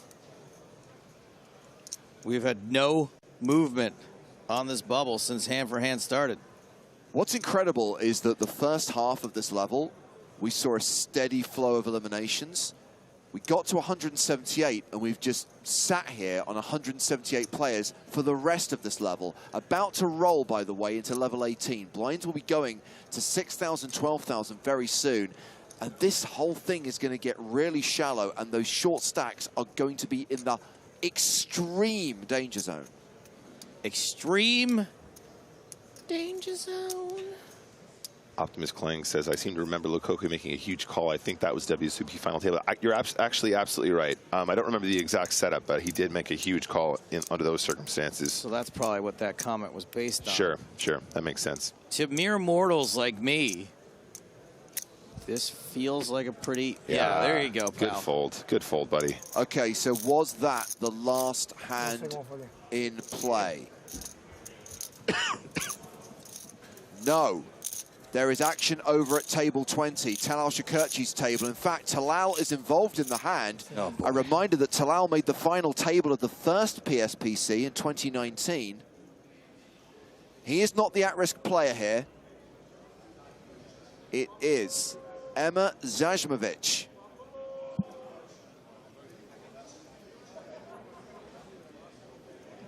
So Zajmovic has moved all in, called by Talal Shakurchi. And I guess we're going to get across the room, get the cards on their backs, deal out this all in. And see what happens. Of course, if we lose Zajmovic, we will be down to 177. It'll be the first elimination in quite some time. Ema.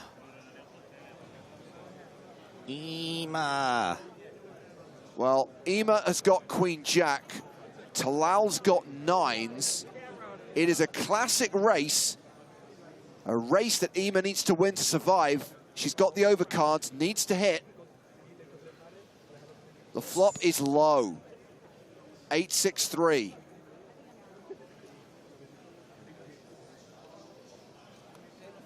Turn card, 5 of hearts. She is dead to a queen or a jack on the river. The river card is a queen. Ema is a queen. She survives, doubling up through Talal Shakurchi.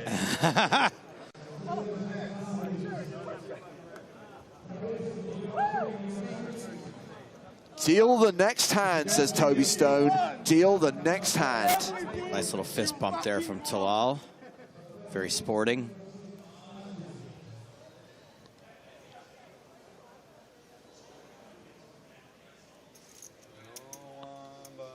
I hope nobody buys for the next 3 hours. Yeah, that'd be cool. That'd be really Then it'll be like We 12. get really good at spotting. There'd be 12 people on. Now I like this part. Pilo. Chinela. Pilo. Yeah. Machine gun. We Pilo? went to get the bar. Pilo. I mean, beer. Went to get the beer. You're saying No, the game is called Pilo. I would have got you. Krugbasser with the Spraggy, ace-7 offsuit. Everything. So you got a ticket? I'm like, fucking ticket. Do it in cash. Tu peux folder, hein? Ah. Detroit Rock City. Wow. T'as pas peur, toi? Je speak pas English. I saw that. There's 3 guys that have 20 games. Everybody just going to come Oh, yeah. Nacho with a gigantic stack now. 12 games. That Sam chose a very inopportune time to 5-bet bluff. Just to highlight, we've got Marius Iramia at this table with 4 big blinds, Justin Zaki with 8 big blinds. Blinds going up in the next few seconds. This will be the last hand of level 17. Squeeze the baseball. Nice to squeeze it. Four. Squeeze one out. 2 out there. Huh? I had a ace jack off. Like deuces one. Thanks for the raid, Karmahani. Welcome, new viewers. So Barbero with the best hand. Meanwhile, Krugbasser has what used to be referred to as the sucker end of the straight. No, I don't know, actually. But I don't know. Next hand's going to be... Of course, we know now it's insensitive to make fun of I suckers. think they stopped the clock. Huh? I think they stopped the clock, I think. What do you mean? Yeah, sometimes actually, maybe I have seen it where they run it down and then after that they do. So what blind is the next hand? It's going to be 10-15, I guess. No, 6-12. No, that's definitely going to be 10-15. A bet of 70,000 from Nacho. And Krugbasser gets away from it. Play concludes at this table. We'll see what's happening at the other tables. Some days. Now, Joe, I hear you've got some information about the Red Spade Pass. This was a promotion that we ran last year. This was opportunities for people to experience amazing experiences as part of our partnership with Red Bull Racing. We gave away a Red Spade Pass in Monte Carlo, right? Yeah, what's cool about these Red Spade Passes is they are experiences that you can't buy. It's something that, you could buy a ticket to go see an F1 race, but what we offered in that was VIP treatment, hanging out with people involved with the entire thing. And there's a new one now involving the Toronto Raptors. And we've had a lot of sports talk going on the last couple days at the table, especially on day one, folks talking about Toronto sports. So I thought it'd be cool to let people know that in the Toronto's Raptors app is how you would apply to enter this competition. And it's a trip to Los Angeles to watch the Raptors play the Clippers and the Lakers. So you get to see a game on the 8th and on the 10th of March. Wow. You're in the suite for both games. You get to meet and greet Raptors alumni, top-notch food, excursions, and then in the middle day on March 9th, they take you to Vegas to play poker. Don't tell Griffin that this is a thing, because he's going to be badgering us for it for the next, week. Unfortunately, you can only enter the contest using the Toronto Raptors app. So you got to get that first and foremost. I bet Griffin has it already, though. I'm sure he does. So there's 5 passes up for grabs. Each winner can bring a +1. I'm available, by the way. I will be in Los Angeles March 8th and 10th, if anybody wants to take me. And here's how you enter. Use the Raptors team app. It's free to enter. You go to the game time section. There's also a free roll on PokerStars Ontario, February 5th. That's in just a couple of days. And in the stadium, you can also enter. But once again, a money can't buy sports experience Red Spade Pass giveaway. I do not know if European citizens can download and enter through the Raptors app. You might want to check it out for yourself. My guess is it's probably mostly open to North Americans, probably Ontario, Canadian citizens specifically. Sounds like an Ontario-focused promotion for me, but that's cool in and of itself. I've got $10 as Ali Shaban wins it. I mean, he's winning everything in Ontario right now. And it's nice to see a little something extra for Ontario because I know that they miss playing in the overall pool. So a little extra incentive for people in Ontario to have a cool LA Vegas experience. You know, in fact, maybe I'll try to book a stand-up date on March 8th and 10th. Maybe get someone out to a late-night stand-up show. Nice. So we've moved on to the next hand, and I believe that this is going to be the last hand of 5-10, and then we'll kick off level 18. The blinds will be up to 6-12. And I'm going to do some quick math. Fine. Quick maths. Wow, how you crush. Look at this. Wow. Real crush. If they're driving everyone to Vegas on the off day in between the 8th and 10th, I'll just have them swing by my house if anybody cares. I'll come out. Obviously, I'm in there, man. Invite everybody in for a little cocktail. At the new blind level, guys, we're looking at an average stack of 28 big blinds. Wow. Yikes. Yeah, I mean, it's that time, you guys. I was just chatting through this with one of our analysts, Hayden. I feel like average stack is going to be really low, and then the bubble's going to burst, and then it's going to be much deeper. Okay, Nick, don't start calling him an analyst. I've got his end of year review coming up. He's going to be expecting more money if you're going to start promoting him. You said you wouldn't shove, like... Oh, that's right. It was Hayden who thought that the Star Wars prequels were the original trilogy. I guess the two things kind of offset. Oh, I take it back. Never mind. A resident poker bum.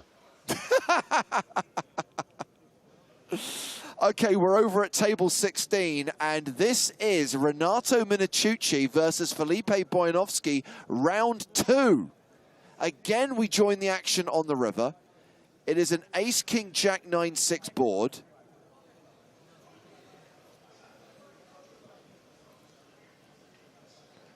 Looks like the action is on Philipe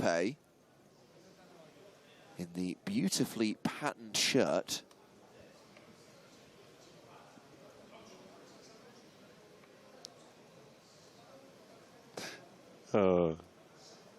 He's not an analyst. He's a mentalist.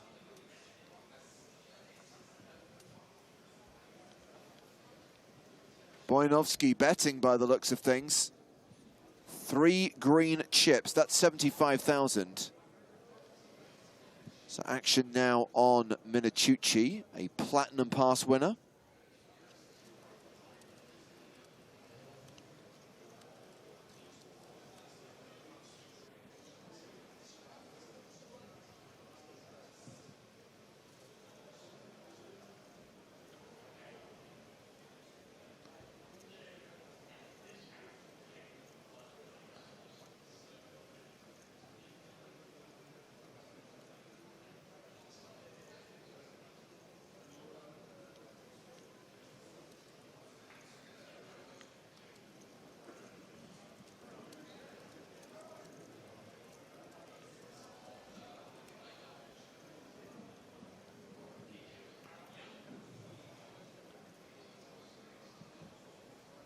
Minicucci taking his time over this decision.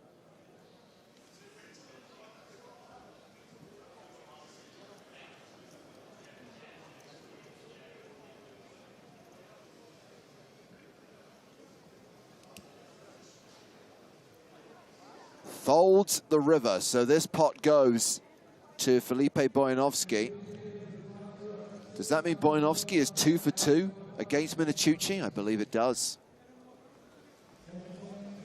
And Toby has just instructed for the next hand to be dealt, and he has confirmed that the blinds are now up. 6,000, 12,000 with a 12K big blind ante.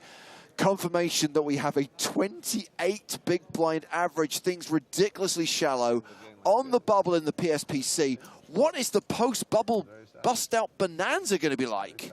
Bahamian bonanza, post-bubble. Post-bubble. It's Bust gonna out be wild. Bahamian Yeah. bonanza. Sam, what's that? Want a beer? I could have a beer, yeah. What kind of beer you want? Have a Corona. Is that what you drink it? I would think that. Okay, Sam's getting on the You beers. want me to walk back with fucking 4 beers? Couple of featured table beers. Best kind. You want a beer? Yeah, I'll get the cans. I'll get 3 cans. Wouldn't be up to Yeah, I'll get 3 cans. Nacho, you're going to have a beer? Oh, no, I'm drinking coffee. Garrick Nani's made it 25K with kings. Zaki in the small blind with king deuce of clubs. He's down to 5 bigs. He's folded. Schwartz has folded 10-8, so this hand's over. Fucking kings. William says he was successfully able to enter the competition on the Raptors app, even though he lives in Spain. And all I will say is you might want to just check the terms and conditions on there. Just because you can enter doesn't mean you can win necessarily. So please check out the full rules to avoid disappointment.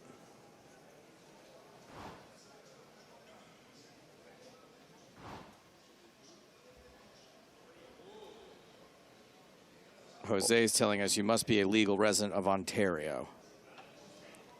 That was a fast move there. Looks like we're back on pace now as we track across the room, seeing how many hands, how many tables are still in action. A reminder of chip denominations. The smallest chips in play right now are the yellows. They are the 1Ks. Blues are 5K. Greens are 25K.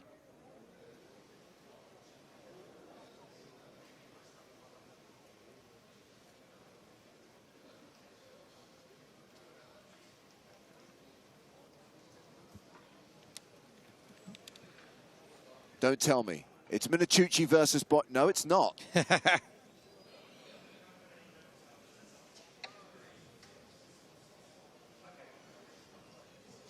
hand I'm being told about is Ryan Shamas versus Bruno Volkmann. Great Dant. The Great Dant. Absolute online sicko.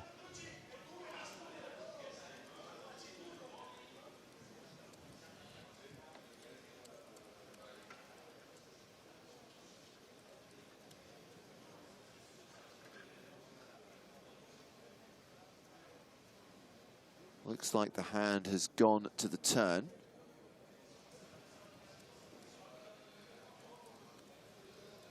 It's not that table that we're going to focus on, though.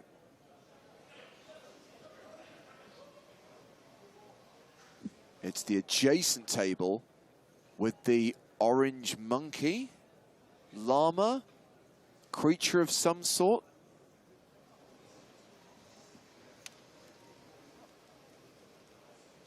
It's a monkey, right? You know, something in the monkey family, at least. Yeah, it might be like a gibbons? A macaque or something like that. Okay, let me tell you what the board is here. 3 of diamonds, 10 of clubs, jack of hearts, deuce of spades. Bruno Volkmann has bet 76,000 on the turn.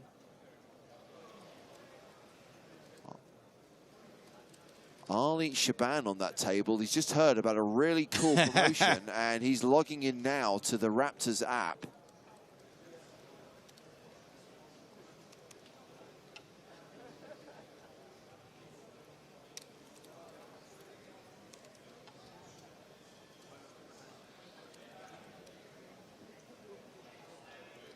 I mean, I feel like this is a good strat. You got the glasses and the monkey. It's like a double. He's basically camouflaged right now, James. Oh, monkey. Oh, it's a monkey. It's like a golden macaque or something. What if he was just like, couldn't really talk because it's too tight around there? He actually can't take it off. Looks like Ryan Shamas is calling the 76,000. That is going to take us to the river, which is the 5 of spades.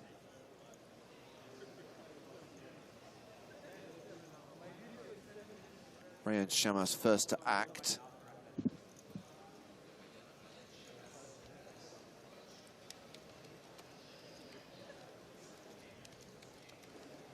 And Shamas checks.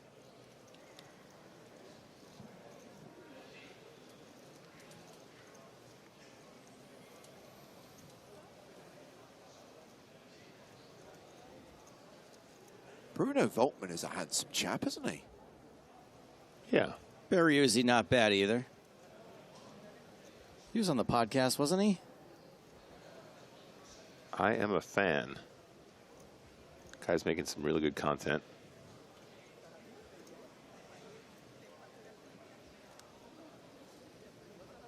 He switched from a rooster to a monkey, I guess.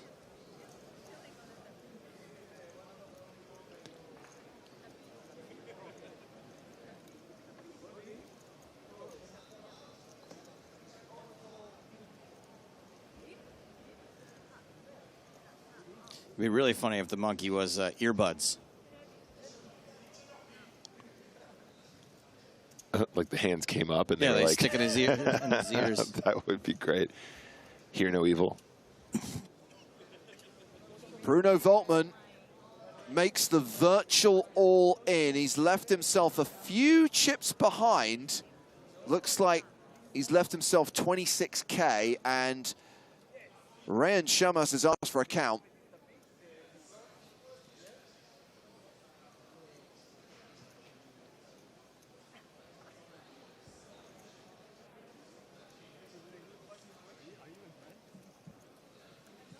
So looking at the stacks, Bruno Volkmann would be the at-risk player if Ryan Shamas were to call.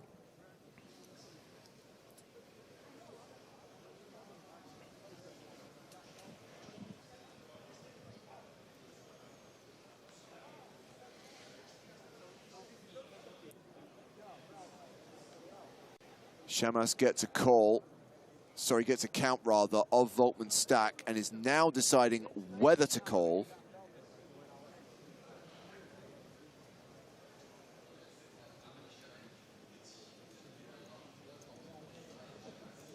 Does make the call. Oh boy. And Volkmann shows pocket threes for a set of threes. Shamas shows a jack, the top pair. So Bruno Volkmann is going to double up through Berriuzzi. It was a brutal hand for Berriuzzi.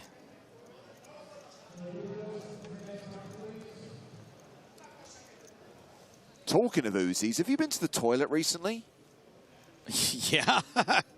That's the small one, by the way. Yeah. Back to our main feature table. We're still at 178, guys. It's like, excuse me, am I allowed to go to the bathroom? I definitely have asked. I was like, is this, is it okay? And then I was shouting at a friend. Guys, here he is again. This time only 3 bigs. He waited too long. He's going to fold the ace-10. A friend of mine walked past me, and I was like, hey, you're not going to notice me? And then, like, I got the attention of all the Uzi guys, all, like, snapped their heads in my direction. I was like, just kidding, sorry. What? You won't win that one with the ace. Against him with sevens. I folded jacks. He raised with sevens. You call with S10. Yeah, but if you shove, he might call, and then he folds. Maybe. You're Romania. I don't think so. No, maybe. Close. Yeah. Yellow with pocket nines here. Guys are just discussing that jacks fold. Definitely think that was the opportunity to try and pick up a couple chips and have some more orbits to survive into the money.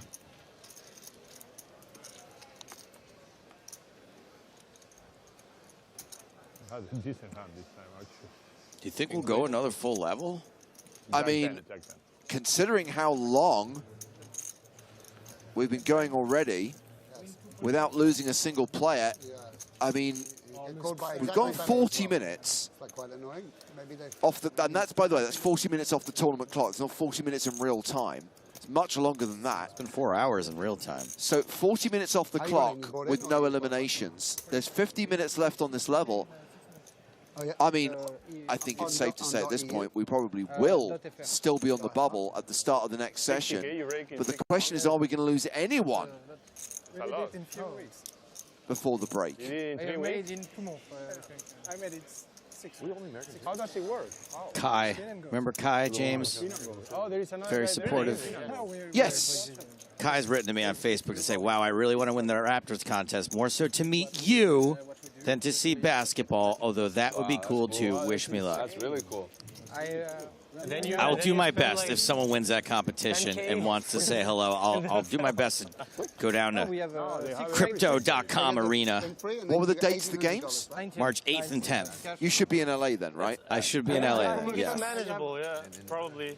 I mean, 3 years ago. Pedro, you qualify too? I qualified.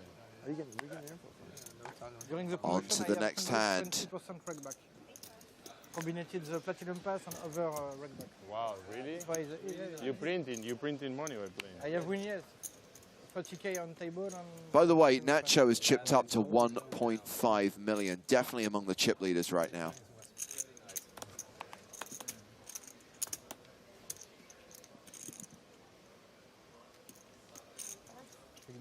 What are you playing? 270. Pas moi. 282. All in? Applying pressure. I 4-bet him. I 5-bet him. He 5-bet me. Yeah? And I had kings. Again? Yeah. What'd you end up having? They show it yet? I had ACC. I was like, didn't you have 700? I didn't even know what the hell was going on. He's too rich. I understand. He's the richest of the Yeah, he had the ace. It's a bad side. So Marius Iramia is going to be in the big blind on the next hand. So most of his chips will already be in. And he'll be left with 19K. He can survive another orbit, and then he will be forced all in. As someone who's been forced all in on the bubble before, the good news is if you win, then you get like 3 more orbits. That's a lot of orbits. Yeah, especially at this stage in the tournament. So just checking around the room. Play has concluded on the main stage. It's concluded at our secondary feature table. This section looks clear. What about over the other half of the room?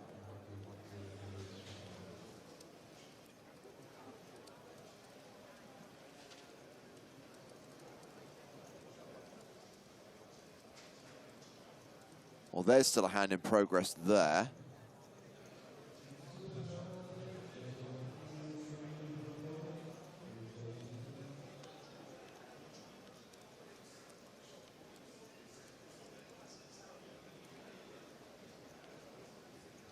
Still a hand in progress at Talal's table. And guess who is in action again, guys? Ryan Shamas, Berriuzzi. This time against Colton Blomberg. So let's head over to that table. Let's pick up the action in this hand, and we are going to join the action on the river. A rooster versus a colt. He's more of a monkey now.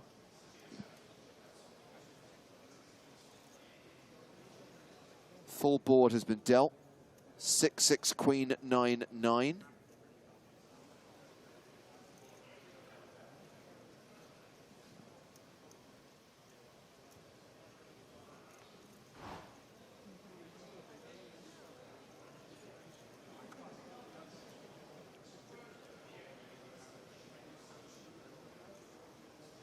I think the action is on Blomberg.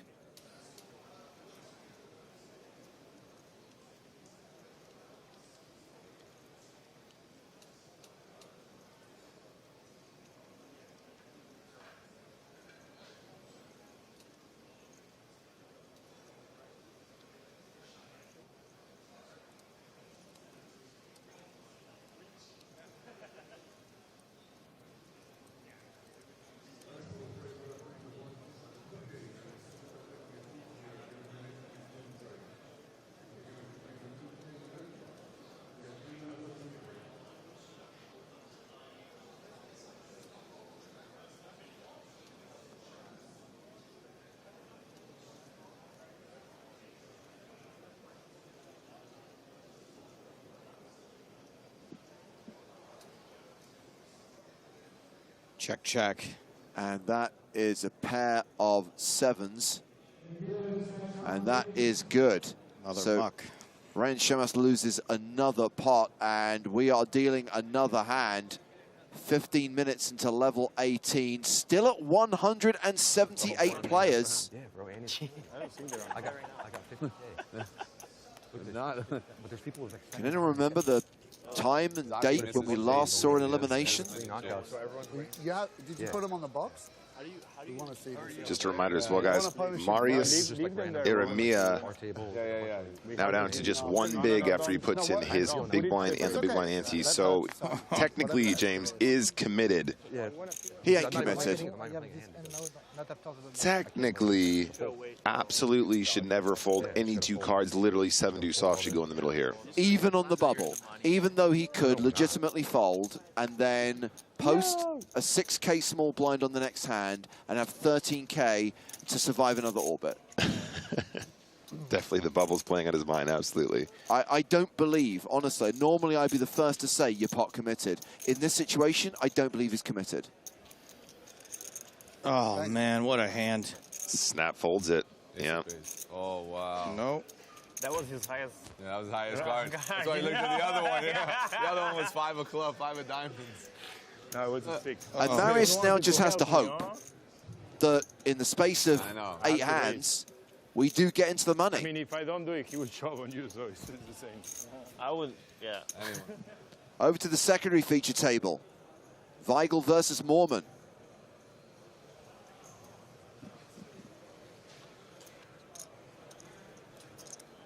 Weigel has the best hand right now, queen high and a straight draw.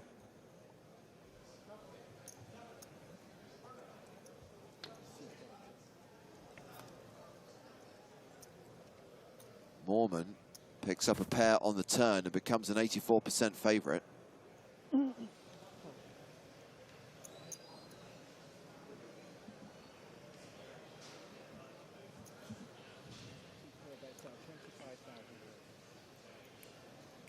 Do we count this as a domination rotation with the 5 on the turn? Yes, we do. 25,000 is the bet from Moorman.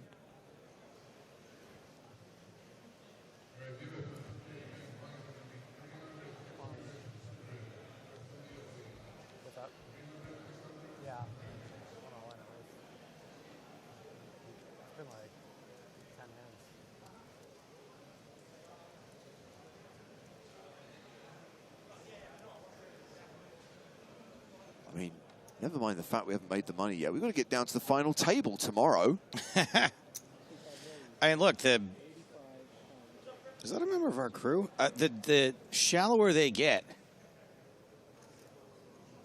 that guy could be a Baglino. You think Weigel is an honorary Baglino?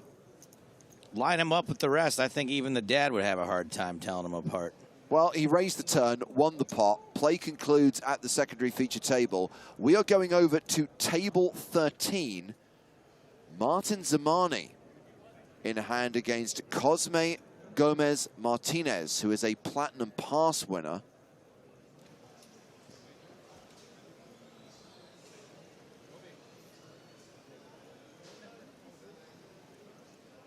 As we continue hand-for-hand coverage on the bubble of the PSPC.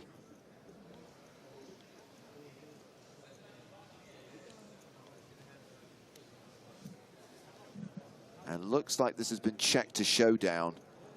King, Queen for Cosme Gomez, and it's good. He wins the hand against Martin Zamani.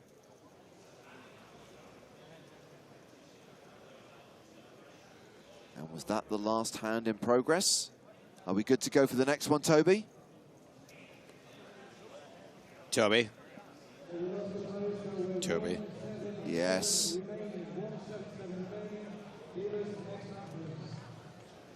Did Toby just say 177 remaining? Probably wishful thinking. I'm pretty sure he said 177, and the tournament clock has ticked down to 177. Oh. Where's my drippy droppy?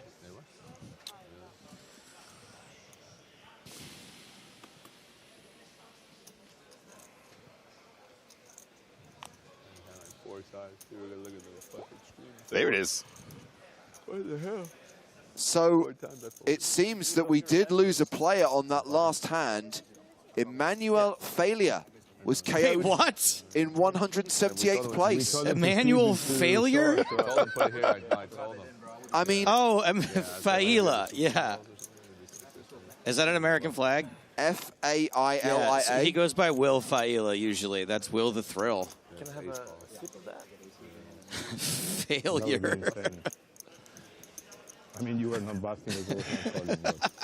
So, got to give a shout out here to our boy Marius Irimia. One step closer to a one big blind min cash. Obviously, machine gun. going to be losing some of his stack in the small blind. We're on to the next one, actually, so he's already on the button. A manual failure.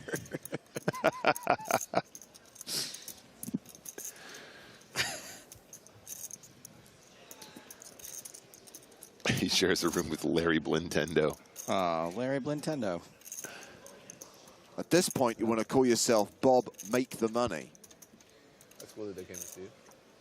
Ricky Success. Cornelius Minkeshelkel.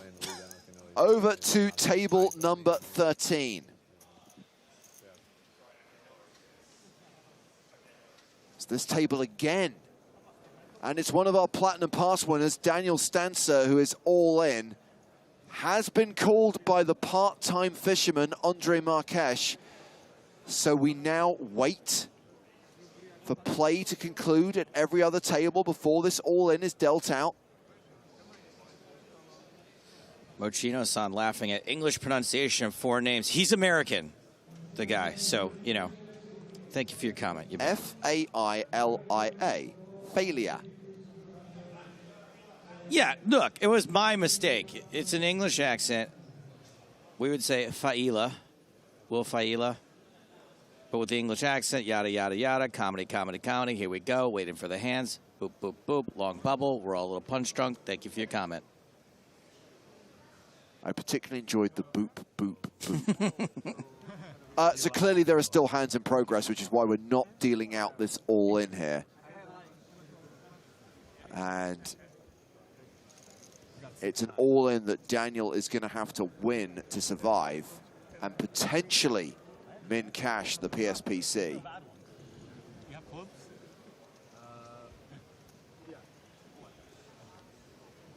Michael Bublé is not playing in the tournament, is he?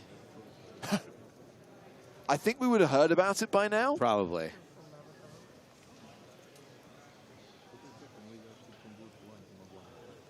Michael Bublé. Michael Bublé has Dublayed?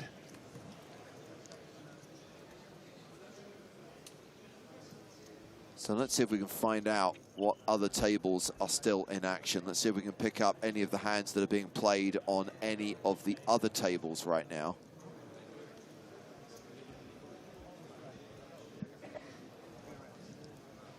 Our guy Marius is really sweating this moment.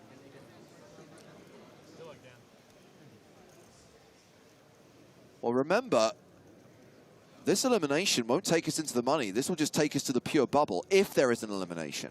177 right now. 176 is the pure bubble. 175 is the money. And I kind of feel for all the Platinum Pass winners, so I don't want to see Daniel Stancer lose this all in, even though I'm a big fan of the part-time fisherman. But look at Stacks McNasty over there. He's got chips to spare. Yeah, he can afford it. Where's that? The other Marrakesh is at the table too. I mean, watching from the other end. How are you going to be on the rail for this hand and not be behind the other Marrakesh?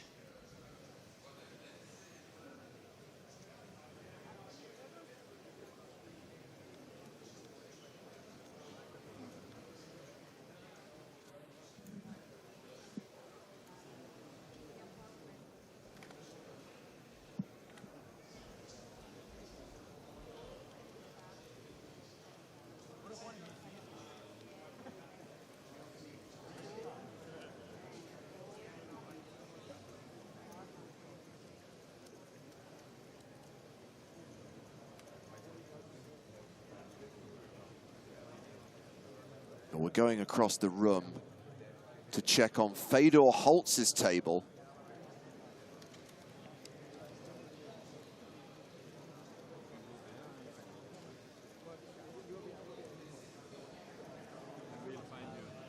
Looks like Fedor is one of the players involved in this hand. Fedor. Looks like a full board. I'm getting the information that that board is Queen of Spades, King of Diamonds, Ace of Spades, 3 of Diamonds, 5 of Diamonds. So a straighty flushy board. Fedor bet 75,000 and his opponent, Yashin Gong, has raised to 250K.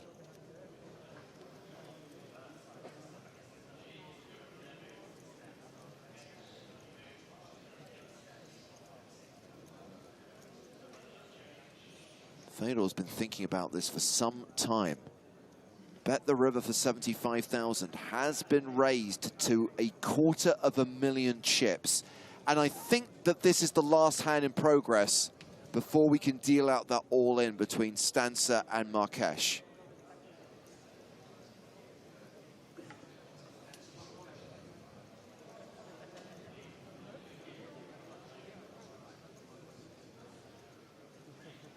Kenny Soul says, TF are they waiting for? We're waiting for Fedor to make a decision.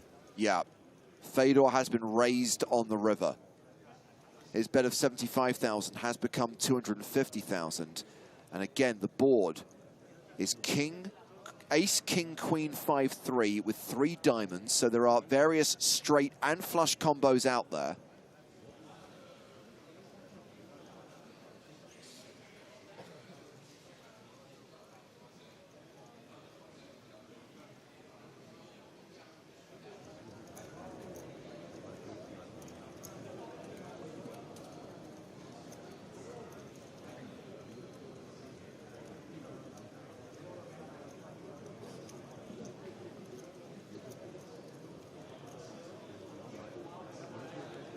Good night, Lefty. Good luck with your meeting tomorrow. And Fedor made the call and wins. Yeah, Fedor called and tabled queen 3 for 2 pair. Gong showed 7-5 for a bluff. I mean, a river pair of 5s, but clearly was bluffing the river. Fedor wins a huge pot as we go back to the table where there is an all-in. Platinum pass winner Daniel Stancer versus the part-time fisherman Andre Marques. 7 remaining. We have 1 all-in call on table number 13. I'm going to call out the action. We have Andre and Daniel. Daniel is our all-in player. So once again, Andre and Daniel. Daniel is our all-in player. Let's see your cards, please. Thank you. Andre shows 5-6 of suit, and Daniel shows king, queen of spades, clubs, excuse me.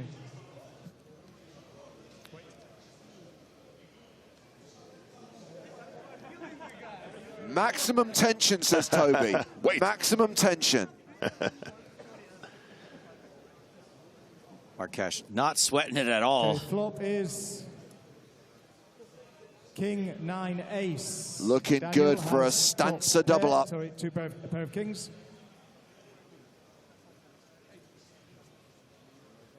Turn card is a 3. I think Marques is drawing dead on the final turn, card so is an 8. Daniel Stancer is Daniel going to double has up through the doubled up. part-time fisherman. We are still Hold me 1, closer, 7 Tiny remaining. Stancer.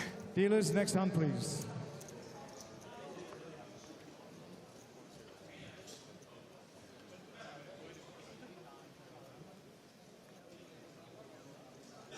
So still at 177 players, 2 off the money Picking up 20,000. in this 25K buy-in tournament. No, but it's not about that. They just want like the people like just like to play a normal game. Yeah, at least have the opportunity. Yeah, bad news for Marius Irimia. Just 1 big blind now. In fact, probably even less. In actual fact, did not manage to sneak in there. Yes, rubbing his face. This guy's got so much money. It doesn't really matter. Has another orbits. When he gets the wire for If he 4 wants million, it. it's like, oh, did you guys send the wire yet? Wire. Oh, there it is. Oh, I didn't see. The wire I missed it. The I wire missed it. didn't arrive yet. Yeah, that didn't arrive. The wire. Has anyone seen the wire? Where is the wire? My account looks the same. Yeah, exactly. It goes from All 6. right, so oh, but the only difference is if it goes from like Arimia 67 million to 71 million, then you'll notice. But if it stays in in the 60, cutoff. you don't notice. Yeah, exactly. So The has digit doesn't 1, change, it's 2, 3. On the 4th hand from now, we'll be back in the big blind. Secondary feature table. Moorman checking this jack-high flop with the best of it. Again, Moorman versus Weigel, who we have deemed an honorary Bagolino.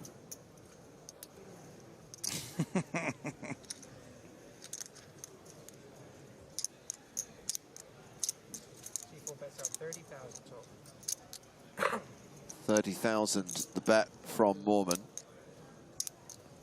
Lars Poker says Larimia needs to go all in before he is the big blind again, or he can only win back his own big blind ante.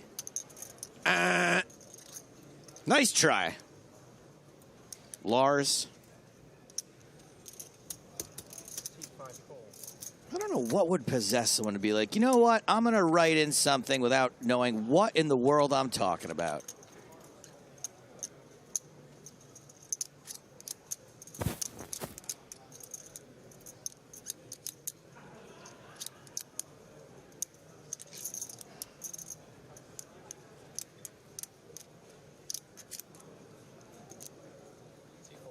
Another barrel from Moorman.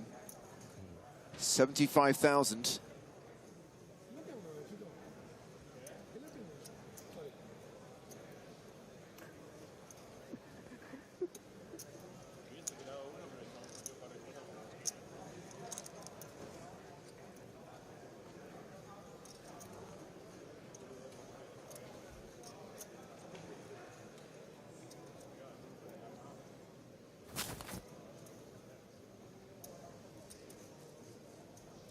And the fold from Weigel on the river as Moorman wins the pot. And obviously, Joe, we should highlight that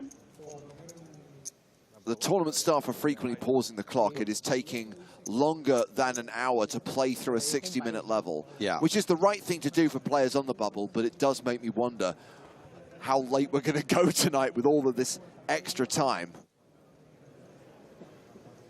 And what is going on over here?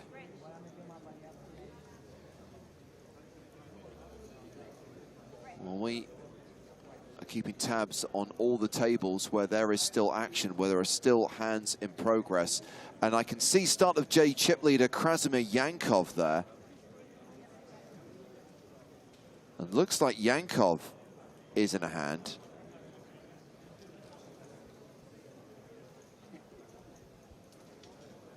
I can see a red triangle of death. We have an all-in player. And suffice to say, it is not the start of day chip leader. It is the player next to him, Ilya Armadyan. And I'm guessing that Yankov has called.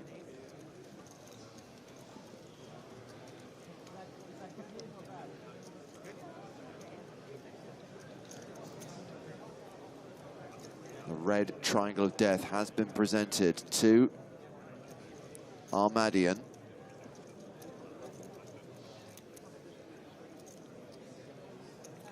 Craig asks, does the bubble person get a free entry to next year like the WSOP? No.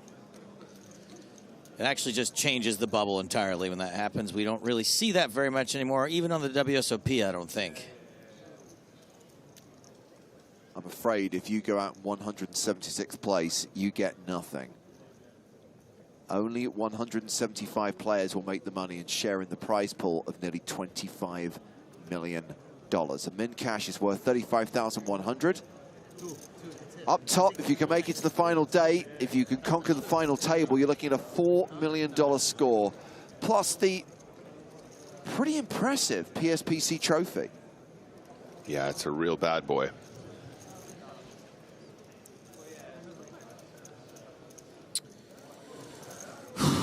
Siraj. Is he called Fedor Holds because he always holds when he's flipping? No. Thank you for your question. You're lucky it's the bubble and we got not a lot going on.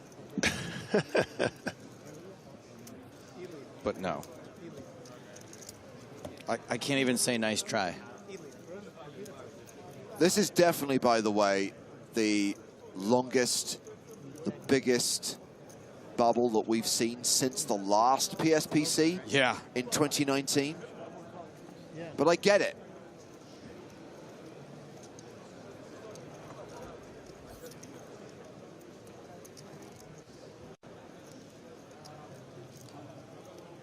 Well, I'm hearing there might be another all-in at one of the other tables.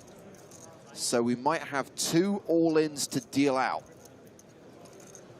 And obviously Toby Stone will do them in turn.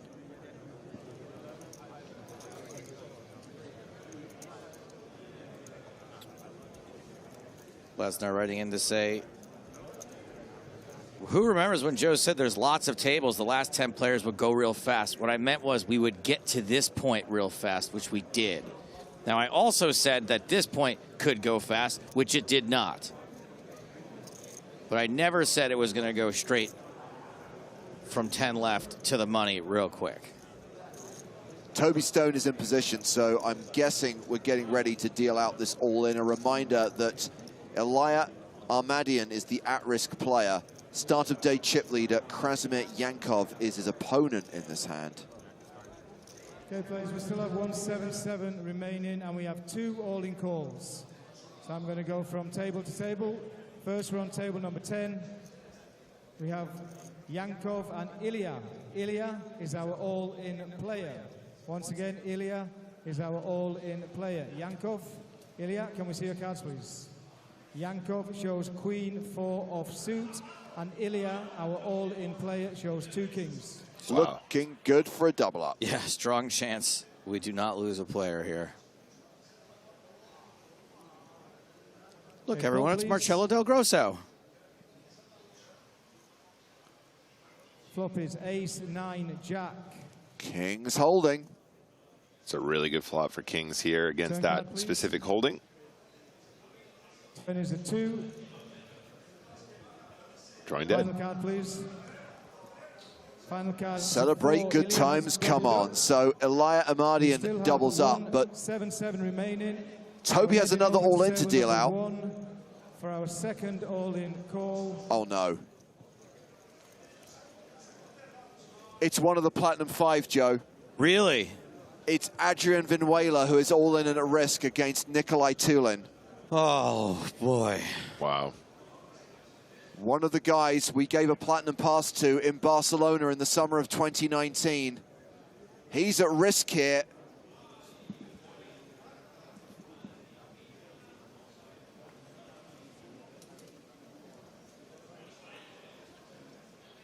Wow, what a crowd, you guys. Look at that. I mean, with the amount of Spanish contingent there is here, Platinum Pass winners, that is a lot of fans probably on the rail. Good luck, Adrian Vinuela. Adrian was the first of 130 Platinum Pass winners from Spain. Yes, indeed.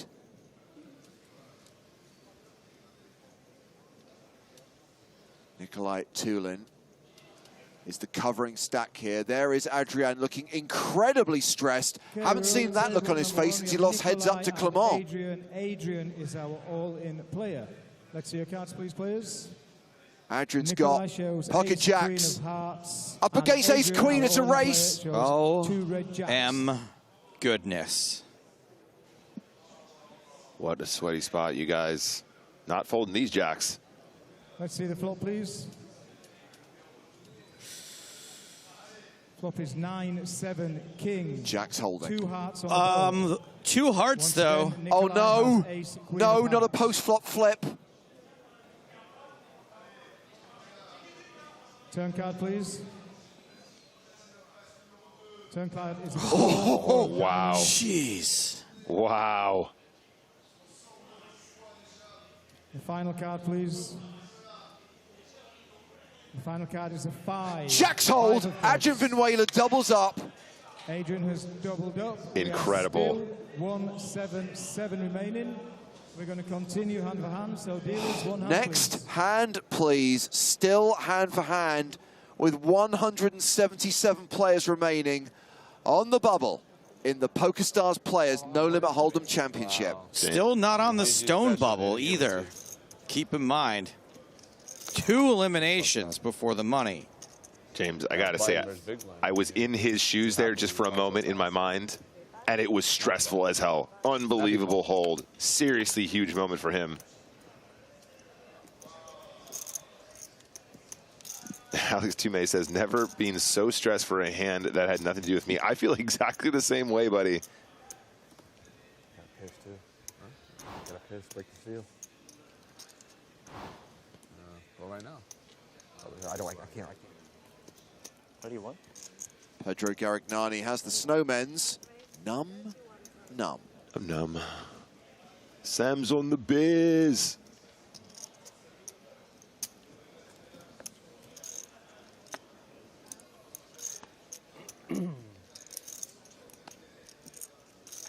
Got Jeff Platt in chat on YouTube. What's up, Jeff? Jeffrey? I'm going to steal Jeff's line. Could you stand up for me, please, sir? Is that right? Did I get it right? What's the line, Jeff? Excuse me, could you stand up for a second? Come on, we really need to lose 2 players. I say this guy 100%. You want to volunteer, Nacho? So again, we see play conclude on the main stage. Over to the secondary feature table. And Chris Moorman in another pot, this time against Papo MC, Alejandro Lococo. They're going to the flop, which is Jack 8-6, and Papo still has the best of it with ace high. Stand up for me, please. There we go. Dim the lights.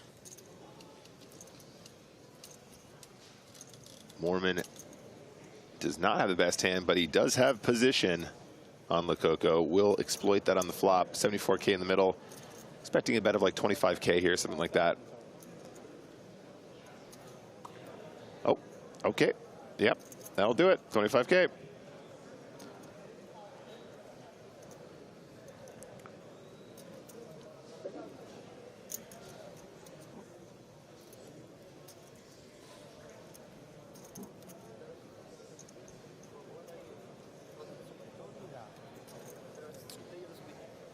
I know we're focused on this hand right now, but do you think the legend of Irimia has made it through the crowd at this point, that there's a guy up on the feature table with a big blind? I wouldn't be surprised if he wasn't the only one. With the number of tables in play, yeah, it could easily be other tables where we're waiting for 2 or 3 hands before someone is forced all in.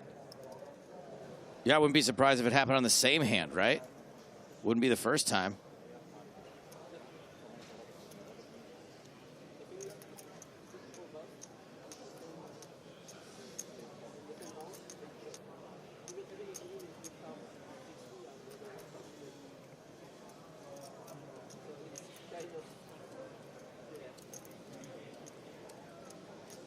Obviously, we know we've got Griffin out there somewhere. We know that he's on the verge of his second PSPC cash.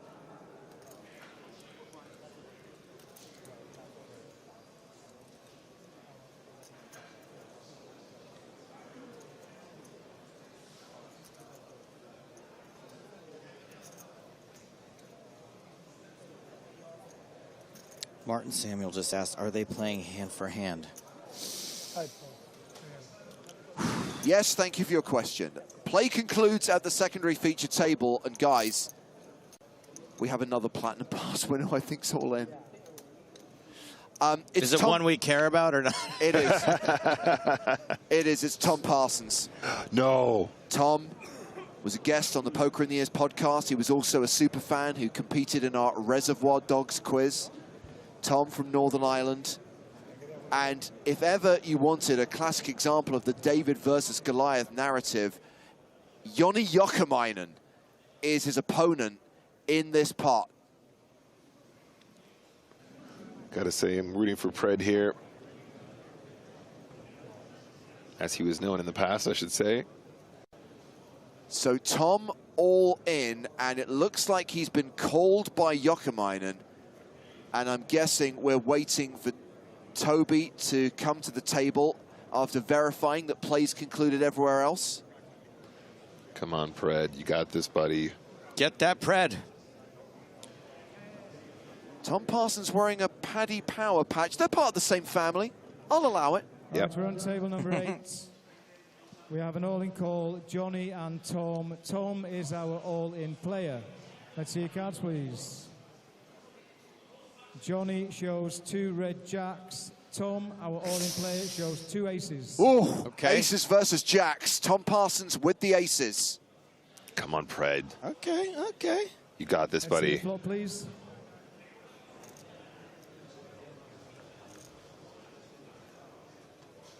Flop is 7-5 queen. So far, so good.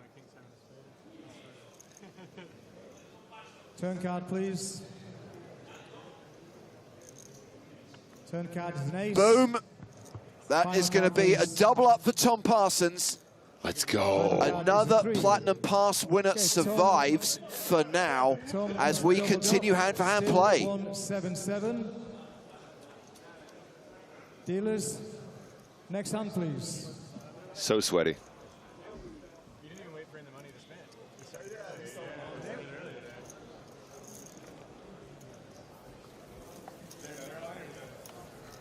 So, just to reiterate, any of these times that we've seen the short stacks double up, if they had gone, I think it's been a favorite just about every time. But if a suck out had happened, or just a statistical, not even anomaly, but just things had gone slightly the other way, this be over. It just so happens that we're quote unquote running good in the best hand, winning every time. Yep.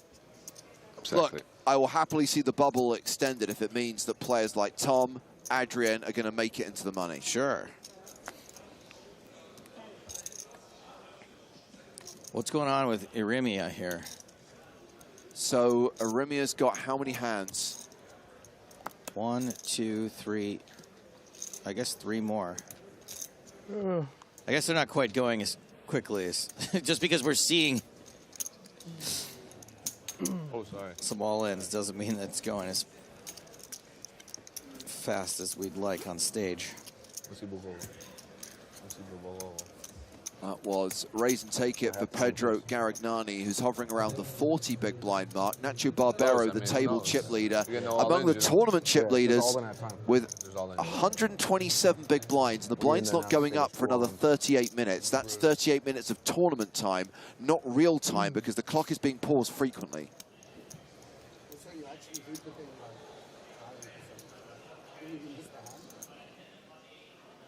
I like this comment from Piet Paco. It says, the bubble is such a great thriller. Who the hell needs Netflix?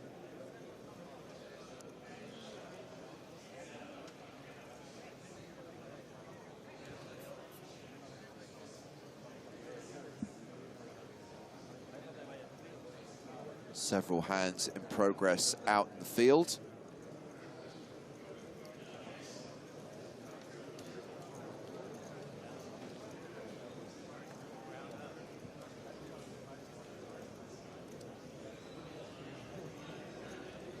Obviously, it's the big parts we want to focus on, the potential all-ins.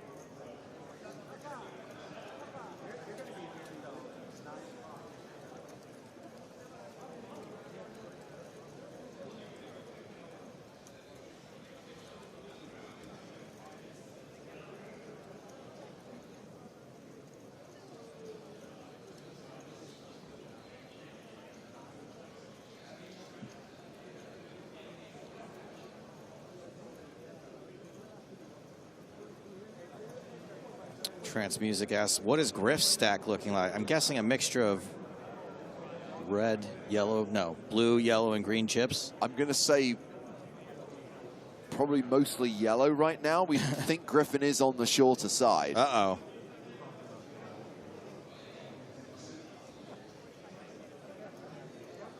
So many sweats in this field. People we know like Griffin and Rory Jennings, all the Platinum Pass winners, hoping to lock up that min cash of just over 35K. And did I see a triangle? Yep. We have an all-in player over here.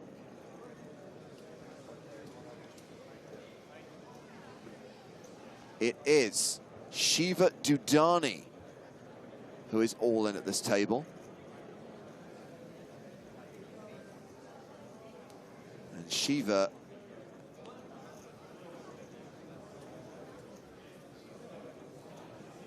I think Shiva's been called. Toby Stone coming in, but we've still got other hands in progress, so we're not going to deal this one out yet.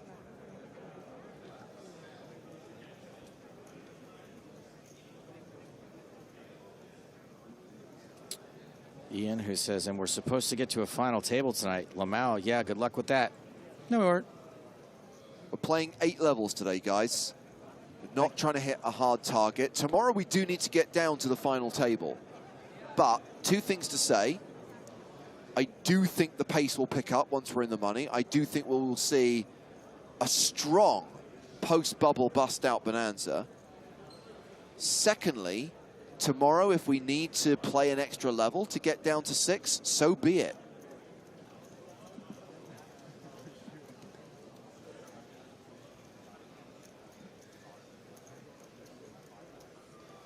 So confirmation that Shiva Dudani is all in against Miguel Martinez. Dudani, where's my cards? All right, chat, just while we're waiting, how many will we lose after the bubble bursts within the first hour? Go, place your bets now. Meanwhile, we are tracking across the room to pick up the last hand in progress before we get to deal out the all-in between Dudani and Martinez. Looks like there is a hand involving Joop van den Bijgaard. Joop. He's over at Roberto Romanello's table. I can see Joop. His opponent, Tony Tran.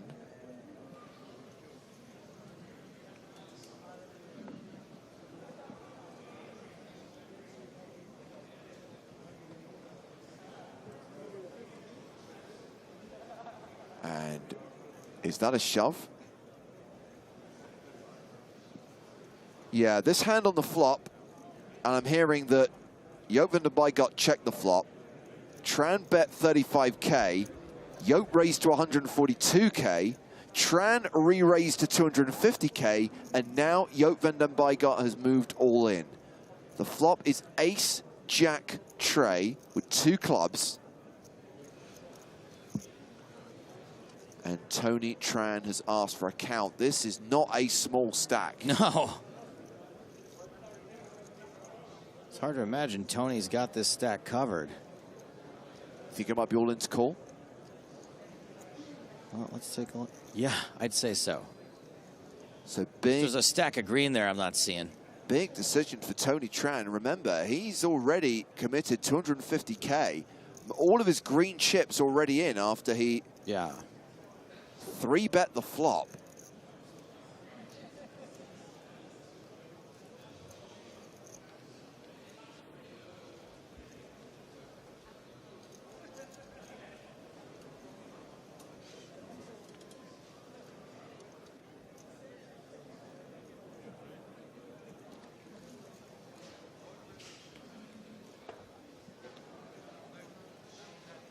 I mean, if you're gonna look someone up light here, you might as well be the stone bubble. You don't want to be the soft bubble.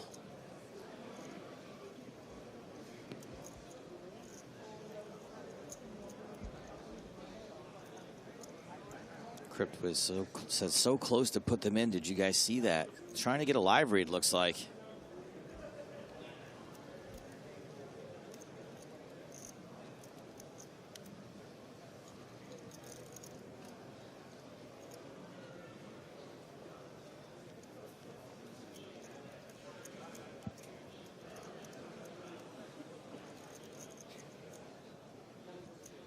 Tran has been shoved on by Joop van den Buyck after 3-betting the flop.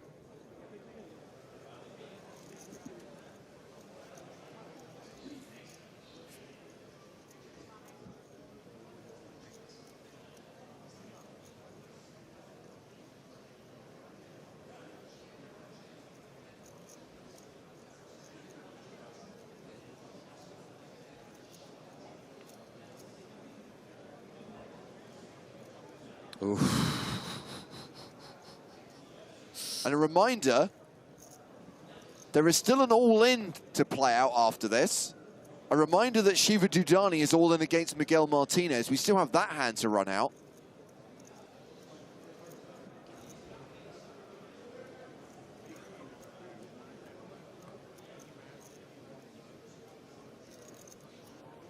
Does he know it's on him? Nah.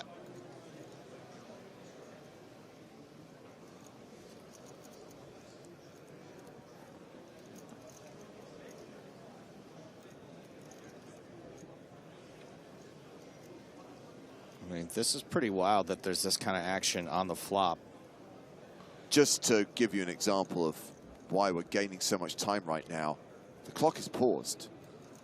So the players aren't losing any time while Tran is thinking about this decision. I mean, just to go over the action, it was a check raised, and then Tran 3-bet, and Joop moved all in. So these got to be two pretty strong hands. Right. Absolutely. Absolutely. But remember, the next 2 players eliminated will leave with nothing. I mean, sorry, maybe Joop's bluffing, but... I mean, even if he has like ace-jack here, Joe, it's like still a really ugly spot, isn't it? Ace-jack versus a set, ace-king versus ace-jack. Right. I mean... Exactly. I guess Joop's got him so covered that it could be something like a pair and a flush draw, or maybe just a flush draw. Ace-jack tray, 2 clubs.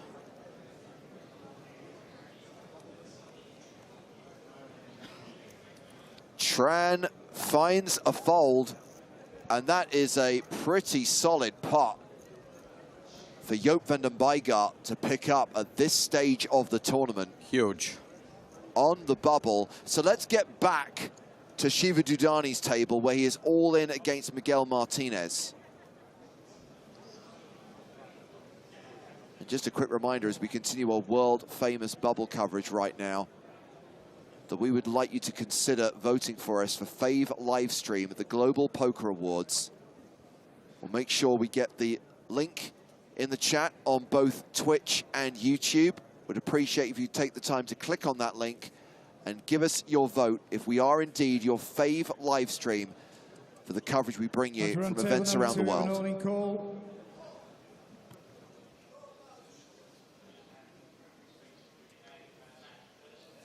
A reminder that it's Shiva Dudani who's the at-risk player here.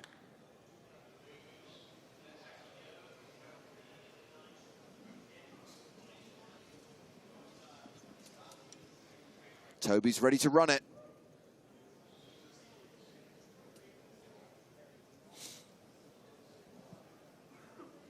I think. Toby.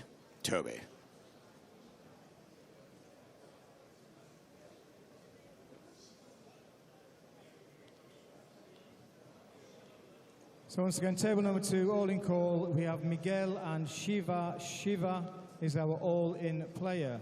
Let's see the cards, please. Miguel shows Jack 7 of suit, and Shiva, our all-in player, shows Ace 10 of clubs. So Shiva at risk, but gets it in with the best hand.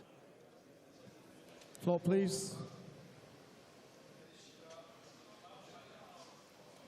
Flop is Queen, Jack, Ace.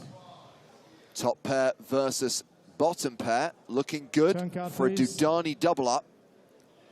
Turn is the Jack. Oh, scratch that. No. Jack on the turn. That'll give Martinez trips. Final card, please. Final card is that 4. Is a bust we have out. lost a player. We have 176 remaining. We will break a table, and then we will continue. Shiva Dudani eliminated in 177th place. Please bear with us, players, while we break a table. Oh, come on. That takes us down to 176. That means we are now on the pure bubble. That means we are breaking a table. That means we're going to have even players at every table, 8-handed throughout, and then we will play on. Hand for hand continues. The stone bubble. Can't help but keep coming back to our boy Marius Iramia on our feature table with that one big blind. One step closer to sneaking in. I know he made some big folds earlier on. 9s, jacks. I know there is an argument that he was committed when he was in the big blind. If he manages to scrape into the money, yep, it was all worth it. Absolutely. No, I'm rooting for him, for real. I'd like to see his patience paid off here. Certainly more patient than I would have been, but we are in the mix. Of course, those blinds coming around real quick, though. They're breaking a table. 176.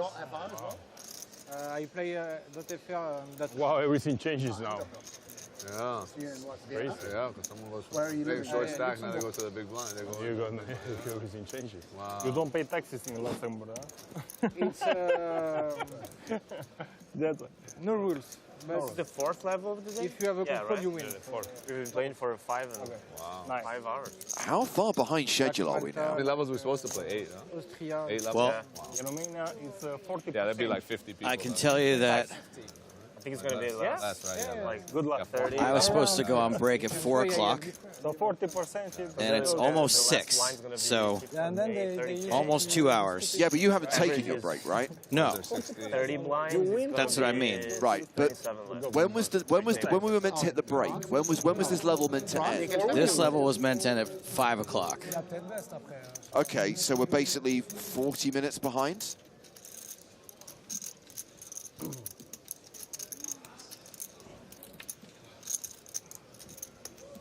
Oh, but we've still got another 40 minutes on this. We're going to be like... Yes, that's what I was saying. At least an hour and a half behind. There's another all in? No. No, the tables break, so they're... Backput says, someone gets Stapes a dry hot dog. While we're waiting for them to balance the tables, while we're waiting to get the play restarted, maybe we can give everyone the link to vote in the Global Poker Awards. Because I do feel that our world-famous bubble look on the bottom. coverage See is a next prime break? All the way in the example bottom? No, no, but it's of why I think our production team, again, it's not about The break us, is 22 minutes why our long. production team is worthy of your consideration. So last year, we streamed from Prague twice, Monte Carlo, Barcelona, and London on the EPT. EPT Live, if it's your favorite live stream, go to globalpokerindex.com/awards and cast your ballot. Then have a 10-minute break or 15-minute break, then have one more level for the future. You know what I mean? Not go to dinner and come back and play one more level. You know what I mean? But I think it's because if you play 8, a lot of the restaurants start to close, or if you don't get in, it's like the restaurants are shut down if you play straight through. That's Oh no, not straight through. I'm saying take a break and then play like 7 levels instead of 8, and then go to and end the night at like 8:15. You know what I mean? Where it's like the 6:30 is like for the older people. You know what I mean? By the way, They eat early. there's already 70-something players in 25K. Sick. Really? How many? Yeah, I walked by real back. You're gonna play, right? 70, like 75. You're gonna play? Must. It's gonna get. Maybe not right now. It's gonna get 200. Come on, guys, get that table broken. Yeah, 76 already. I mean, 75 players. Pretty good. Right now It to just started. start. It just started, right? Yeah, it's gonna get 200. Oh, it started at noon. Oh, it started at noon? Oh, then maybe not. No, but many people that go from here. a lot of people. Straight, yeah, a lot of people. And a lot of people register tomorrow. What do you think? People 180? asking what to vote for. I know it's a little confusing when you get What's to your that page. over-under? EPT Live is what we're listed under. More. You're sharp, bro. You're sharp. Thank you for asking. It's probably gonna be like one. Yeah, one. Got to remember to mention that when we do the plug. Keep forgetting. Yeah, Howard Swain from the PokerStars blog reminded me this morning, apparently this is only the first stage. It then gets reduced to a short list of 4, and then there's another public ballot. Come on, I know you don't got a hand, bro. Yeah, that, you know. 9-4. I saw in your glasses. Oh my God, come on. Like 2 public Oh votes my might be kind of God, pushing it a please, bit. just- For the first time ever, I did God. like text It's gonna be friends me. yesterday and was like, "Hey, if you guys," because the friends who tune in at least. Yeah, yeah. And I'm just to gonna have to tank, do that a just so you know. second The time, first card is the ace of ugh, spades. that's so annoying. Pretty sure. Eric! No cider? All right, we're back in the mix. You do this to me, bro? The I swear Ochos. you'll never be allowed in America again. Come on. Maximum pressure. Bubble No hero. fucking way, dude. Wow, he No woke way. up with the aces. I like it. Come on, Schwartz. You know you're folding, buddy. I'm not a fold, buddy. I'm rich.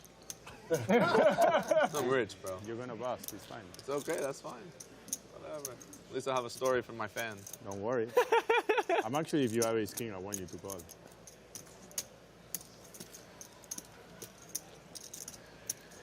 fans.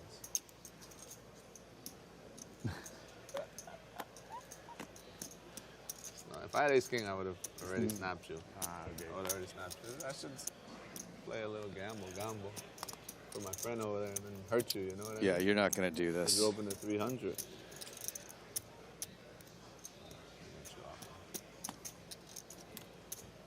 That's losing. Stop. It's match. Oh, okay. It's a match? Matches. That'd be a 6 slow roll, Sean Deep style. Sean Deep style. No, I'm not folding. I'm gonna make him torture him. After you show me Jesus, that. Noah's got the vibe of someone that would slow roll like that, but I know he is. I know I he don't has think shit. he'd do it. I know. Listen, I know he has Even shit. if he had the aces. I know he has shit. I do it like Baccarat, bro. Ace 5 He gave the suited. ace jack speech as well. He warned you. He warned you about ace jack. Ace 5 It's a heart too. It's a heart. Show the 9-4. Show the 9-4. Nah, he has 9-5, but 9-5. He's got the snowmen's. Num num. Wow. What? That's where we're at right now, guys. Is Sick. Pocket H just How do I get being that? the most Oh, interesting nice. thing anyone's seen for the last hour and a half. I thought you were going to say this is where we're at now, guys, just making noises. Words are possible now. It's just tough to see because it's like they're all around the table. Over to the secondary feature table yet again. It's the Moorman-Weigel show. So Weigel has king high. Moorman has at least a pair of 7s.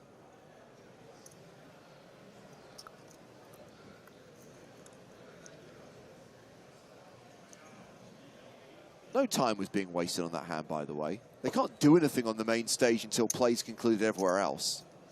Wow, looks like a chunky bet. 184K in the middle.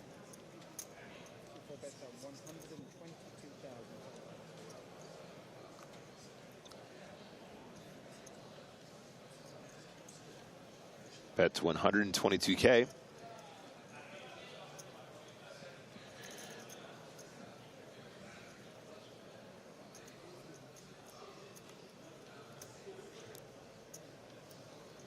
I mean, bearing in mind, guys, we are now on the bubble. Can you imagine what the atmosphere is going to be like in that room when these players do finally make the money? All bar one. Right, yeah. All those Platinum Pass winners. I'm hoping for a big celebration.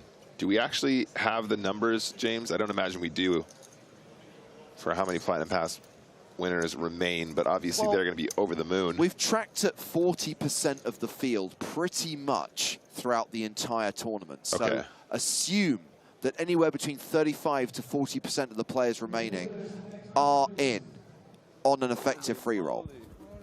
Holy moly. Huge free roll. I just want him to sweat. Okay, next hand. Like, you have so many chips, you don't even sweat it. Players dashing to get back. We are on the bubble. Read the words. I need to pee, that's bad. I might just go to the restroom. If there is a lean and call, I go. I take the chance. If there's all in, call you, though.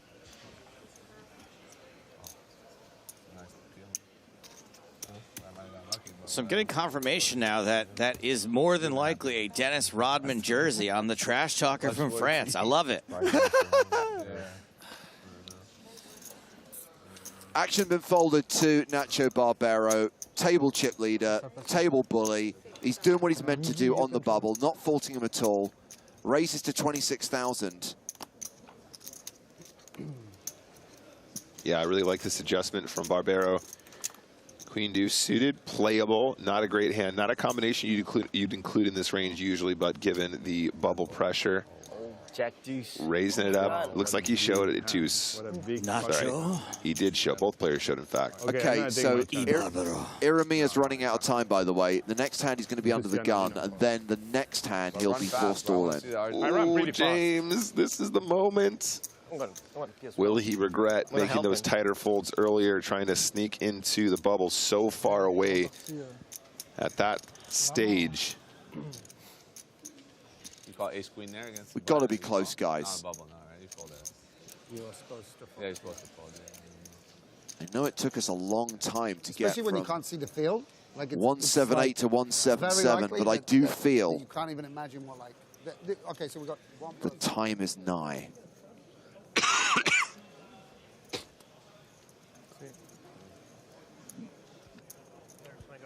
This play concluded at the secondary feature table.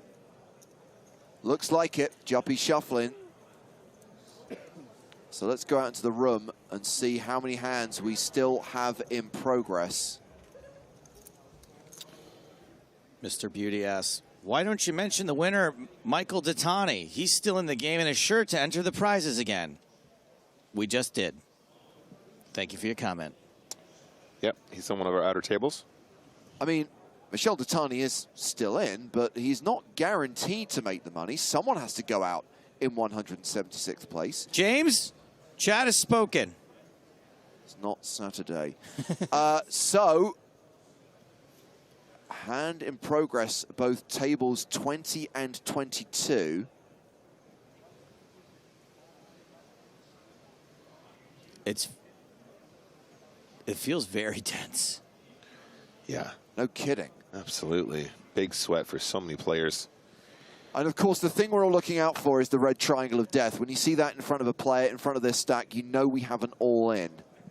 Also, boom mics and cameras, also a pretty indication that there is an all-in. Actually had the pleasure to meet Datani last night. Seems like a really sweet guy. Hitting the town with his girlfriend. And when I say town, I mean the Bahama Resort. Living that Bahama lifestyle. So several tables still running. Hands still in progress. On the stone bubble. 176 remaining. That is the red bubble on your screen. When we get to 175, that bubble bursts. The remaining players will be in the money. The Toby Stone bubble. You can see top left there, Arlie Shabanimal standing up. He's probably sitting kind of pretty right now. I know he was looking good to sneak into the money. He seems pretty relaxed at the moment. Bottom right, Mason Pye in that fancy shirt. Are we sure that shirt's not cultural appropriation? Might be. Look at some of the other tables. Side events obviously also occurring. Well, we're going to track over to Noah Buchan's table. One of the first ever European Poker Tour main event winners back in 2005. Took down the Copenhagen leg of the tour in season 1. He's in a hand against Robert Cowan. Buchan opened to 25,000. And Cowan has raised to around 200K. And looks like the action is back on Noah.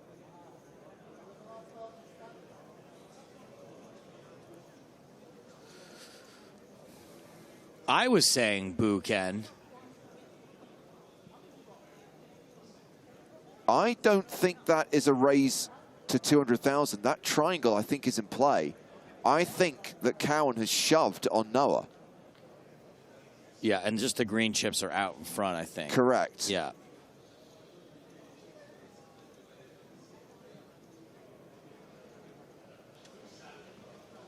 So this is a big decision. This is all in to call for Noah Buchan.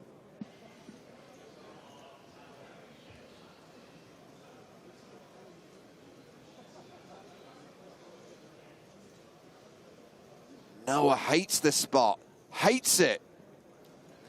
Yeah, the grin on his face just says, oh, this is so ugly.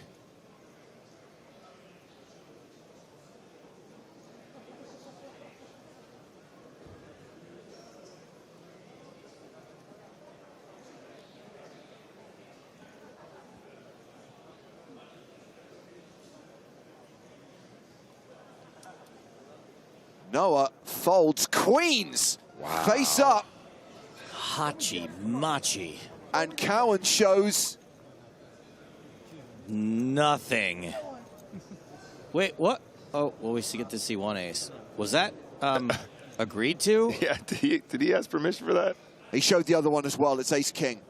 It would have been the sickest and classicest of all races, but Noah folded queens on the bubble, having been shoved on by Robert Cowan. You can't be that mad about that, right? Seeing ace-king? Yeah, I was going to say, Joe, guys, take note. All you chat pros out there talking about folding jacks earlier, this is the spot where you make the big folds. That's totally cool. Well, never mind folds. We have not one, but 2 all-ins where there has been a call. So we are going to deal out at least 2 all-in hands. Just checking that players concluded everywhere else. And what's going on with Arimia? Well, he's going to be all in, not on the next hand, but the hand after that. So he's going to be sweating this. All the Platinum Pass winners are going to be sweating this. All the short stacks are going to be sweating this. It is Maurizio Pais, who we saw make a deep run in the PCA main event, who is all in here against Omar Del Pino.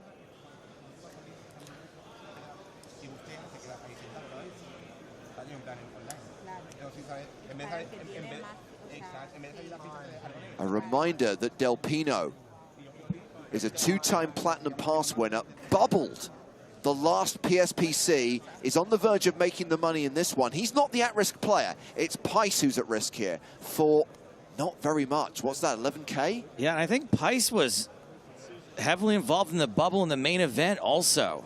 Yeah, I think he made the penultimate day. 16th place finisher, I want to say? Yeah, something like that. But I remember was playing a little slower on the bubble, but did go pretty deep after that. So Pais is the at-risk player. called by Del Pino, and we are just waiting for Toby Stone to come to the table so we can deal out this all-in. If Pice loses here, we will be in the money. If he doubles up, there is still another all-in.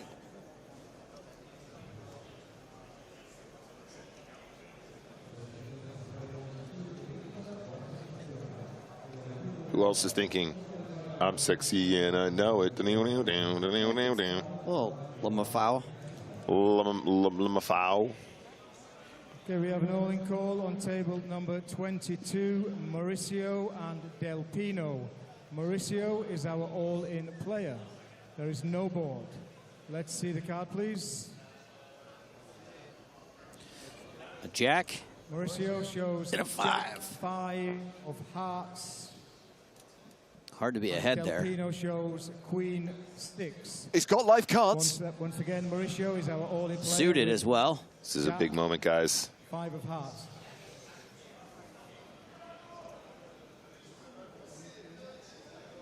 If Jack 5 doesn't connect, if Jack 5 doesn't hit, the bubble bursts.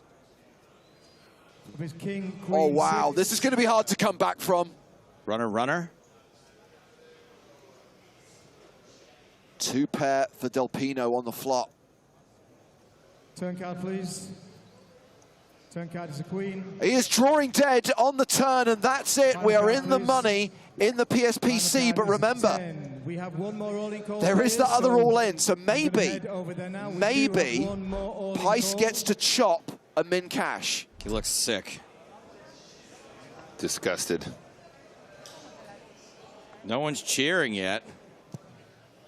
Well, we need to see what happens in this other all-in situation, and I'm hearing that it is a platinum pass winner who's at risk, Miguel Pizzari. Please remain in your seats, please. We do have one more all-in call.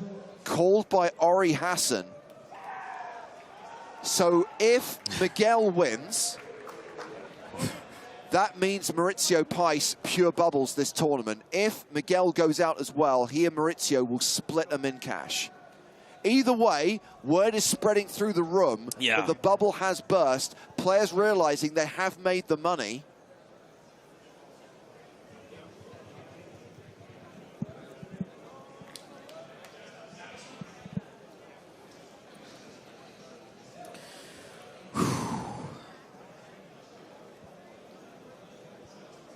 So this hand's just a bit of a formality now before the real celebration can begin.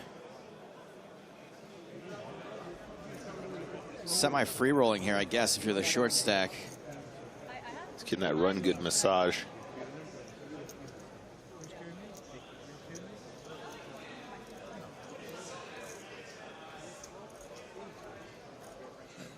Okay, we're on table number 20. 2 players, Ori and Miguel. Miguel is our all-in player.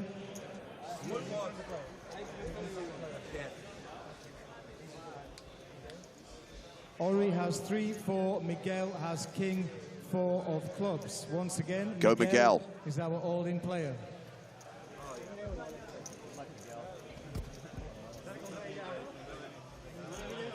I mean, Miguel's guaranteed to not walk with nothing. Let's see the floor, please. Sorry for the double negative.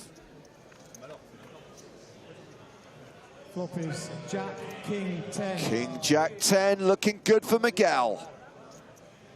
I mean, that's big-time domination. Turn card, please. Oh, we got a sweat! We got a sweat! Not really. It's not over yet. It's not over yet. Final card, please. Running threes, come on. Final card is an ace. Inconsequential Greenstein. Miguel doubles up. Okay, congratulations, players. Congratulations, everybody. You're all in the money at the 2023 PSPC. The bubble has burst, finally. Congratulations, everyone, especially Marius Irimia. He did it, you guys. I'm so happy for him. Congratulations to all of our sweats, from Marius on the main stage to our Platinum 5, the remaining 3 who are in, And of Clement, course, a special Adrien, congratulations to all our remaining Platinum Pass winners Christoph. who have all locked up $35,100. Congratulations. Woo! 35 grand. That means Griffin has cashed. It means Rory Jennings has cashed. It means Mason Pye has cashed. Ali Shaban has cashed. Incredible. Absolutely pumped. That was a bubble, ladies and gentlemen. Oh, they're going to be flying out right now. All right, guys, now start the clock again. Boy, those stars accounts just got pumped up, man. That means with 32 minutes left on the clock, we are set for a pretty dramatic half an hour. The post-bubble bust-out bonanza is going to be extra special this time. I can feel it. The Bahamian post-bubble bust-out bonanza. Buckaroos, buckle up. Now this is going to be a nightmare for the tournament staff. Oh, if he They'll keep up. didn't raise the button? Oh. Cheese, please. I don't. The picture comes. I don't. I talked to Sergio. Sergio told me shove. Hey, I talked to Sergio. Thank you. Marius Iramia there in the black PSPC hoodie, official merch, given to all our Platinum Pass winners. Of course Marius cashed, because what is 2023? It's the year of Romania. Of course. And I'm very pleased for him. His patience in the end did pay off. He was only, James, just a few hands we're away. all those people that said fold those jacks. You can suck my butt. In 33 minutes. So rude. So rude. Very often. Yeah, also I'm inducing He was just a few hands away from being forced all in, but his patience has paid. We have a break. I've been using a lot. So I'm going to walk down the stairs, make a right, go upstairs. Look how chatty everyone is now. Everyone's like, blah, blah, blah, blah, blah, blah, blah, blah. In the biz, we call that chirpy chips. But they had eights anyway, so it doesn't matter. Like that hand's too good. Yeah, I don't know. Maybe I asked about it because I didn't know the tournament. People put it with this. I only have 18 blinds, bro. Standard. 1.6 million. It happens, but it happens. So you have nothing. I have 200, 190. I have 203. Almost 20 blinds, bro. Definitely then I shove it. Now you can start thinking about winning the tournament. Now we can start thinking about who's got a shot to win this. Exactly. Step one, get into the money and lock up a min cash of 35K. Step two, start thinking about the final table and those seven-figure scores. That's right. I mean, guys, is this where we see Marius Iramia just totally change gears, storm it all the way to the final, stack everyone? Literally a Joe Stapleton special, chip and chair. They should make the break now and then play 2.5 level. It's been long. It's been long. You know what? We should let these guys run the tournament. I don't care because I just went to. Clock's running again. Here we go. In the money, in the PSPC, this unique 25K tournament. And get set, get strapped in for the post-bubble bust-out bonanza. But every elimination now is not tinged with sadness because at least they're guaranteed some money. 35. He goes to 100K. 42 if you count those. Yeah, it's easy to spin. It's easy to spin.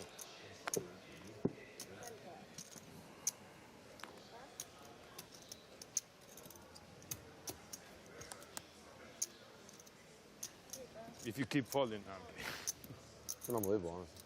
he runs. Garignani in the small. Jack 8. Grafton in the big. Grafton did have a bit of a punt during the bubble. Stuck with 20 bigs right now. Starting to get really, really hungry. Hungry? Yeah, but I think I'm going to make it to dinner break. You never know, man. You never fucking know. No. Fasting. You're fasting. Queen Jack suited for Sam. Fasting since like last night. And I would be surprised if he just checked this back, but... Homie TV, watching on Twitch, says great bubble coverage from Nick and the two J's. Thank you, Homie TV, but I think really you want to be directing your thanks at the production team for the world-famous bubble coverage. We just speak nonsense over their hard efforts. So Sam did check it back, did take the free flop, flops a flush draw, and Has what's going to be the best hand a fair percentage of the time with queen high anyway. Which cut did you get? They had a bunch of different cuts. Like the ones in Vegas. Yeah. Not a CK. No, one of them. We got like the Wagyu, the ribeye. Yeah. I like Cleo. I think Cleo's my favorite place I've been to. Yeah, Cleo's great. I love Cleo. I say everybody's my favorite too. Cleo's very good.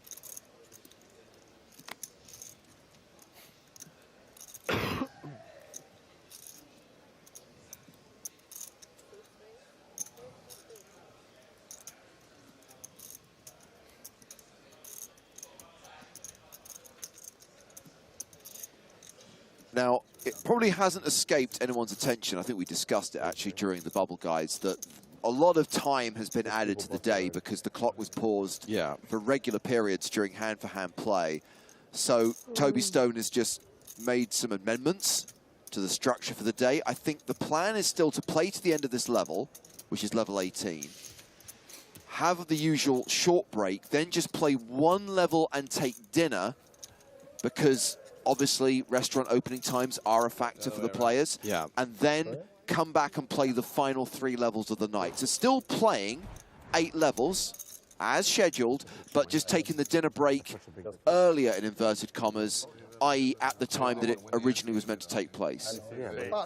Does that make sense? Does. At the beginning I had it, and then the more you explained it, you kind of lost me. But well, Nick was nodding along. One level, dinner break, and then we play out the rest of the day. Yeah. Yeah, okay. I mean, I doubt we'd play those 3 levels straight. I think we'd still take a break. A 20-minute break. Yeah, at some point. After a couple of levels, yeah. I mean, that makes sense, too. So, you know, getting those dinner reservations here is important. And if not, you got to stop at the old Pizza Lab. That thing closes at 11. So, yeah, organizing food here at the Bahama Resort, important. And obviously, you got to fuel up for tomorrow. Big day of poker ahead, playing down to a final. Okay, so we've ticked down to 169 already. Among the first few players to cash, Ali Shaban. The Shabanimal cashing out for $35,100, officially 174th place finisher. Actually, a funny dynamic as well, guys, just to mention. Obviously, a lot of our team pros have banded together and swapped action with each other. I know for a fact that Wistern actually was sweating several people who are now in the money. So he's going to have a very exciting couple days, sweating his players, going deep, hopefully. And despite the fact that he's busted, still an opportunity to make a few bucks. All in over here, guys. KJ is going to go for it. Envy Music asks, did Rory Jennings make it to the money? Yes. And here we go. I have 2 free. Iramia forced all in the big blind, as we said. You can't say Aramea without rhyming it with Year of Romania. So is this a 3-way all-in? Iramia and Zaki both at risk here? Yeah, who's the big stack? Garignani. I will not be mad. I mean, live cards for Iramia. Which chain do you think wins? You're saying there's a chance. Oh, no. Yeah. Not awful. I mean, it's good. It's okay. You play PLO? 6? 4. No, I play PLO 4. I play 5. I don't play 4. I mean, he's happy either way, right? Yes, he's fine. He's breathing again. Wow, what a flop for Iramia. And so it begins. Ship the straight.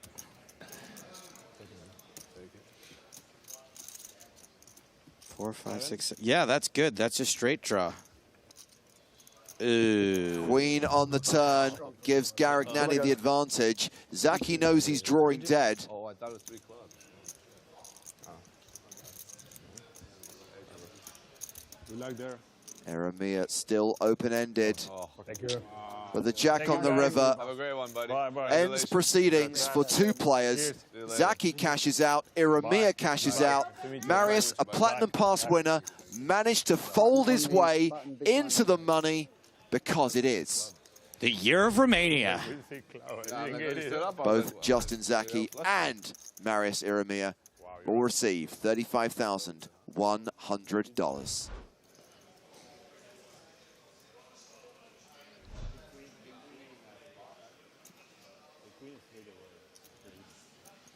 fades to 7 and 7. So 167 now. It's a decent one. It is. Believe it, it's big. He's just pissed off because normally he's playing a bounty, so he gets some money for it. Normally, bounty hunter. Yeah. I wonder if that guy in the hospital made it back from the bathroom in time for the bubble. We need players. He said it was going to take 10 minutes. I think that was like a half hour ago, so. You are? Might have pulled it off after all. We have another all-in. This is certainly the post-bubble bust-out bonanza we've been waiting for. And sevens for Barbero. Look at that. We've ticked down to 160 players. So that's 15 eliminations in the first 7 minutes. It was 167 at the start of this hand. That's unbelievable. He's going to make the call. Okay, let's see if I look down the list who we've lost. Any names I recognize? Anyone I should tell you about?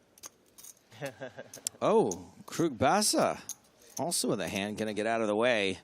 So it's going to be a flip between Barbero and Violo. Like sand versus snow. One of these two things has a slight mathematical advantage. I thought a pocket 8. I had ace. Ace 8. Sevens are gone. No sevens. No sevens, no aces, nothing like C'est ton copain là. C'est ton Merci. pote. Merci, c'est gentil. Hein? Cool. Est-ce que tu préférais le savoir Good vibes at this table, guys. Ça change pas grand-chose. Don't change anything. Yeah, nobody stuck 25 grand. And since it was a freeze out, everyone profitable. Correct. Sevens still good, but wow. Messi. Jack. Jack for a sweat. aces, tens, and eights working for Violo. Oh, gross counterfeit outs. Oh. The noises are very entertaining. 8. Allez les 8. Je suis là pour toi. Je suis là pour toi. Allez, go. 8. Oh. It's the ace. It's Barry Greenstein giving Violo the double up. What a river. Voila, Violo. Wow. Down to 158 now. As the post-bubble bust-out bonanza continues. I cash game shadow. There's an ante. I know I went. I cash games with ante. With 20 big bigs? blind ante. I don't know.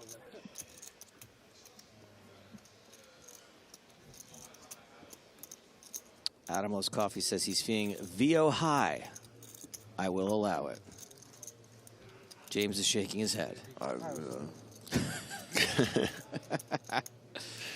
158 in the field now.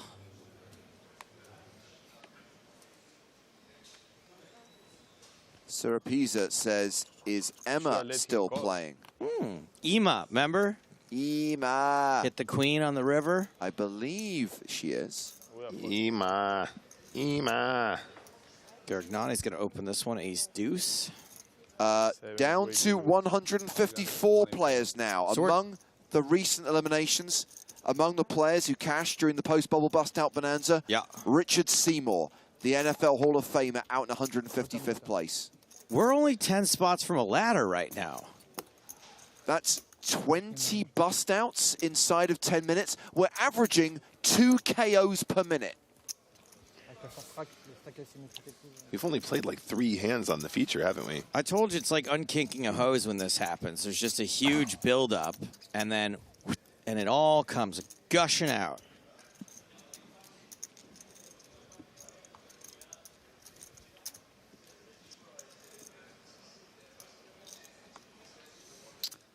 I guess you could say we popped his bubble.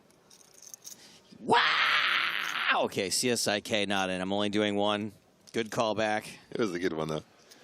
Schwartz, king, queen suited, very pretty hand. UTG going to go ahead and open up to 26,000 chips. Okay. Hello. So 425K behind, and he's got the nueves. Krugbasa announces call.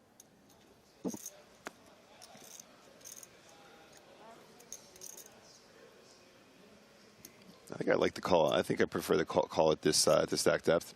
I think that's the way I would have gone with the nueves. Barbero Could be tempted to put in a squeeze here, though. Nacho. I think given the fact the raise came from UTG, though, probably not nearly as likely. Probably just a call most of the time. Ibabaro.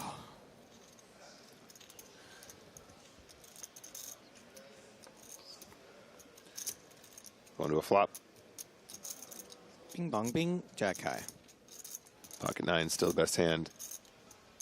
King Queen with some interesting turns and rivers, though. Shorts might be tempted to continue barreling here. Obviously, a lot of good cards where you can continue sort of semi-bluffing.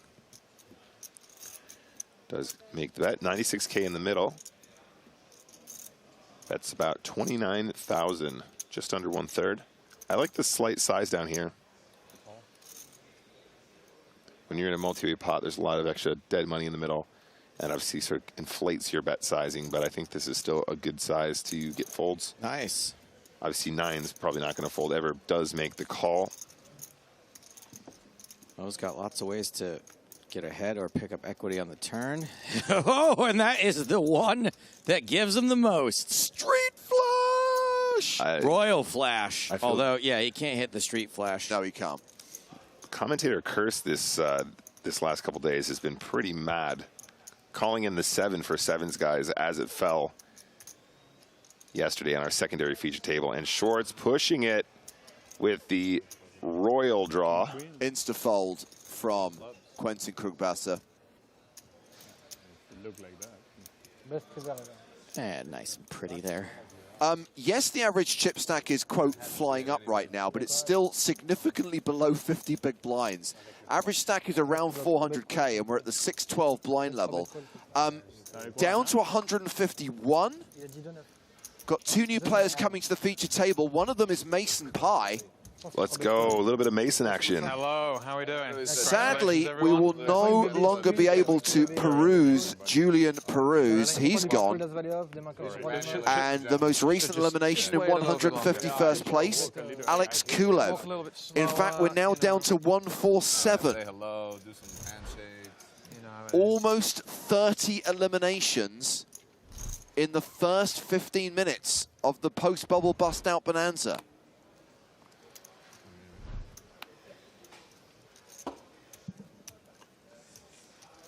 How much are you for? 200. That's your box, yeah? That's mine. My box, yeah. We can share boxes. I mean, fine by me. I have no problem, you know what I mean? Fine by me. He's a gentleman scholar. I like this guy already. How you doing, Mason? Lovely to meet you, mate. No, nice to meet you. I like your Always a gent, Mason Pie. Thank you. Really good friend of mine. Absolutely love that guy. No. I actually appreciate Mason very much as well. Where are you from? But, England. Yeah, I know that. But Northampton, a place called Northampton. Northampton? Near London, but that's where everyone says, you know, when they say, where are you from in the UK? Northampton is not near London. If you live in America, everything is near London. Half the size of Colorado. The other new player at the table is Sammy Lafleur. LaFleur.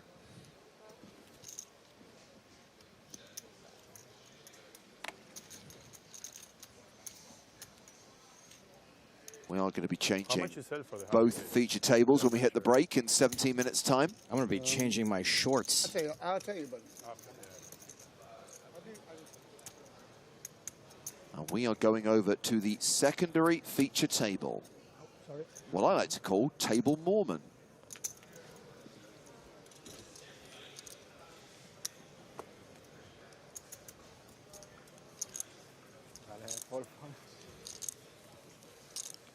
Did you guys ever read Chris's book?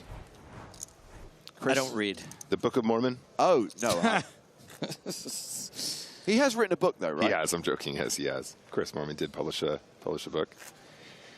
I especially don't read the first book you mentioned.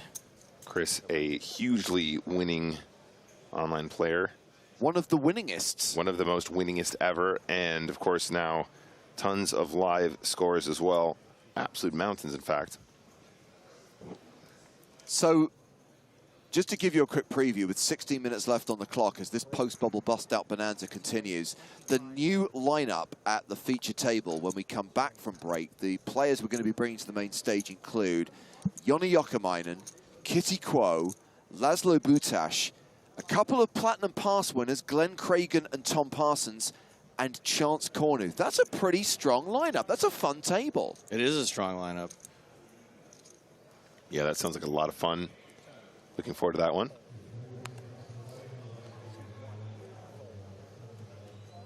So yeah, we're 2 away from another bubble. Yeah, the money jump is when we get to 143, right? Yeah. Aces for Carro. Carro, do you hear that? I mean, you talk about poker books. This guy's book of poker tells. Huge. Renowned. Legendary. Carro and Grdiel. Oh, if only El Comontador was still with us. R.I.P.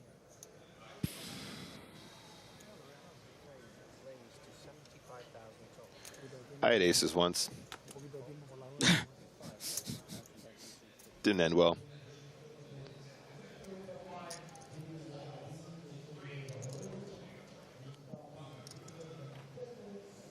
So Caro 3 bets with the aces.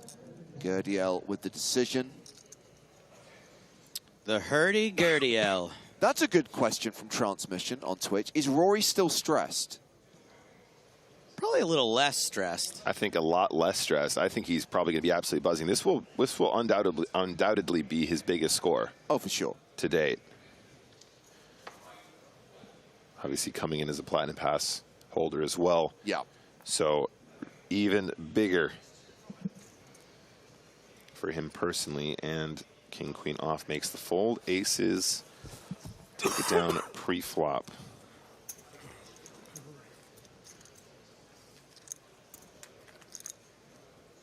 $145.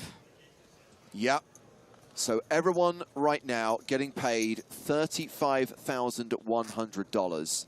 But there is a money jump incoming. And maybe that's why the eliminations have slowed down. Because when we get to 143, you lock up an additional 5K. 40,300 is the first money jump.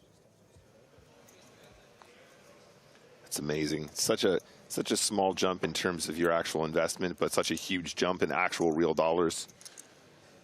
Again, Platinum Pass winners got to be absolutely loving the fact that now it's all ladders from here, assuming they can remain in the tournament. I believe the expression is, it is all the gravy. More ladders than the time I fell asleep at the ladder store. The Ladder Emporium. The Ladder Emporium. To be fair, that's more accurate than seeing stalls at a toilet.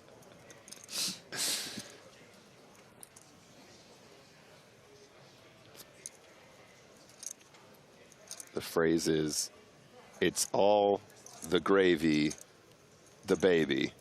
Ooh, nice. So this is Jake Schwartz. He's cashed in the PSPC for the second time. He made a deep run in the 2019 edition. Sure did. Fisher asks, can Platinum Passes still be won? No. You can't win a Platinum Pass after the tournament's already started and they're already in the money.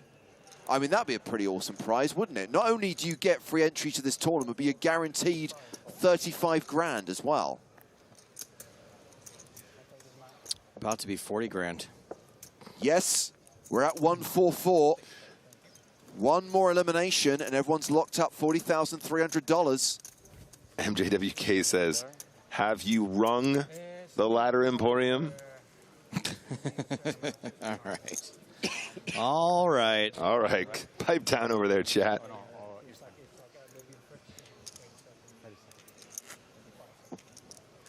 Average stack right now, 422,000. We are at the 612 like blind that. level. I don't usually do that shit, but I like so that. Still pretty shallow. Just one away. Might as well. Might as well take advantage of it. Average stack is currently 35 big blinds, and of course those blinds going up in 11 minutes when we hit the end of this session and we hit the next break. We get a break? Finally.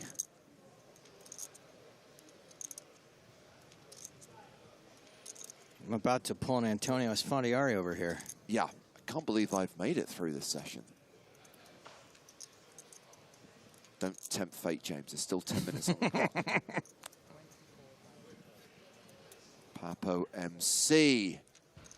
Opening here with King 7 of clubs.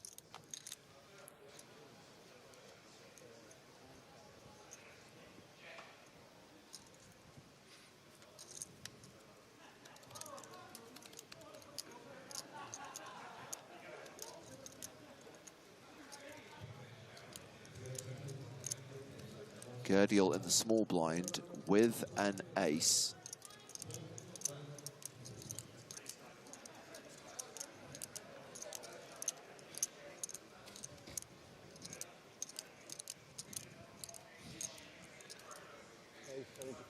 And Gerdiel announces re-raise from the small blind.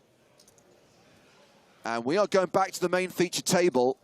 Mason Pie has opened to 125K and been shoved on by Pedro Garignani. A lot of card removal here. A lot of low cards. I won this baccarat hand, so many four sides. Like everyone folded, so there's many aces on the... He went all in except... Cards on their backs, not just shoved on them. Is Sam all in as well? I had king 5 of spades, so we're good. It's fine. It looks like it. Blind back, we didn't see. It's all good, it's all good. No, he didn't. He had a quarter. He had a third, 3/4 of a blind. Yeah. So let's just verify what's happening here. Garignani shoved, Sam Grafton called all in, Mason Pie has called all in. So it is a three-way all-in situation. Mason and Sam are at risk because Garignani has them both covered. No, honestly, I had ace 10, but I had a bad feeling about this. How many dollars is it flip worse? Yeah, like a decent shot, yeah. Okay, nines, ace 10, queen 10. Not looking great for Pie. Well, if Pie busts here, at least he got the ladder because we are now paying players 40,300. We're down to 142. Has to show. It's a hand to show 100%. Okay, the one who wins. I'm feeling a roll. Yeah, I love it. I love it. He won. Pays the other one dinner. I busted to a royal in But a real last nice 25K, so it's Real nice only dinner fair. somewhere. Yeah, sure. I owe Bruno a bottle of wine, actually. Very good bottle of wine. The problem is that the Sam bust now, they're going to not break the table. Yeah, then we're gone. The table's gone. We're gone. The table's gone regardless of what happens, guys. We do normally change the feature table at the midway point through the day. We have reached a reset point, as it were. No, no, don't do that. No, like he always on the feature table. Imagine feeling like him every day. 9 of hearts still card. Oh, that's a good start. King, deuce on the flop. Nines are holding. The jack of clubs. 2 of diamonds, 4 of clubs. Is that? You see where I caught that hand with that kid in? Calling for cards when he's ahead. Unbelievable. It's going to be on the river. 2 of diamonds. Looking good for Sam. Not looking so good for Mason Pie, who's drawing incredibly thin here. Hand of spades. Come on, Pie Face. The river is a 4, so Sam gets a near triple up, and Mason Pie is eliminated from the PSPC. You play great. You put it on a good. You play good, man. You play good. How can I dust off so much 4-betting wrong sides and then just fucking run it up again? It's not bad, is it? Very nice run for Mason. Yeah, well played, buddy. GG. Mason Pie eliminated $40,300 US dollars going straight into his account. GG, bon chance. GG. What a gent. Sam Grafton, he runs good, he plays good. Is there anything he can't do? Well, he needs to make a bit of a comeback because that bluff on the bubble. Hand against Nacho Barbero King's default on the bubble did result in him coming a little bit of a short stack. He's now back up over the 50 big blind mark. Yes. 5 yellows. Make the dealer's life hard, right? You hate the work. Said, is there anything you can't do? Adam says, stop talking, question mark. He is a great storyteller. Prolific storyteller, Sam Grafton. On the feature tables because everyone sees how good I run. Everyone's like, oh, maybe he's playing really well. Like he's always and now they put me on the feature tables, they're just like, Dustin just the same, but he's running pure. Yeah, we saw you trying to punt, and then we saw you get lucky, Sam. You're absolutely right. Yeah. Second in chips at this feature table. Nacho Barbero still a monster stack, nearly 125 big blinds. Garignani, Lafleur, and Violo very much in the danger zone. Danger zone. Lafleur Was that the name of the guy from Dodgeball? Peter LaFleur. Peter LaFleur. Meanwhile, I'm running back. Vince Vaughn's character is Peter LaFleur. How did I not know you're a dodgeball guy? Huge. I know all of the rules of the American Dodgeball Association of America. Well, no, I was like, Dodge, duck, dip, dive, and dodge. Meanwhile, we have now dropped down to 138 players. The bust-out bonanza continues. There's a very good chance we will have lost 40 players by the time we get to the end of this level. that was one of the few where Not going to get to the next ladder, but not far away. We're only 18 spots away from that one. Something about hoses and kinks, I believe, Joe? That's right. Don't want to hear about your kinks, Joe. Hoses are my kink. All right, guys. 8-6 of hearts, Barbero going to go ahead and raise it up a little bit over the 2x size. 2 times the big blind, and 7s in the big blind for LaFleur. Might be tempted just to ship this. I think this is probably always a shove. I did actually rewatch Dodgeball recently. I have to say, the scene with Lance Armstrong plays very differently. Doesn't really hold up, does it? No, it doesn't. That's right. I forgot about that, actually. like with the percentages. He's all in, and it get fooled. You got to wonder if that was known at the time and that was a bit of a PR move. I went out the night before the PSPC. I wanted to swap a little more because, you know, it's like it was a... Like Pestilence in the chat says, Nick, will you hire any of your... I checked my swaps last night. I swapped one second, let's listen to Sam. I ever swapped, actually. There's so many, I'm like, who is this? Wow. 3s and 2s and shit like this. I actually swapped quite a lot in this tournament, yeah. Did we swap? No, okay. You can run it up and we can. It's like, yeah, I don't know. I swapped 1% with 1%. A lucky one ball with someone you feel like... One ball. I know he just sent me a message on Instagram. Like, I know the guy. He's a nice kid. He was like, you want to swap 1 in the 25K? I'm like, I don't swap, but let's do it. You know? Yeah, sure. Yeah. I'm like, I hope it was, so maybe it's the universe. So this is Jack Saviolo. Triangle time once again. I swapped 5%. We didn't swap to 5 people. Really? Nice. That's quite good. It's quite a good way to do it, I guess. Are there any in besides Marcello? LaFleur wants a count. Oh, Noah's still in too? Musta. Musta is still in. I don't know about 4s here now. Noah Buchen is still in. No, but we see first tournament. Yeah, no, not a thing. Wow. So all your 5% are still in? 1%. Oh, I thought you said you Hello? swapped 5 with 5. Right? Voila. 1% with 5 people. No, that's not what you said. You said you swapped 5 with 5. Yeah, he did. His English not so good. No, but that's... Yeah, So among the players recently eliminated... No, but no. 5 with Musta, I swapped 5. No, but I don't mind swapping on day 4. I think that's a smart thing. Yeah, for sure. A couple of Chris's. Like percentage to swap on. Chris Moneymaker. Yeah. He did make the money. Yeah. Cash for 40,300. And Christoph Walkenhorst. One of the original Platinum Pass winners, one of the Chase Your Dream qualifiers. Christoph, who was so emotional last night to make it through the day. We didn't see his reaction to cashing, but Christoph has made a profit of $40,300. Fantastic. And I believe we still have Adrien and Clement in the field. 3 of the 5. I mean, that's pretty good. That's really good, in fact, yeah. Papo all in and ahead right now. Pairs his 9 on the flop. It hurts extra bad when you're flipping with 4s and it's just like 2 random number cards.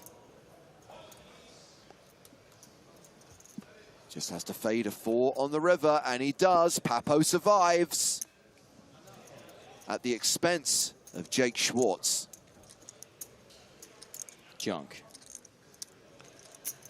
Nice hand, Lococo.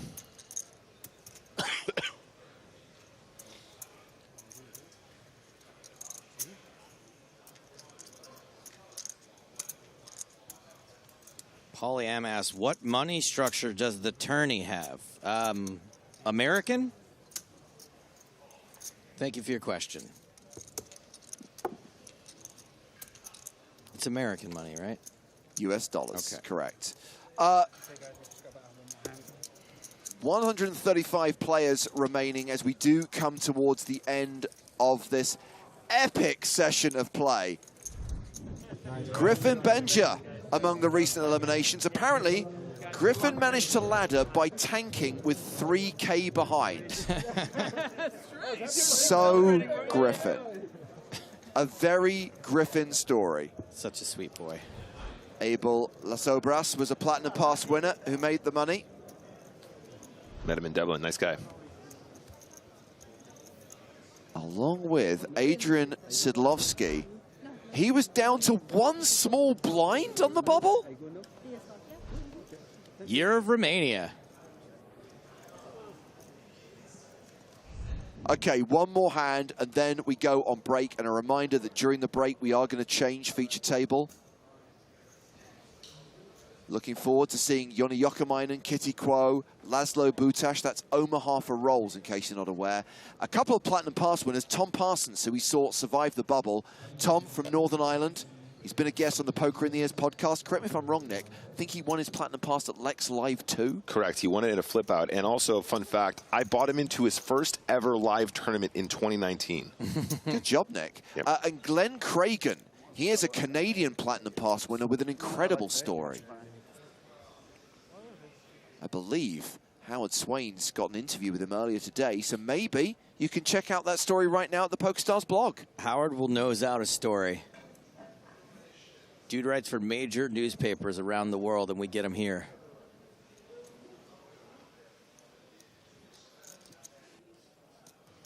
By the way, guys, I hope you did enjoy our extended world-famous bubble coverage from the PSPC. We play on today. This is only the halfway point.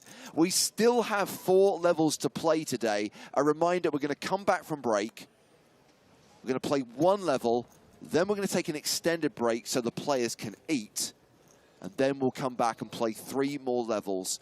Not trying to hit a specific target, not trying to get to a certain number today. Just need to play those 8 full levels today, putting us in a good place for tomorrow when we do play down to the final 6.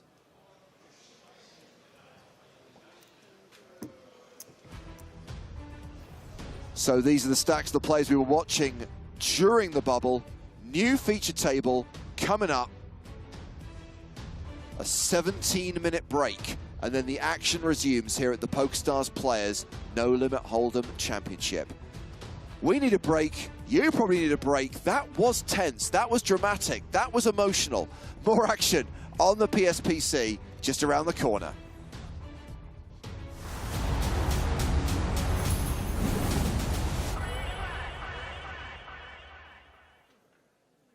It was a worst moment and a best moment at the same time. So that I never forget that moment.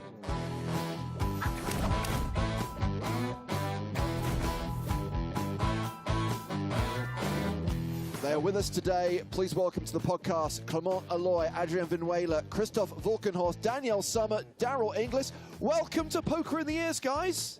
Hello. Hello. Hi. Okay, so Danielle, Daryl, you've been on the show before, but that was more than 3 years ago. It was a very long time ago. No one has been waiting as long for the PSPC as you guys. So first of all, thank you for your patience. I mean, clearly, in that gap we had between the first pass winners and the event taking place, there are some people who can't make it, or there are some people who've moved on from poker. I think obviously what's great is that all you guys are still coming. Danielle, how has your life changed? I think it's fair to say you're relatively new to poker when you came to Barcelona in the summer of 2019. How have things changed for you since then? Massively. Well, I thought that I was quite a good player and that I played a lot before. But then during lockdown, when I had the time to study, I realized that I absolutely knew nothing.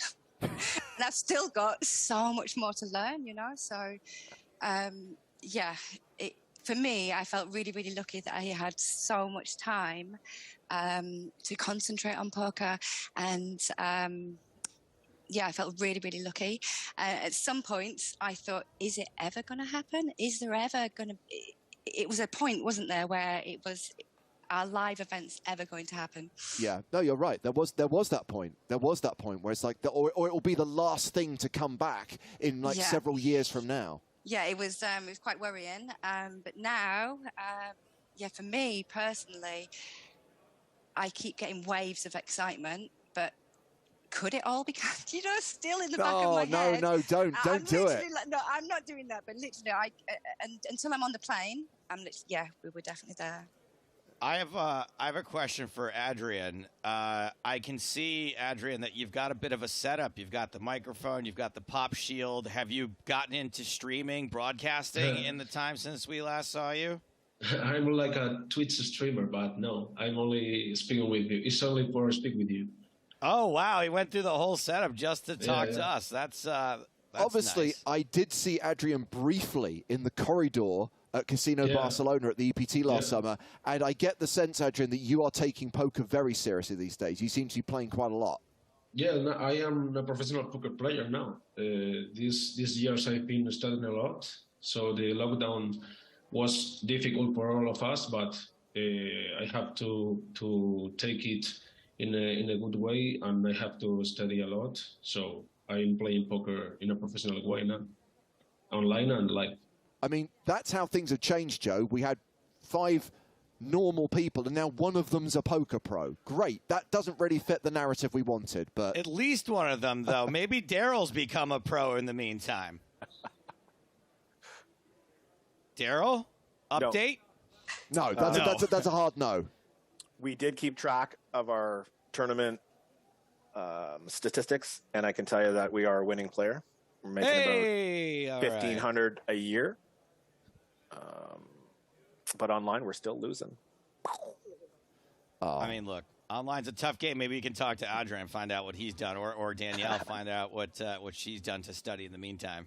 I think one of the key parts of the Platinum Pass winning community, Daryl, is the fact that obviously there are the Facebook groups, and obviously Willie and his team are just trying to keep everyone informed and to keep everyone motivated.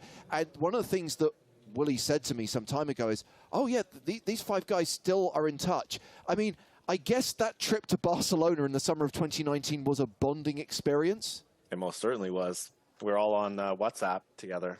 And kept in touch over the years, and it was meant to be months, but it turned out to be years. Christoph, what are your recollections of that trip to Barcelona? I know it was a long time ago, but what do you remember? Well, actually, there are a lot of things I don't remember, but I really remember that trip very well.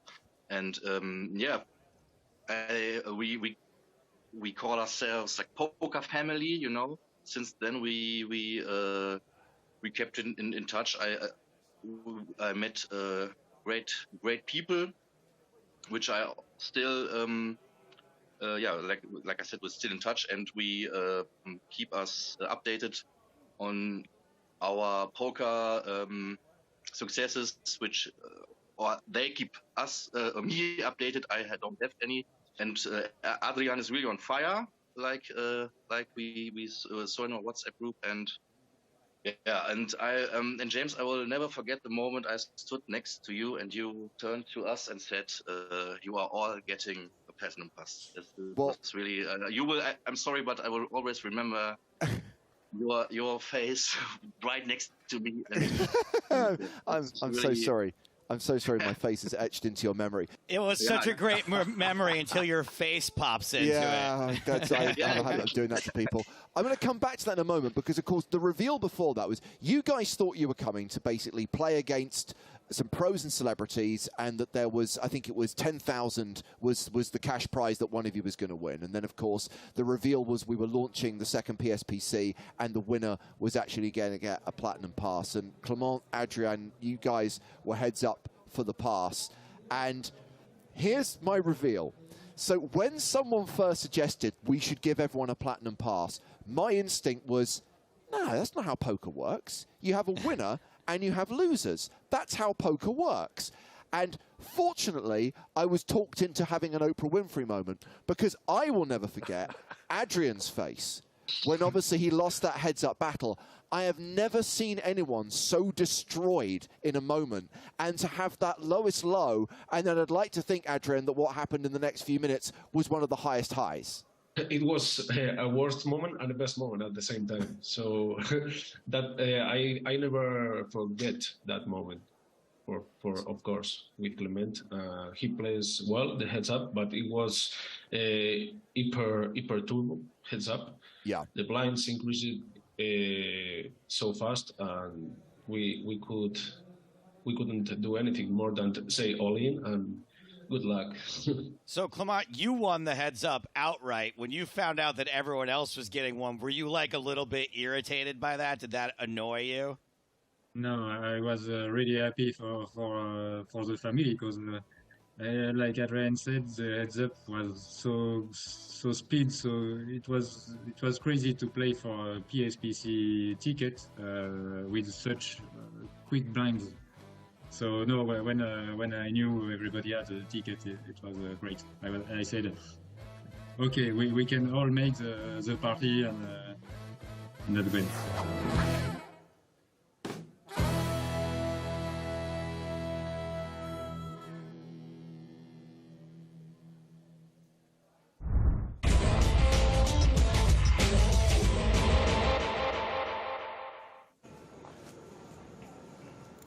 You patched up. You're a killer.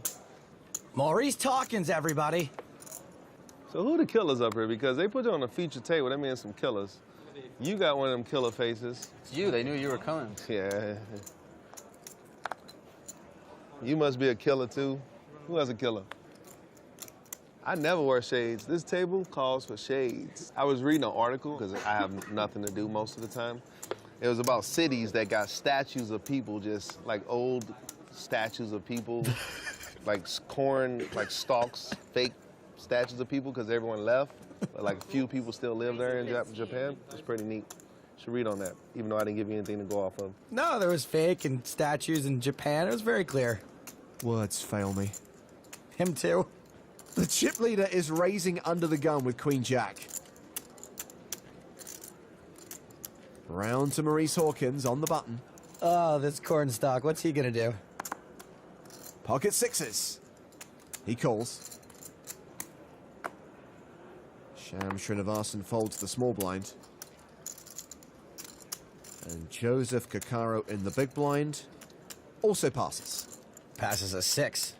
And that's why Queen Jack has the statistical advantage as we go to the flop. So not quite a race if we see all 5 cards. Ace, 9 deuce with 2 diamonds. 6 is still good.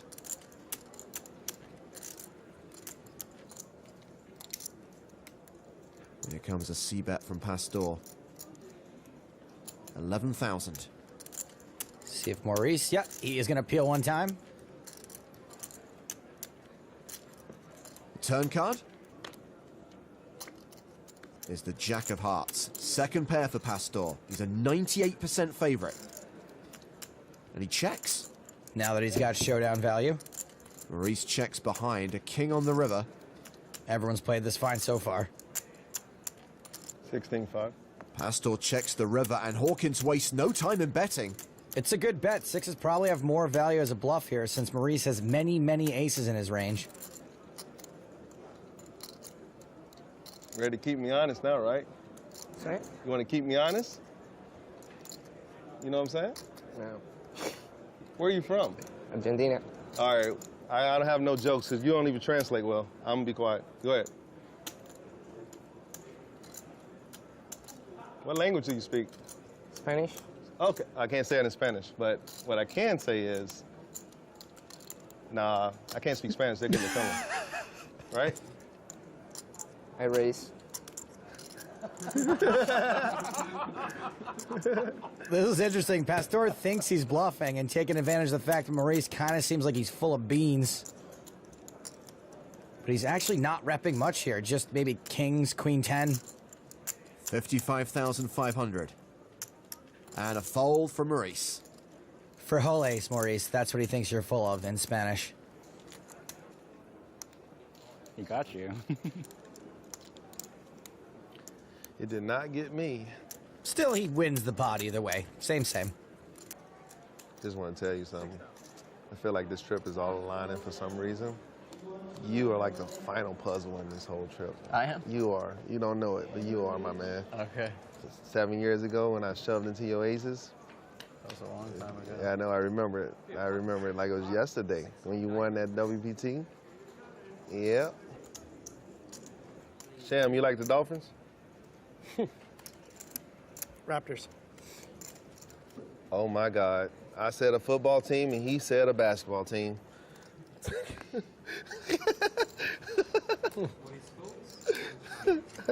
said you like the Dolphins. He said the Raptors. Maybe he just thought you were naming your favorite animals. I bet. You know Dolphins are a football team? Yeah. Oh, okay. I don't really watch football. I watch basketball. You watch basketball? basketball? I like basketball? Yeah. Yeah, I like basketball. Love basketball. You like basketball? Love basketball. Well, action's been folded to Maurice Hawkins. And he decides to limp with pocket fours. Not standard. Queen 10 suited for Sham Srinivasan. He raises to 15,000. Folded back around to Maurice. And calling is pretty much the only thing that makes sense here. He does call. The flop sees Sham pair his queen. Huh? Maurice leads for 6,000. And for literally 2 chips. I don't get it. Sham raises. 10 on top. Don't get that either. Maurice calls. Turn card is the 7 of spades. Sham's still a big favorite. Maurice bets another 6,000. You guys, what is this? Are we getting this right? And Sham raises again to 16,000. This is more button pushing than a Street Fighter 2 tournament. Once again, Maurice calls. A very curiously played hand. 5 on the river, doesn't change anything, and it goes check, check. Yep. Turn them over. Now let's hear what geniuses you both are. Sham adds 63k to his stack. And seems happy about it. Have you ever seen a man get that much value at a second pair with no kicker? Is this where you like do a backdoor comment because you want to be the coolest guy at the table? Nah. You already snicker after every damn hand I play. I don't say anything because I care less, but... Don't take anything personally. That's personal when you win a pot and you say, you ever seen somebody get value out of a second pair in fed plays? You're the greatest, buddy. Hold on, let me get your signature. All right, gentlemen, let's go ahead and play ourselves some poker. I concur. That's what we need to do and stop commentating like you. Hey, they got a mic back there somewhere. I've got one. Give him the mic, Richard. He can commentate himself. He's the greatest. How about you just make your money and keep your mouth shut? Let's not drag Richard into this. Get your ego involved. Why don't you get that? Because you already got a big ego. This is great. Queen Jack against King Jack. Maurice is raised. I hope they're not done. Ego in poker, ego broke. Yeah, I can say whatever I want. Trust me. I play poker every day. Ego in poker, ego broke. There's a 3-bet from Sham. And you really don't need to 3-bet a hand that plays this well post-flop. Definitely some chatterbox play at work here. How much more is it? Does it matter? You're calling. Let's find out how much value you're going to get out of your hand now, buddy. Oh, dear. Smart-ass comment. Check, buddy. Go ahead. Manipulate the situation. Top pair for Maurice. This is yes. I checked. I did the check thing. Unfortunately for Sham, a C-bet here is what he's supposed to do. He does continue for 31,000.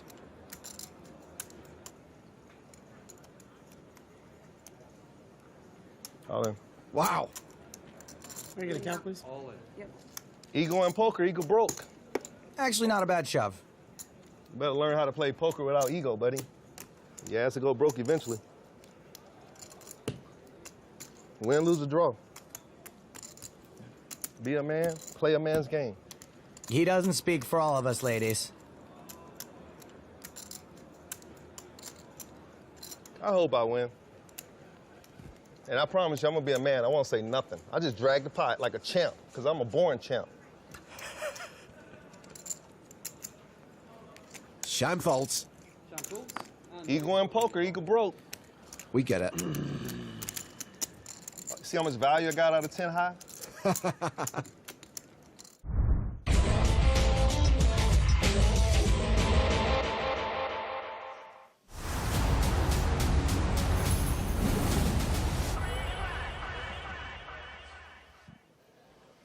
Fast forward to 2023 and we are back in the Bahamas for the PokerStars Players No Limit Hold'em Championship. This is day 3 of this 25K tournament. We have played through the bubble. We are now paying players, everyone guaranteed at least 40K. And these are the big stacks right now. These are the chip leaders returning from break. It is Platinum Pass winner Cesar Del Pino, who leads with 1.65 million. And we have a new lineup on the main stage, a new feature table, plenty of Platinum Pass winners, including Tom Parsons and Glenn Cragen, plus poker pros like Chance Kornuth, Laszlo Butash, Kitty Quo, and Joni Jokamainen, as we kick off the 10-15 blind level with a 15K big blind ante. It's James Hartigan with Joe Stapleton. Hello, my babies. And thrilled to be joined by Finton Hand. Absolutely delighted to be back in the booth after quite some time. How are you doing, lads? I think we've had you on as a remote commentator, Finton. Lots of times, but I actually think the last time I was in the booth live was when you called the winner of this very tournament 4 years ago? 3.5 years ago? 4 years ago. That's why I'm here, in case it ends, because I missed it last time. It was Finton in there, not me. So I'm just going to sit here for a few minutes and make sure we just don't somehow get down to the final table and a winner. Yeah. With 131 remaining, I don't think there's much chance of that. It would be quite the level if we get it done. I'm very excited for this feature table. Tom Parsons is a good friend and someone who I predicted to win the whole tournament when I was asked prior to it starting. So hopefully this is a level where he spins it up nice. One of those short stacks has got to double up. We also highlighted Glenn Cragen during the last level. We'll talk about him in a moment. Release the Cragen. We have a new secondary feature table as well. Joop van den Bijgaard, who we saw bossing on the bubble. He is one of the big stacks right now. Pedro Marques, an EPT finalist. Roberto Romanello, a former EPT champion. Joop van den didn't buy in. Yeah, Ricardo De La Rosa, the other Platinum Pass holder at the secondary feature table. But with 8 bigs, he's in the danger zone. Danger zone! So Glenn Cragen, who's on the main stage. Howard Swains did speak to him. Howard Swains has published that interview on the PokerStars blog. Glenn lays asphalt in Canada. He was operating a steamroller.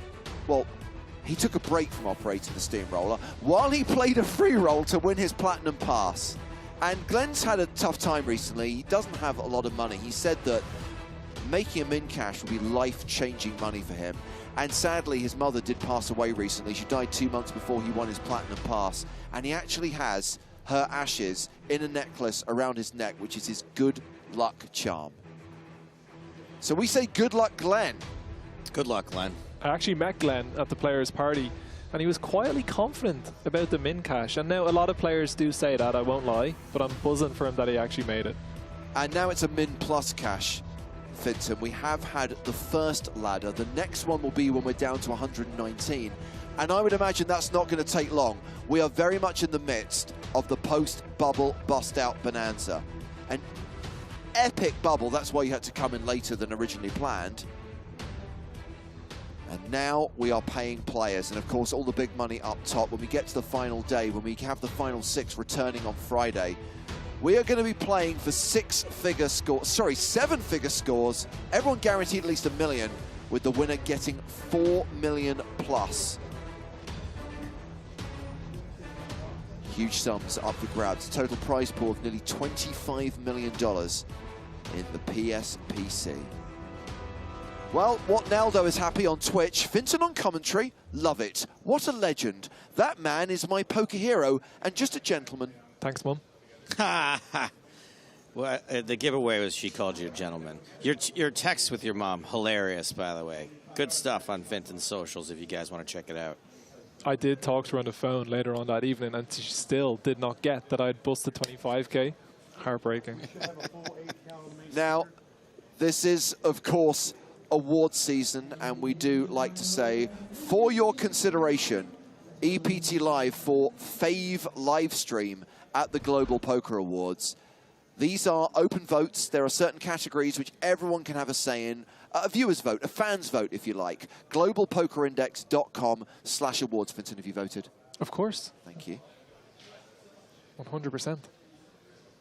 Vincent, a big fan of Poker Go. They got his vote. I wasn't going to say it, but there we go. So it looks like we are ready to get the action started. Cards in the air once again. At the start of level 19, blinds 10,000, 15,000 with a 15K big blind ante. Now, Vincent, in any tournament where you're playing 60-minute levels, you'd normally play 2 levels, then take a break. Because the bubble added so much time to the day, and you know what the restaurants are like at Baha Mar, we're only going to play 1 level and then take the dinner break. I think the players will be pretty happy about that. I was down on the floor for the bubble, and I was sweating Tom's all in. I think you got coverage of it because the cameras were there. It was the aces versus the jacks. I was in the background and I was getting excited and screaming for the Irishman. I was so unprofessional. The one thing I get told when I go in here is don't show bias. Screaming for Tom. Not being funny, in an event like this, you can't help but not show bias for the Platinum Pass winners, especially the ones who we've come to know. You say Tom's a friend of yours, right? Yeah. And obviously, we had Tom on the podcast. He was one of our super fans. I know he's part of the community. He was at Lex Live too. That's where he won his pass. Won his pass 6-way all in with Queen High, by the way. I'm not sure if that's been talked about enough. And of course, there were the guys that we gave Platinum Passes to in Barcelona back in August 2019. Joe calls them the Platinum 5, those Chase Your Dream qualifiers who came and were surprised with Platinum Passes at that event. We've still got 2 of them in. That's amazing. I remember that very well. So here is Glenn Cragen, ace-8 on the button. Might see an all-in here now. Obviously, a lot of money at stake. Glenn has made it very clear how much it means to him. So maybe a little bit less likely to pull the trigger, but... Release the Cragen. Yeah, it's got involved for a raise. He has opened, made it 35,000, and Chance Cornuth, a former PCA main event finalist, an EPT high roller finalist, has ace-6 in the big.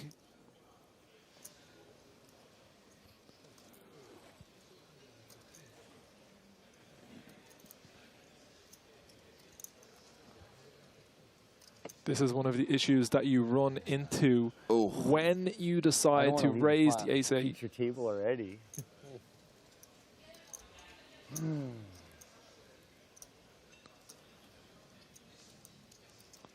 I mean, we can see that Glenn has the dominating hand, but you don't want to call it all off with ace-8. It's certainly not very nice. And once you do raise, I can understand why it goes in the bin, but that's why you might expect to see a lot of people just open shove that one. But Glenn stays alive.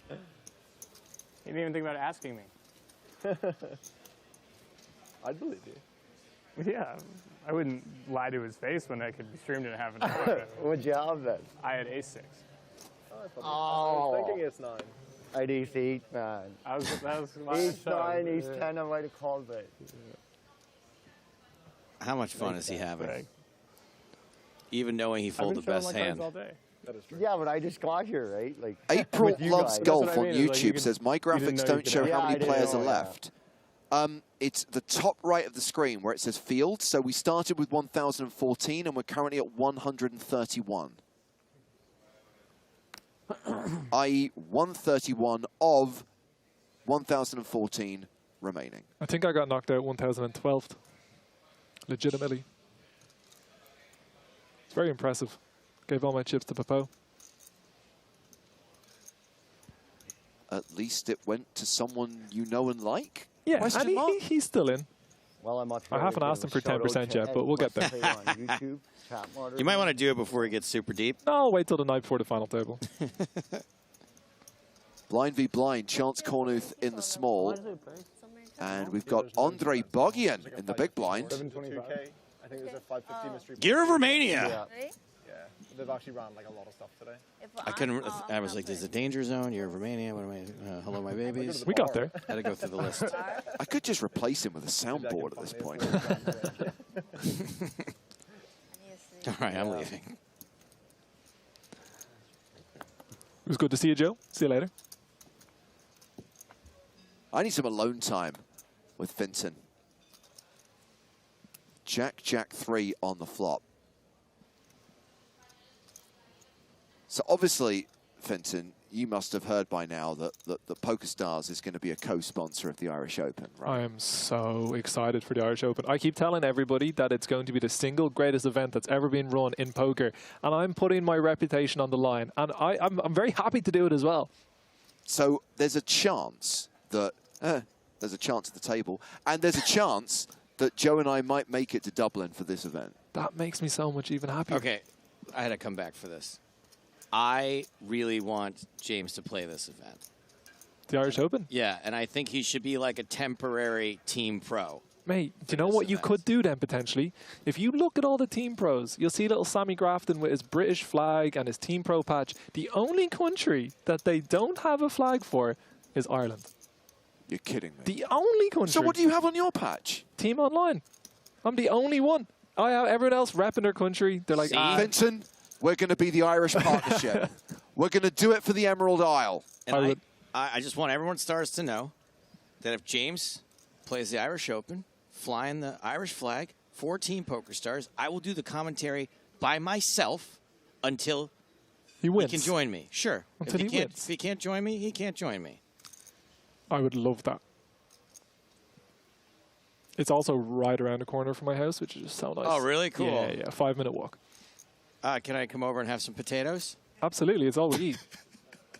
You do know that, right? I eat potatoes all day, every day. I mean, we're one step away from the partridge bit, right? About toothless simpletons, horses running down the street. I'm calling back to a time that Finton pulled one on me. Yeah, no, I convinced them that the only thing that my parents gave me growing up was cabbage. No, you told me that your father loves potatoes and eats potatoes every day. But that is true. I see. I can't trust you anymore. Minimum 10 roast potatoes per evening. A little bit of mash. Lucky turn. To answer your question, Alexander, I am Anglo-Irish. I have dual citizenship, the UK and Ireland. My father was Irish. The Hartigans come from Cork in the south of the country. Absolutely beautiful part of the country as well.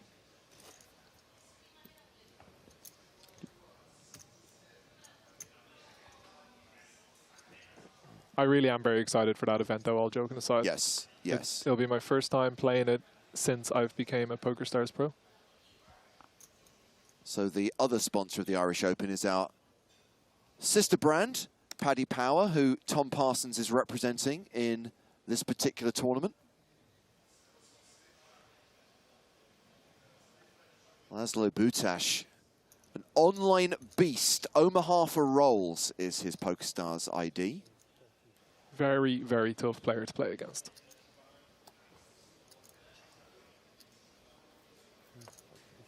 He's opened with ace-8.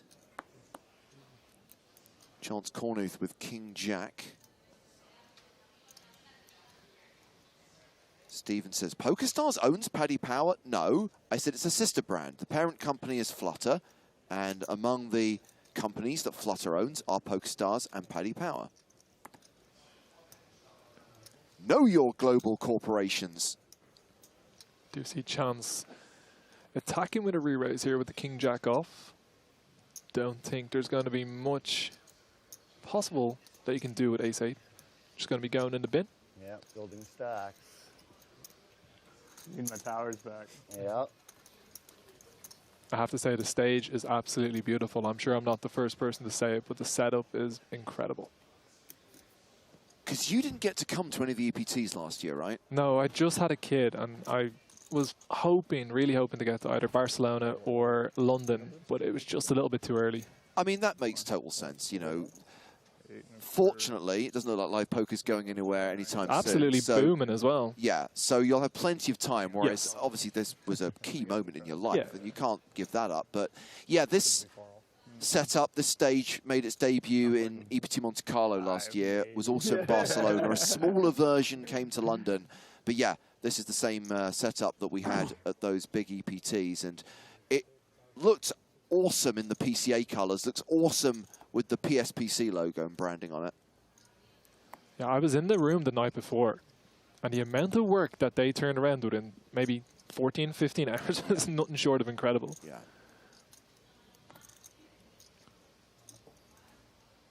No, I'm curious. Kitty Crow in action here, raising under the gun with Ace Queen. Joni Jokamainen has 10s in the big blind. Coin flip, question mark? Yeah, I don't think anything will happen other than all in and call here. 10 big blinds. 10's got to be a shove. Ace Queen just not going to be able to fold. Would have been a great spot. Unfortunately not. There was one stock over $1 million at the beginning, right? Yeah. So that's what I'm thinking. If someone has 2. I would kind of be surprised if no one has 2. Yeah, me too. So Joni all in, called by Kitty, and we are off to the races. And Joni Jokamainen is the at-risk player here. Yeah. Classic. Very classy. Man, this is tough for me. I like you both. PLO clicking if you busted. Offers yeah, the 20 hours drops down to 10. Yeah, the price goes up for sure. It on Twitch says, "Good luck, Finland man."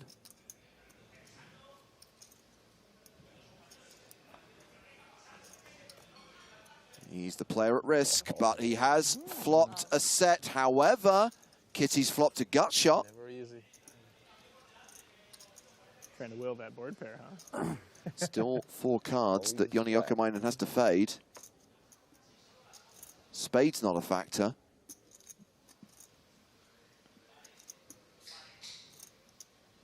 Unless the river's a jack. He doubles up. Boom. I saw red paint. Yeah. It's going to leave Kitty pretty short. Very important pot for her. Going to have less than 10 big blinds. Sometimes you can't see, but like sometimes when I'm like, Yeah, I mean, we've got Tom, Glenn, and Kitty pretty short right now. At the table, you hear the first and you're just Not surprising. The speed at which people dropped out of the tournament once the bubble did first was absolutely frantic. I mean, I think it was close to 45 eliminations in 30 minutes. And we've nearly hit another money jump, 119, and everyone locks up another 6K. That seems fair. Wow, the crickets. No discount, Yanni? And that's something you should be mindful of, right? If you are a player with 10 big blinds, 7 big blinds, you know, 4 more eliminations, extra 6 grand, you've got to think about that. 100%. And the reality is, for some people, a lot of people, I think there's quite a few Platinum Pass winners still in there. That $6,000 is just a huge amount of money. So every little pay jump that these players get could even be the biggest score they've ever had. A lot of people asking after Rory Jennings.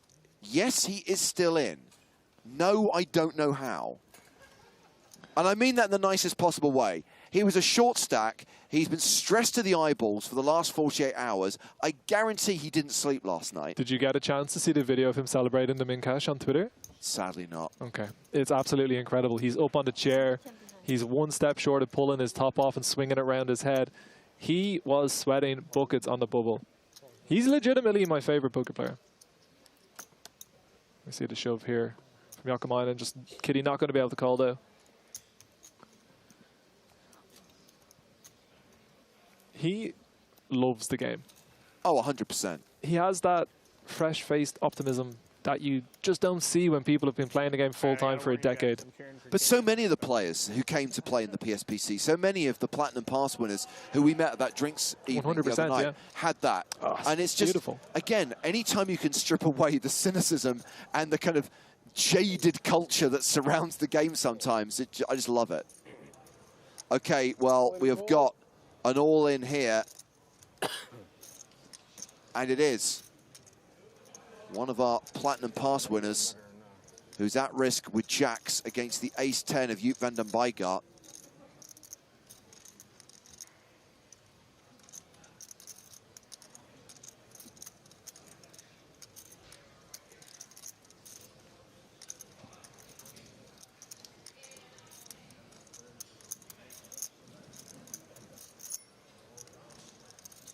Our Ricardo de la Rosa.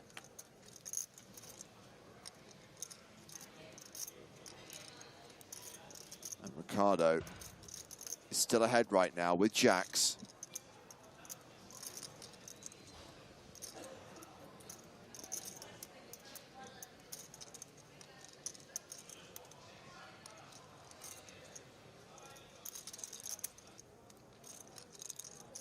Looking good for the double up, unless Barry Greenstein makes an unwelcome appearance at this table.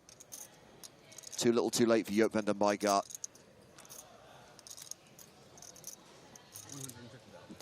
It's always fun to get 1 million chips in a poker tournament. To get 1 million chips in a 25K must be nothing short of incredible. Just looking at that stack. I don't get a lot of FOMO, I don't get a lot of sadness anytime I bust a poker tournament, but I even seen Parker Talbot's tweet last night that it's a little bit impossible to not look on with a slight bit of jealousy with all the fun that's going down. It's just such a unique tournament. We've waited so long for it to come back. And now there's $4 million for first place, and there's only 122 players left. It's amazing.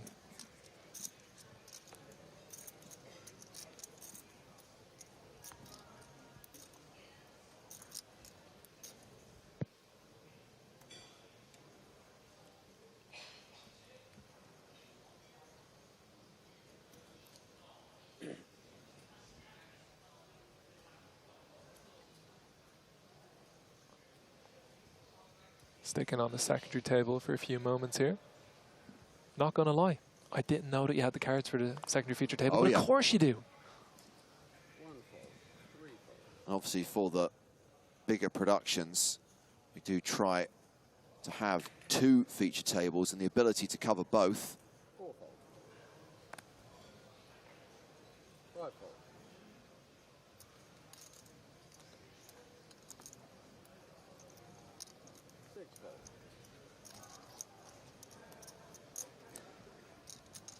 Fold it around to De La Rosa again. This time picking up Queen and Jack offsuit in the small blind. Got a couple of options. Most likely we'll see a call.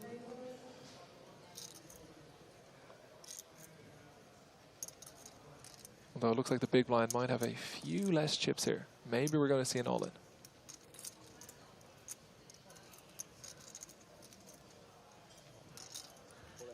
We do see the all-in from De La Rosa with the Queen Jack.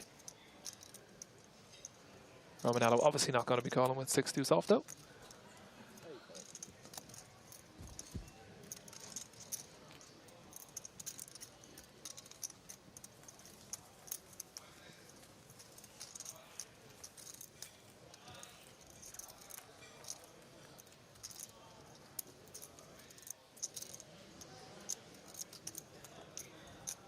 It's impossible at this stage for the players that are still remaining in the tournament to not start dreaming a little bit.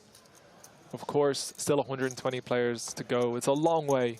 But as you approach the end of your 3rd day of poker and there's $4 million up top, it's impossible to not start dreaming. I mean, when I double up in any tournament at the beginning, I start thinking what I can spend the winnings on. So at this stage, looking at that prize pool, legitimately life-changing money for pretty much everybody in the field.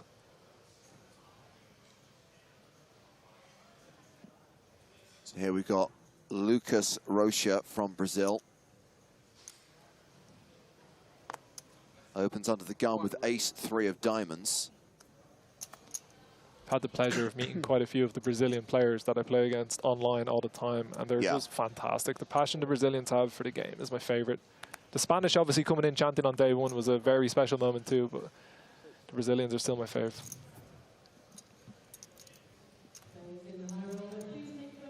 De La Rosa looks like probably going to be involved for the 3rd time in a row here. Picking up one of the very prettiest hands in the game with the Jack-10 of hearts.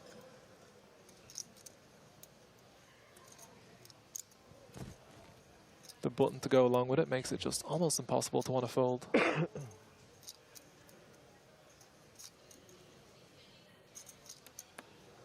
He's gonna...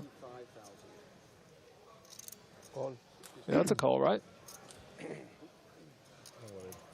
believe it is. Okay. All good.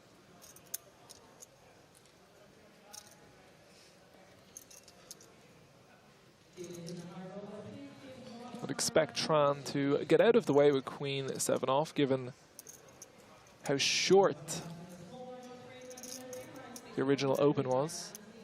It's not a hand that's going to do very well post-flop. Of course, it can be tempting. You're just putting in one big blind, but you got to think, how do the hands you're up against look? And a lot of time, Queen 7's going to be in terrible shape. And he does make the discipline fold, even though clearly wanted to see a flop.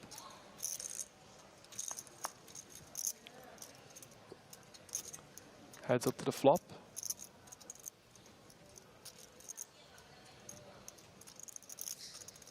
Ricardo de la Rosa from Andorra has 2 overs to the board. Rocha still ahead right now. Top pair, high card, the ace high, and the wheel draw. I think the bubble has literally sapped all of my energy. I can't believe we've still got the better part of 4 levels still to play today.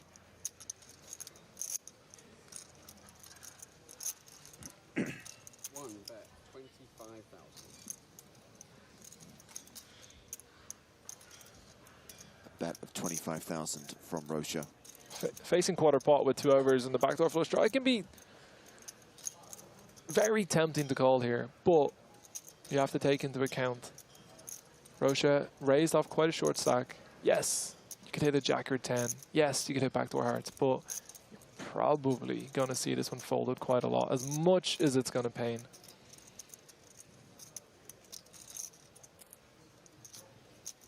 This was earlier on in a tournament. You might see the float, you might see the call, but these chips are just so precious at this moment in time.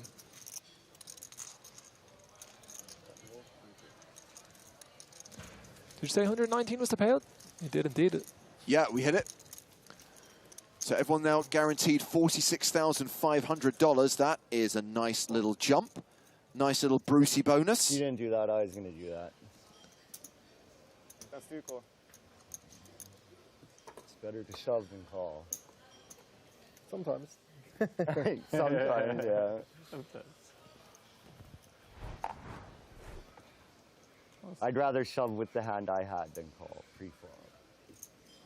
Little update with the stacks there. As you see, Chance up the top with over 1 million chips, and Kitty down the bottom with just 100,000 chips. Obviously, after losing with the ace queen versus the tens, going to need a little bit of a scum run. Going to need a double up.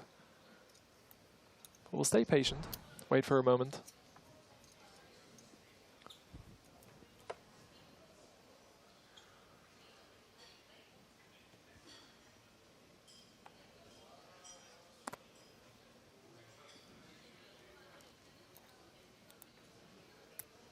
I'm all in. Vargas picking up the monstrous ace-king and just shoving in 300,000 chips. No messing about here. 20 big blinds into the middle.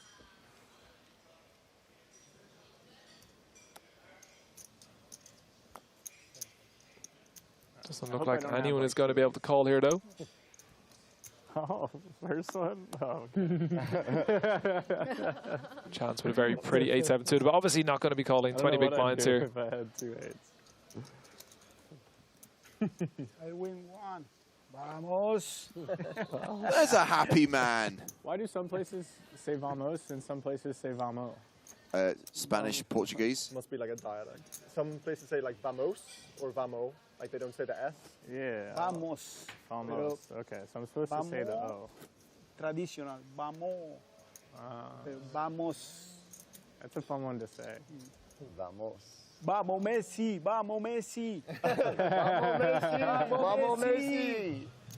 In case you didn't realize, Victor Vargas is from Argentina.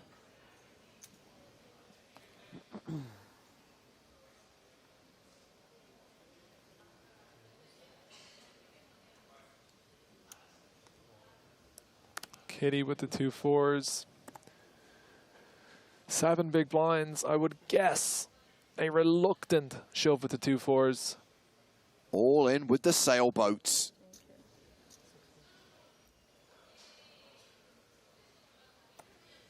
Let's see if anyone has a calling hand. Tom Parsons has jacks on the button. And he reshoves for 160K. Gets Chance Cornuth to fold the small blind. Big blind is out as well, so on their I know you backs. said you were rooting for Kitty in her next all-in, but like, you've helped me once. An absolute massive moment for Tom. And of course, Kitty all in with the fours herself. Great takes that. Yeah, she's the at-risk player here, and she is behind.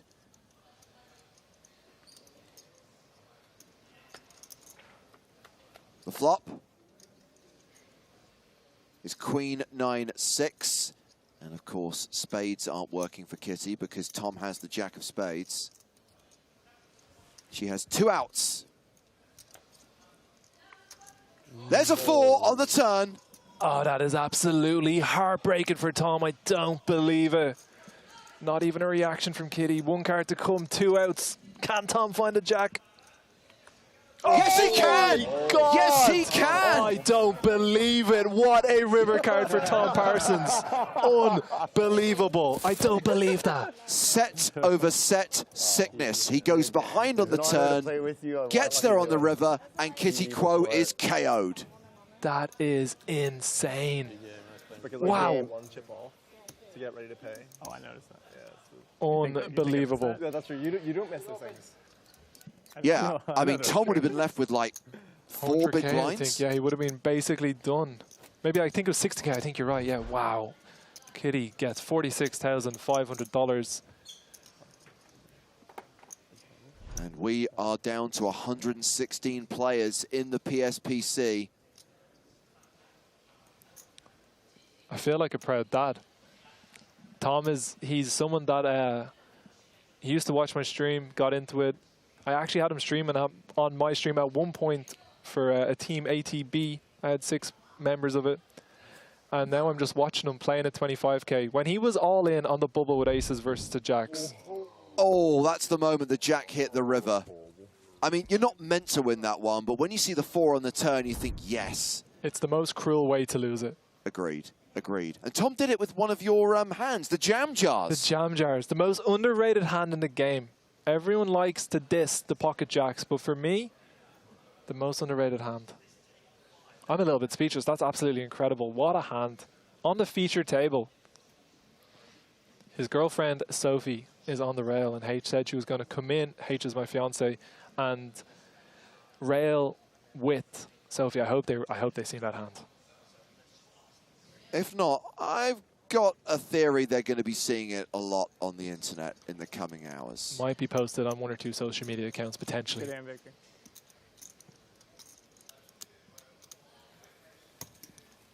So you've set yourself up now. Mr. Smokes87 says, Finton, what happened to the Team ATB streams? Lockdown project. Once we got out of lockdown, everyone wanted to go do their own thing, and a lot of the people that were on those streams actually have gone on to great things. One of them was Lara from Poker News. She was part of that.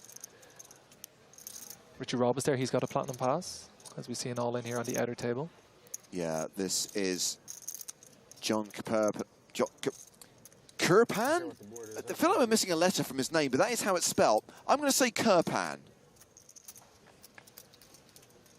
Tommy Wynn, his opponent. Canada versus Canada. And it's looking good for Kurpan right now.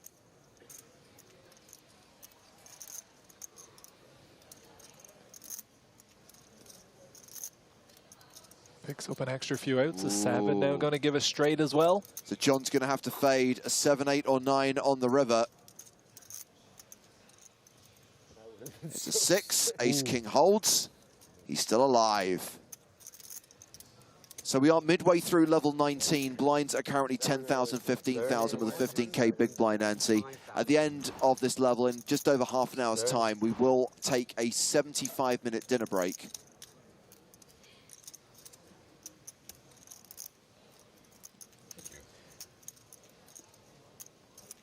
My hands are sweating after that hand. So the story goes, guys, there is a much-loved member of our production team. Her name will not be mentioned, but she gives ridiculous nicknames to countries. And Canada is how she refers to Canada. And it's caught on. So Canada is our kind of affectionate name for the great nation of Canada. What a country it is as well. One of my favorite places in the world. Also, An added benefit is if I refer to it as Canada, it stops Joe from being able to do the bit about how Canada got its name. And then that 6 came. I think that's Joe's favorite bit as well. It's quite mean, James. I said it before the flop, though. No, you did. I love many of Joe's bits. That one makes me want to repeatedly punch him in the face.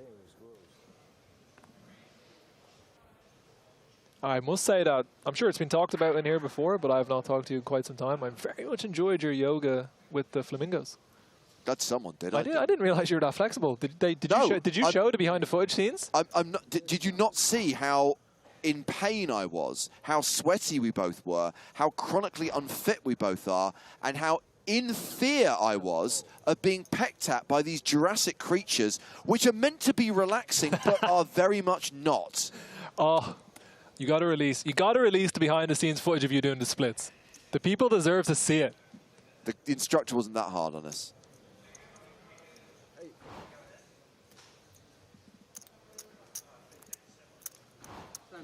So down to 114 players now. Among the recent eliminations, Sammy Lafleur, Martin Jakobsen. No sign of Rory Jennings, though. Rory still in. I'm pretty convinced if Rory Jennings was to win this tournament, it would have a bigger ripple effect than Chris Moneymaker ever did. It's a bold claim. That's a very bold claim. Imagine watching Rory Jennings win $4 million and not thinking, I could do that. And I love Rory. Well, Chance Cornuth opened in the hijack with queens, has been 3-bet by Victor Vargas with 9s. It's the second time in quick succession we've seen one of these quite small re-raises. It looks like Chance has actually decided to just call, maybe very suspicious of this small size. All hearts on the flop. Vargas does not drink, does not smoke, does not make love. What do you do, Vargas? That was a Thunderball reference, Vincent. You know it's always wasted on me. Kind of appropriate, as it was the Bond film set in the Bahamas.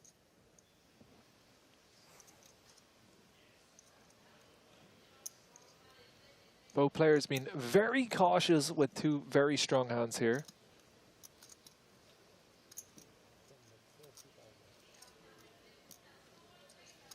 Vargas not going to be going anywhere with 2 9s and a heart, one would imagine.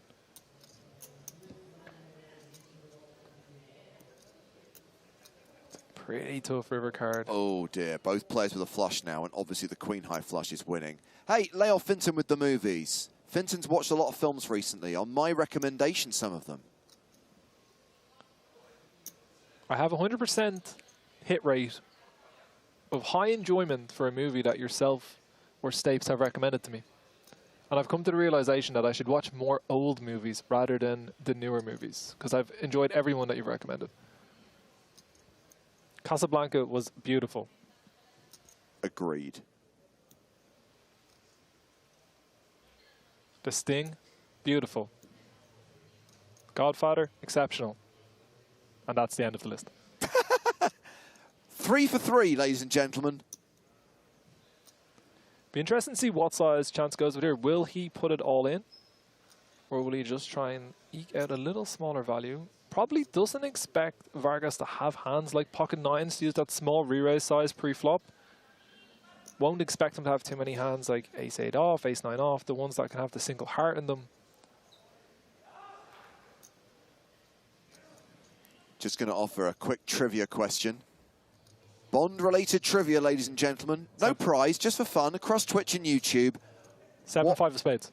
Happens to Vargas in Thunderball? What fate does Vargas meet in Thunderball? The hand is 7-5 of spades though, right? In Casino Royale, yeah, but we weren't talking about Casino Royale. No, I know. Vargas is most likely not going to be able to fold here and going to be left very short. I don't see how he can get away. Counting out what will be remaining. It will be a little over 100,000 chips, which obviously at this point of the tournament is not a lot. Chance has just made it too cheap.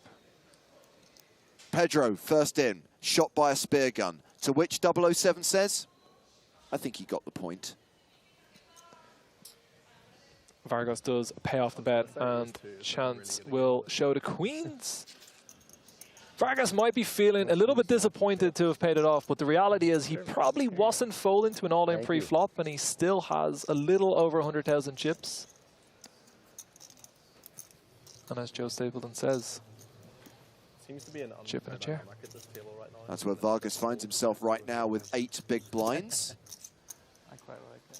113 players remaining, all guaranteed more than $46,000. Vargas moves into last position on this table with less than 10 big blinds. No, that's what I Chance mean, Cornet up to 1.37 million chips, closing in on 100 big blind stack with just over 100 players left. Definitely a player to watch in the coming days.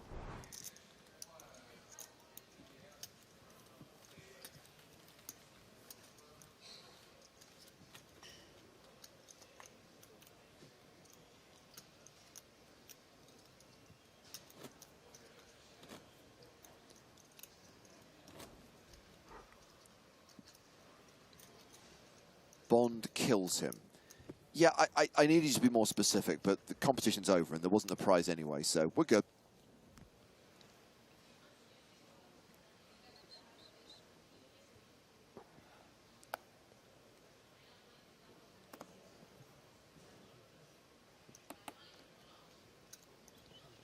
Not going to lie, I'm actually quite glad they brought forward the dinner break because I'm really hungry.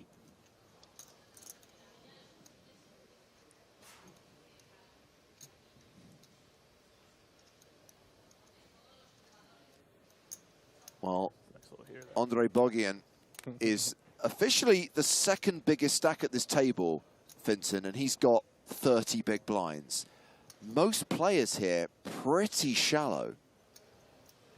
Yeah, we're still feeling the after effects of the bubble bursting, where a lot of people just about snuck in, as we see, and all in. Do we? Good luck, guys. Good luck. Thank you. Kragan is all in. Oh, wow. Our Platinum Pass winner at risk with ace-9 up against queens and will need to get lucky. Yeah, it's impossible.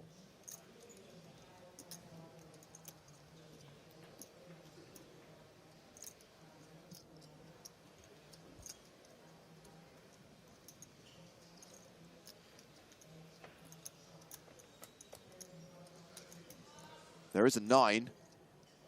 So both aces and 9s are working for him.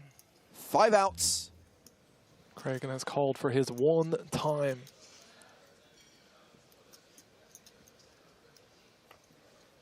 Come on, ace. Couple more outs for a chop paw. 7, ace or 9, come on.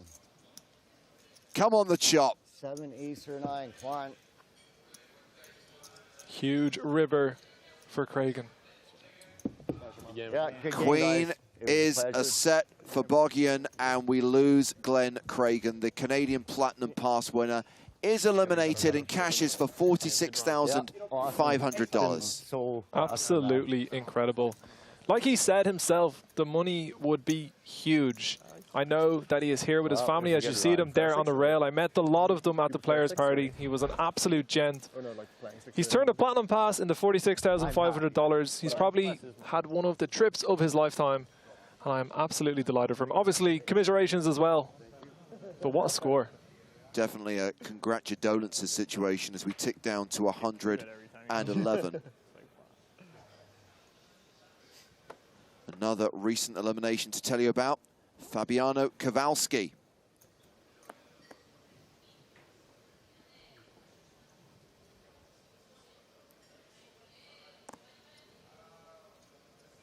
Down to 109 now. Oh no! We've lost a member of the Platinum 5. So Christoph Volkenhorst went out during the last session, and now Clement Eloy has cashed out. And Adrian Vinuela went out earlier on as well. So that's it. All 5 of the Chaser Dream qualifiers have been eliminated. Sadly, Daryl and Danielle missed out on the money, but congratulations to Christoph, Adrian and Clement for cashing in the PSPC, as Tom Parsons moves all in from the big blind with fours. 255. Between the three of them, Finton, they won more than $100,000. Absolutely incredible. What an event. There's absolutely 0% chance that Tom is going to get called here. Just making him sweat a little bit, looking to see how he reacts potentially when being stared down. Stacking, we're building. This is what it is. Look at that smile on Mr. Parsons' face, having the time of his life. We can have like a little talk, a little bit of fun. Oh, we can talk during the hand? Yeah. I mean, to be fair, that's definitely a massive... It's not really fair when Tom uses his beautiful Northern Irish accent to talk during hands. It would distract anyone. His voice actually got used twice in the video to promote it at the very end. That's true. Specifically want to talk Will McGill says, I just Googled Rory Jennings' live tournament earnings. Would any of the commentators care to hazard a guess? He's played like a UK IPT before. Is it going to be like in the region of like $2 grand, $3 grand? I would be shocked if Rory has cash for more than £10,000 lifetime. That's more than I would have said. Oh yeah, no, I'd be really shocked. If I was going to lay a line, I would say £3,500. Okay, yeah, I think that's a good line.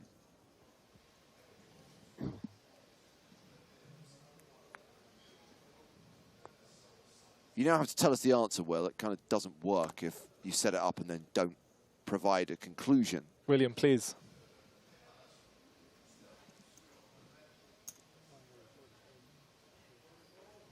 A lot of people taking the under, by the way, on 3,500. Will? Will's gone for dinner 20 minutes early, hasn't he? Will?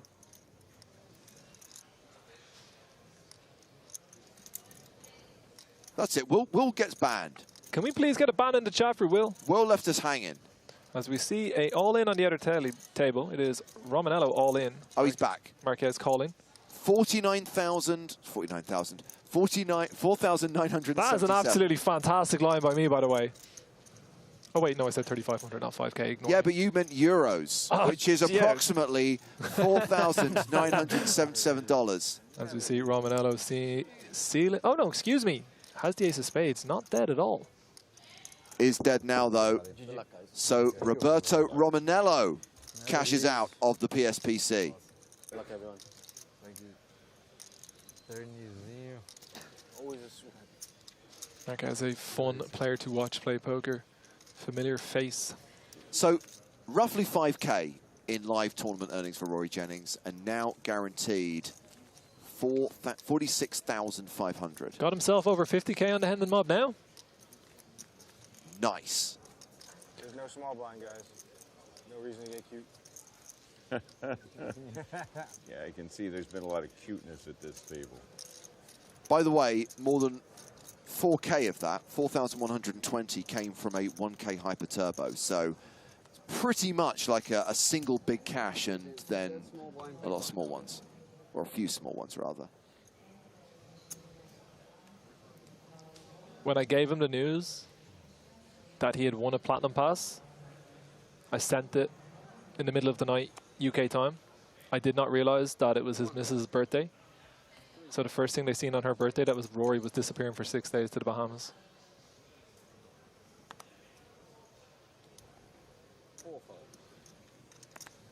Hopefully, when he goes home, with around 50,000 quid, at least I should say, he'll be back in the good books.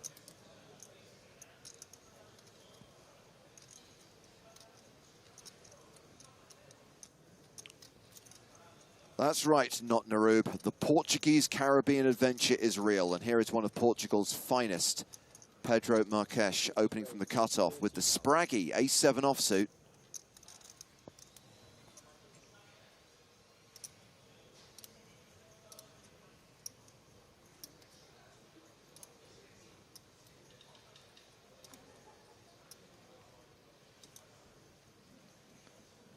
I think Andre Marques is still in, the part-time fisherman.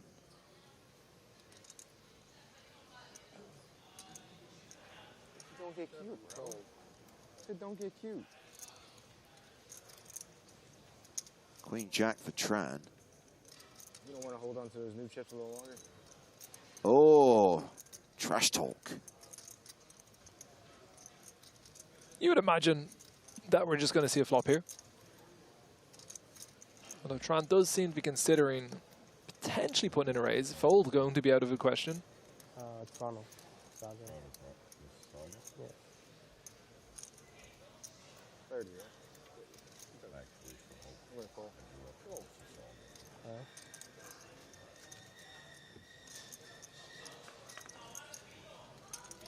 Does indeed call, and we're heads up to the flop. Mashing over right now. That flop is ace 7 deuce, top 2 for Markesh.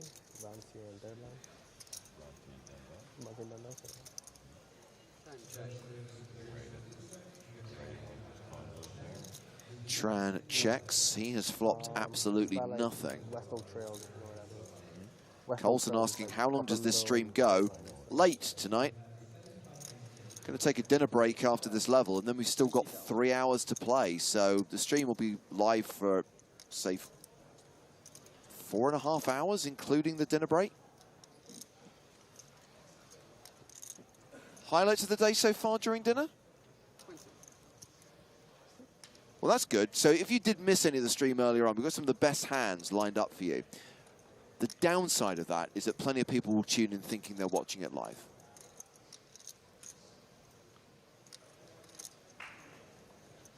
Tran looks like he is considering making a move, but it looks like he's thought better of it. There has been some unbelievable hands since I got here, and that was only 45 minutes ago. Yep. Just 15 minutes left on the level with 104 players remaining now.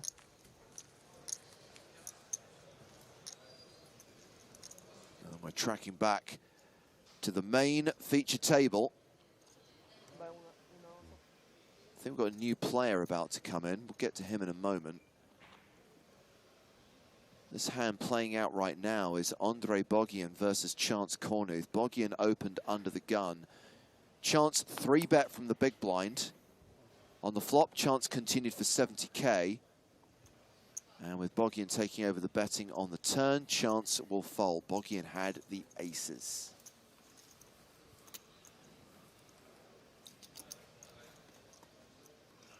Chance getting a little bit out of line there with King 7, and we're going to see plenty of that. The kind of situation where when you've got the massive stack, you get to really put a lot of pressure on these players. Of course, the pay jumps at the moment are $5,000, $6,000, $7,000, but they are going to start getting very serious very quickly once we get this tournament down to double digits. 104 remaining, getting very close. Yeah, I think we'll hit double digits before the end of this level, even though I think we can say that the post-bubble bust-out bonanza is officially over. It's starting to slow down a little bit now. Although in saying that, Vincent, it's not like the average stack's gone up that much. 585k at a 15k big blind. Still relatively shallow right now. Vargas has elected to shove here with the 10-9 off from under the gun. 120,000 chips. Must be feeling the pressure. Doesn't want to go through the blinds. Doesn't want to pay the big blind plus the big blind ante, but 10-9 off is pretty wide. Okay, 39 big blind average. Not too bad. Yeah, I would imagine in the next 20, 25 busts, we're going to see that really push up. There's a lot of people that, like we said, they're in on the platinum passes. And of course, they wanted to make sure they got into the cash monies, but they're not going to just start shoving super wide. They're going to want to hang on. There's going to be some people that might let themselves close to blind out, but that will sort itself out in the coming levels. And by, I would say, not even halfway through the day tomorrow, the average stack is going to be looking pretty healthy. Roman Lewis is the player who's just taken a seat at the feature table. 21 bigs. Yeah, some people just stack their chips in ways to tilt other people to.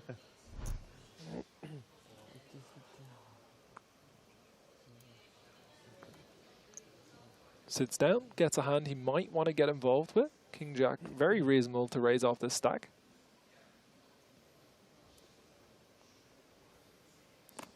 Just having a little look around, seeing how short some of these stacks are before he wants to commit to the raise. When is the next money jump, by the way? I failed to spot it. 325. 320. Thank you. 71? No. No, it's going to be sooner than that. 96. Sorry, 95. 95. And then we go up to 53 in a bit. Anything good? Mm-hmm. You didn't show me the ace deuce. Vargas going to defend here. Less than 10 big blinds. Like 7-5 9, 10 off. of clubs you could have shown maybe? One of those situations where if he makes a pair post flop, a straight draw, most likely just going to go with it. No. Oof. You will see. Interesting. Soon, I guess. Obviously, Lewis doesn't flop anything, but he might actually get the fold. He goes for the stop and go. Not something you see too much on these ace-high boards. Fair, No. right? So you got to tell me. It's going to work. Between you guys, 2-1 or? Oh yeah, that makes it 2-1, right? It's still 1-0 for him. You won a lot on that hand. Yeah, you won a lot.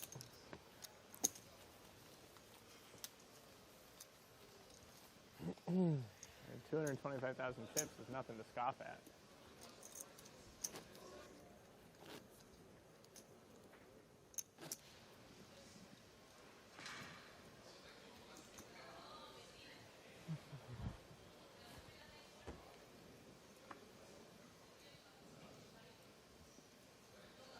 Minutes on the level. And 94 of the day to be played at the feature table. Similar to the last table. Yeah, I think I can do a little something, something. A lot of people continuing to ask about the white bracelets. The room keys. Pure and simple.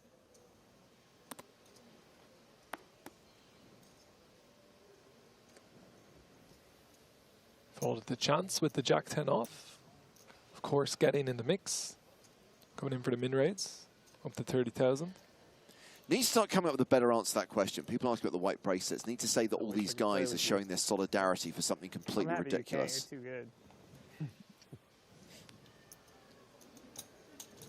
What would be a really ludicrous cause that it wouldn't be beyond the realms of possibility that the poker community would get behind? Oh, anything. Anything. They're showing their solidarity for Steve O'Dwyer's luggage. Sometimes the chip texture is easy, you know? That's a word, too. Just to be clear. In honor of the fact that all he has to wear on this trip is one white T-shirt, they're wearing these white armbands to say, Steve, I'm sorry you don't have any clothes. What? This stylish leather. Yeah. Have we got an update on those bags? Have they been delivered yet? Figure out what you're doing. Whilst on the one hand, I feel Steve's pain, on the other, I'm kind of bored of hearing about it, so I don't have an update. I'll get out in the field. I'll do some investigative journalism. Don't you worry, James. Gets too much sometimes. Sometimes you got to take one off. I can see the care in your eyes. Yeah, but whenever you fold, that's when Jacks fours. I know, it's beautiful. That's like one of my favorite things. Everything kicks off. Like when you're raising every hand and then like someone else opens and it's like like 3 or 4 like, red. yeah, Like, it always makes me feel so good. To be fair, I've been in the jam. It's a pedometer that mines crypto. The mining crypto bit, plausible for poker players. Pedometer? These guys barely move. It's a bracelet to get you whitelisted on the upcoming James and Joe NFT. Nice stage.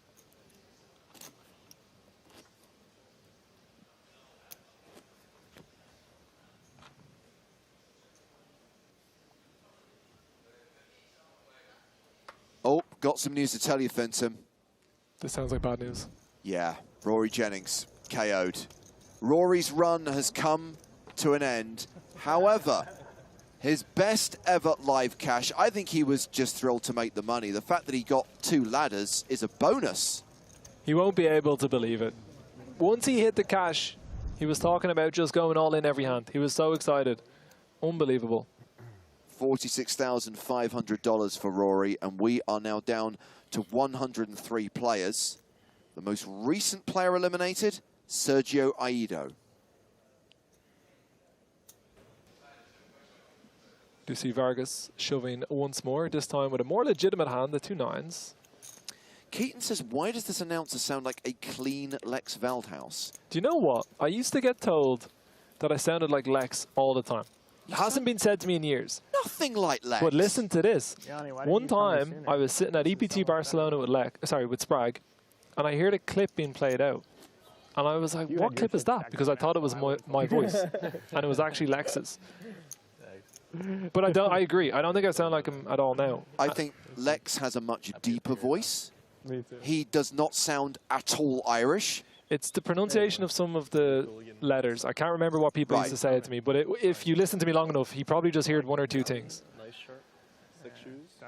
I don't know. This is the same people who say I sound like John Oliver. I worry about their hearing. 6 shirt and nice shoes and young. His speech pattern is similar. Got the FBI in the chat here.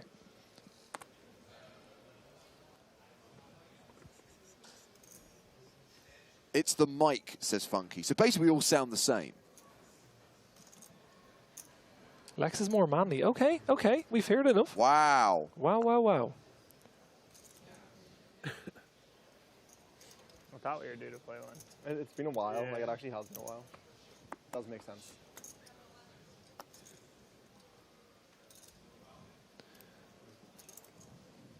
We do see Cornet raising it up from first position, and Mr. Tom Parsons defending with a very pretty looking Queen Jack of spades.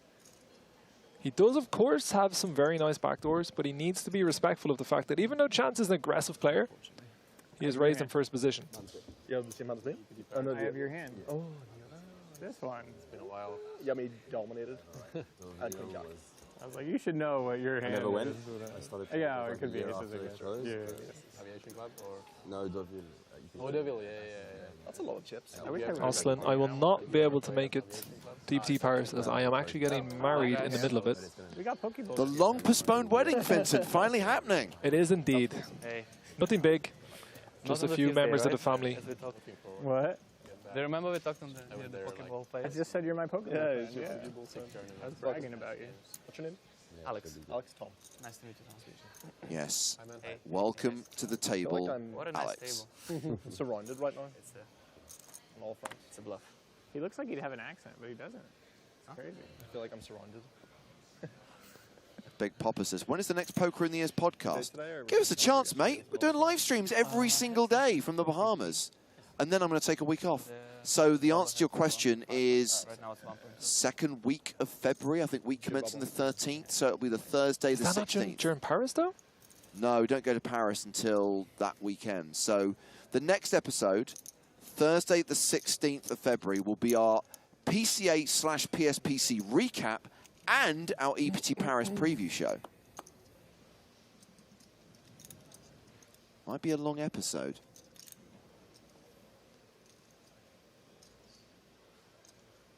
Or I might still be knackered and not feel like talking very much. When you were the EPTs played, is it nice? The win? No, the place in Do you have some blind versus blind action? You don't know. No, it's, no, it's like It is Tom Parsons versus Chance Cornet. He goes for a limp with the Jack 10 and is going to call versus the raise. Chance using the King 5. Yeah, that's true.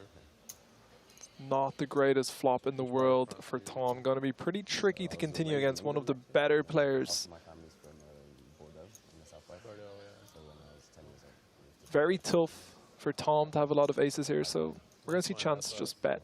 Only thing I know about Bordeaux. And Tom going to make a very reasonable and quick fold. 2 in a row. Good flop. It's gonna be funny. We'll play one hand on the stream. Down to 101. So we've lost Dario Sammartino and Michael Chiappetta. Hello, everyone. Hey. So poor old Alex has just arrived at the feature table and is being told that during the dinner break, we're changing feature table. Gets a couple of minutes under the lights. Give away a bet to his mom. Everyone was wondering, Milk that screen time, buddy. the it factor for this future table was Kiriko. Which is no surprise to most of us. But now it's been made very clear. Kiriko, one of the more entertaining Twitter Damn, follows you're you'll see. jacking Got him out right. Yeah, I know. Yeah.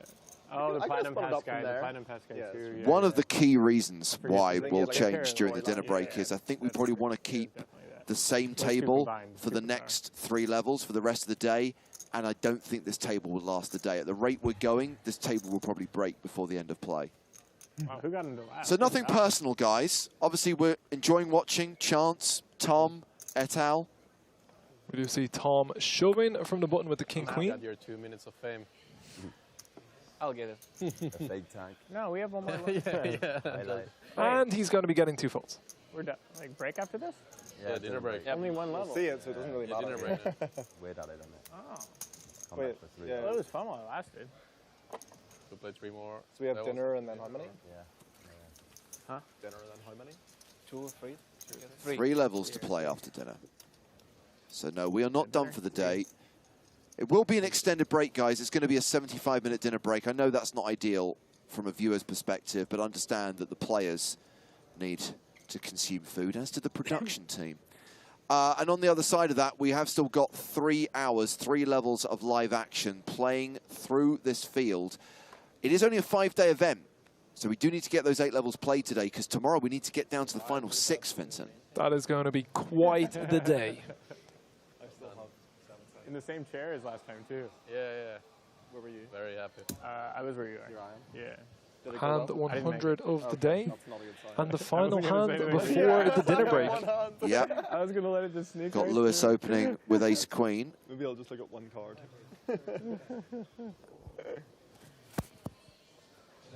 Starts the hand with 16 bigs, opens to 30K. Alex Shilko with ace-queen has the same hand. It's a pretty tough spot if he's playing it readless.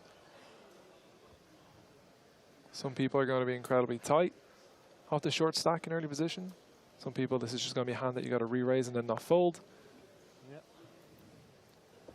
Just a quick public service announcement for those of you watching the stream. 5 minutes into the dinner break, we are going to refresh the streams. Do not be alarmed. Do not be concerned. 5 minutes into the dinner break, the streams will be refreshed. Yeah. Well, enjoy your Japanese if that's what you're still going to manage. I mean, I doubt she wants to eat anymore. Are you hungry? It is going to be ace-queen versus ace-queen to the final flop of the level. Your final flop, Vincent. You're done for the day after this.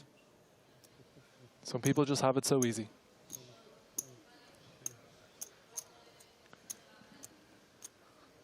Obviously, neither player flopping anything. It will be interesting to see if any chips do go in. Could be the kind of situation where we see it just getting checked down depending on the run out.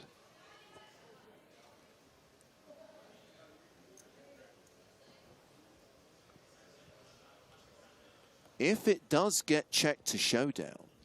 I'm ready. Yeah, you see, you're one of the ones who plays along.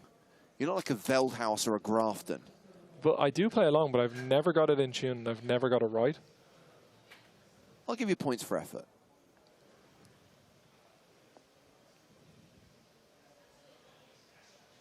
It's poker history. And not the good kind. So, 100% chance of this being a chop if it goes to showdown, but Lewis, delayed continuation bet.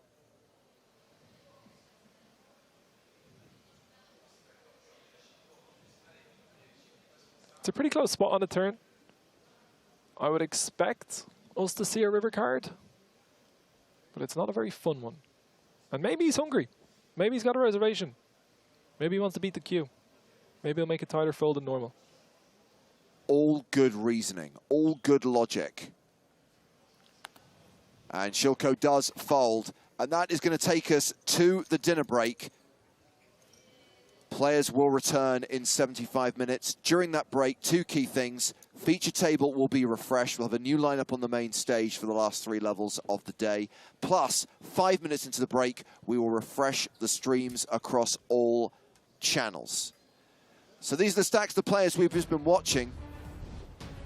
Chance Cornuth going strong, 63 big blinds. Alex Shilko just arrived at the feature table, 55 bigs.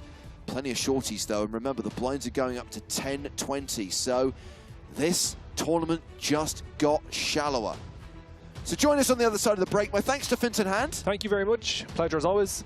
More action from day 3 of the PSPC on the other side of this break. Back in 75 minutes.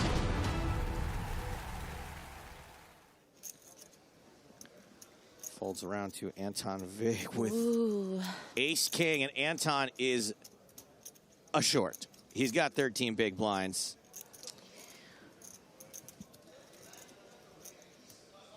We are headed to Flipsville. Yeah, and as long as you have fold equity, it's a must-go situation. Good job. Back to Schwartz, and we have dropped below 200 as far as players left in this field.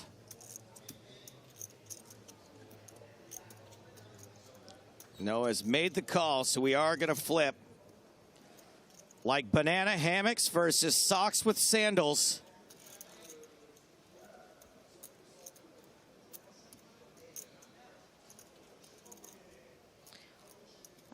It looks one of these two hands has the slight mathematical advantage. very weird face that Vig made, like he didn't get called yet. Sorry about that. Top pair for Anton.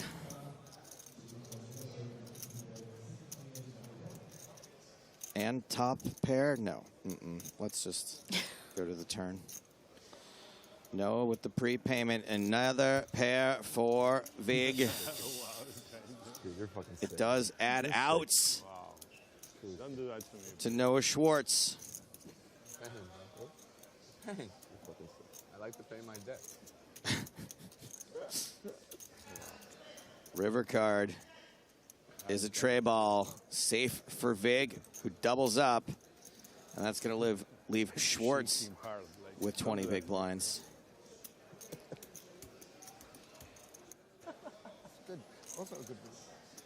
Another monster hand for Anton. Yeah, gaining a little bit of momentum. Third hand in about an orbit that is considered pretty premium.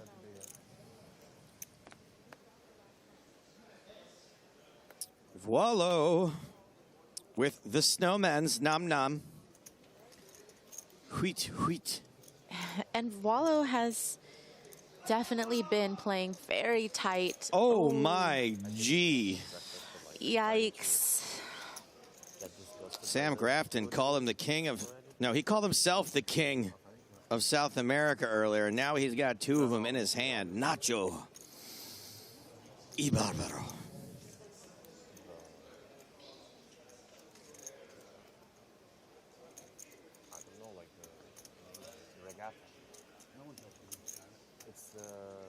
We got a buffet with a room? No, it's like your PokerStars thing. You can like say that you're PokerStars and they. And what was the action from Nacho? That's basically Y Barbaro. 3-bet to 60,000. Yeah, effective stack, just under 30 bigs. I don't think that, even though this looks like a pretty hand, no doubt, I don't really think that there's that much for Schwartz to think about here against an early position open, facing a 3-bet. A little hand funeral, I think, you know. Yeah, right, right. Now, on to the real question. Jacks on the bubble, covered. It feels really gross, but like, I think if Nacho just ripped it, actually it looks weaker. So this 3-bet almost. Oh. Anton all in. Snap called by Barbaro. Ugh. Anton does have a live suit. Mostly looking for one of the two. No, one of the one remaining jack. So how dirty is this going to be? We will soon find out.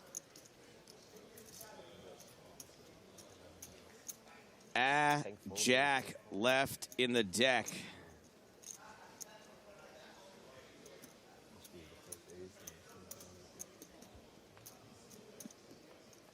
Looking for the one outer. 8-5-4. Some opportunities now, I guess, if we're being optimistic.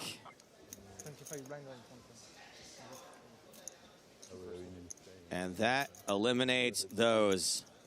Out. 1 jacks. River.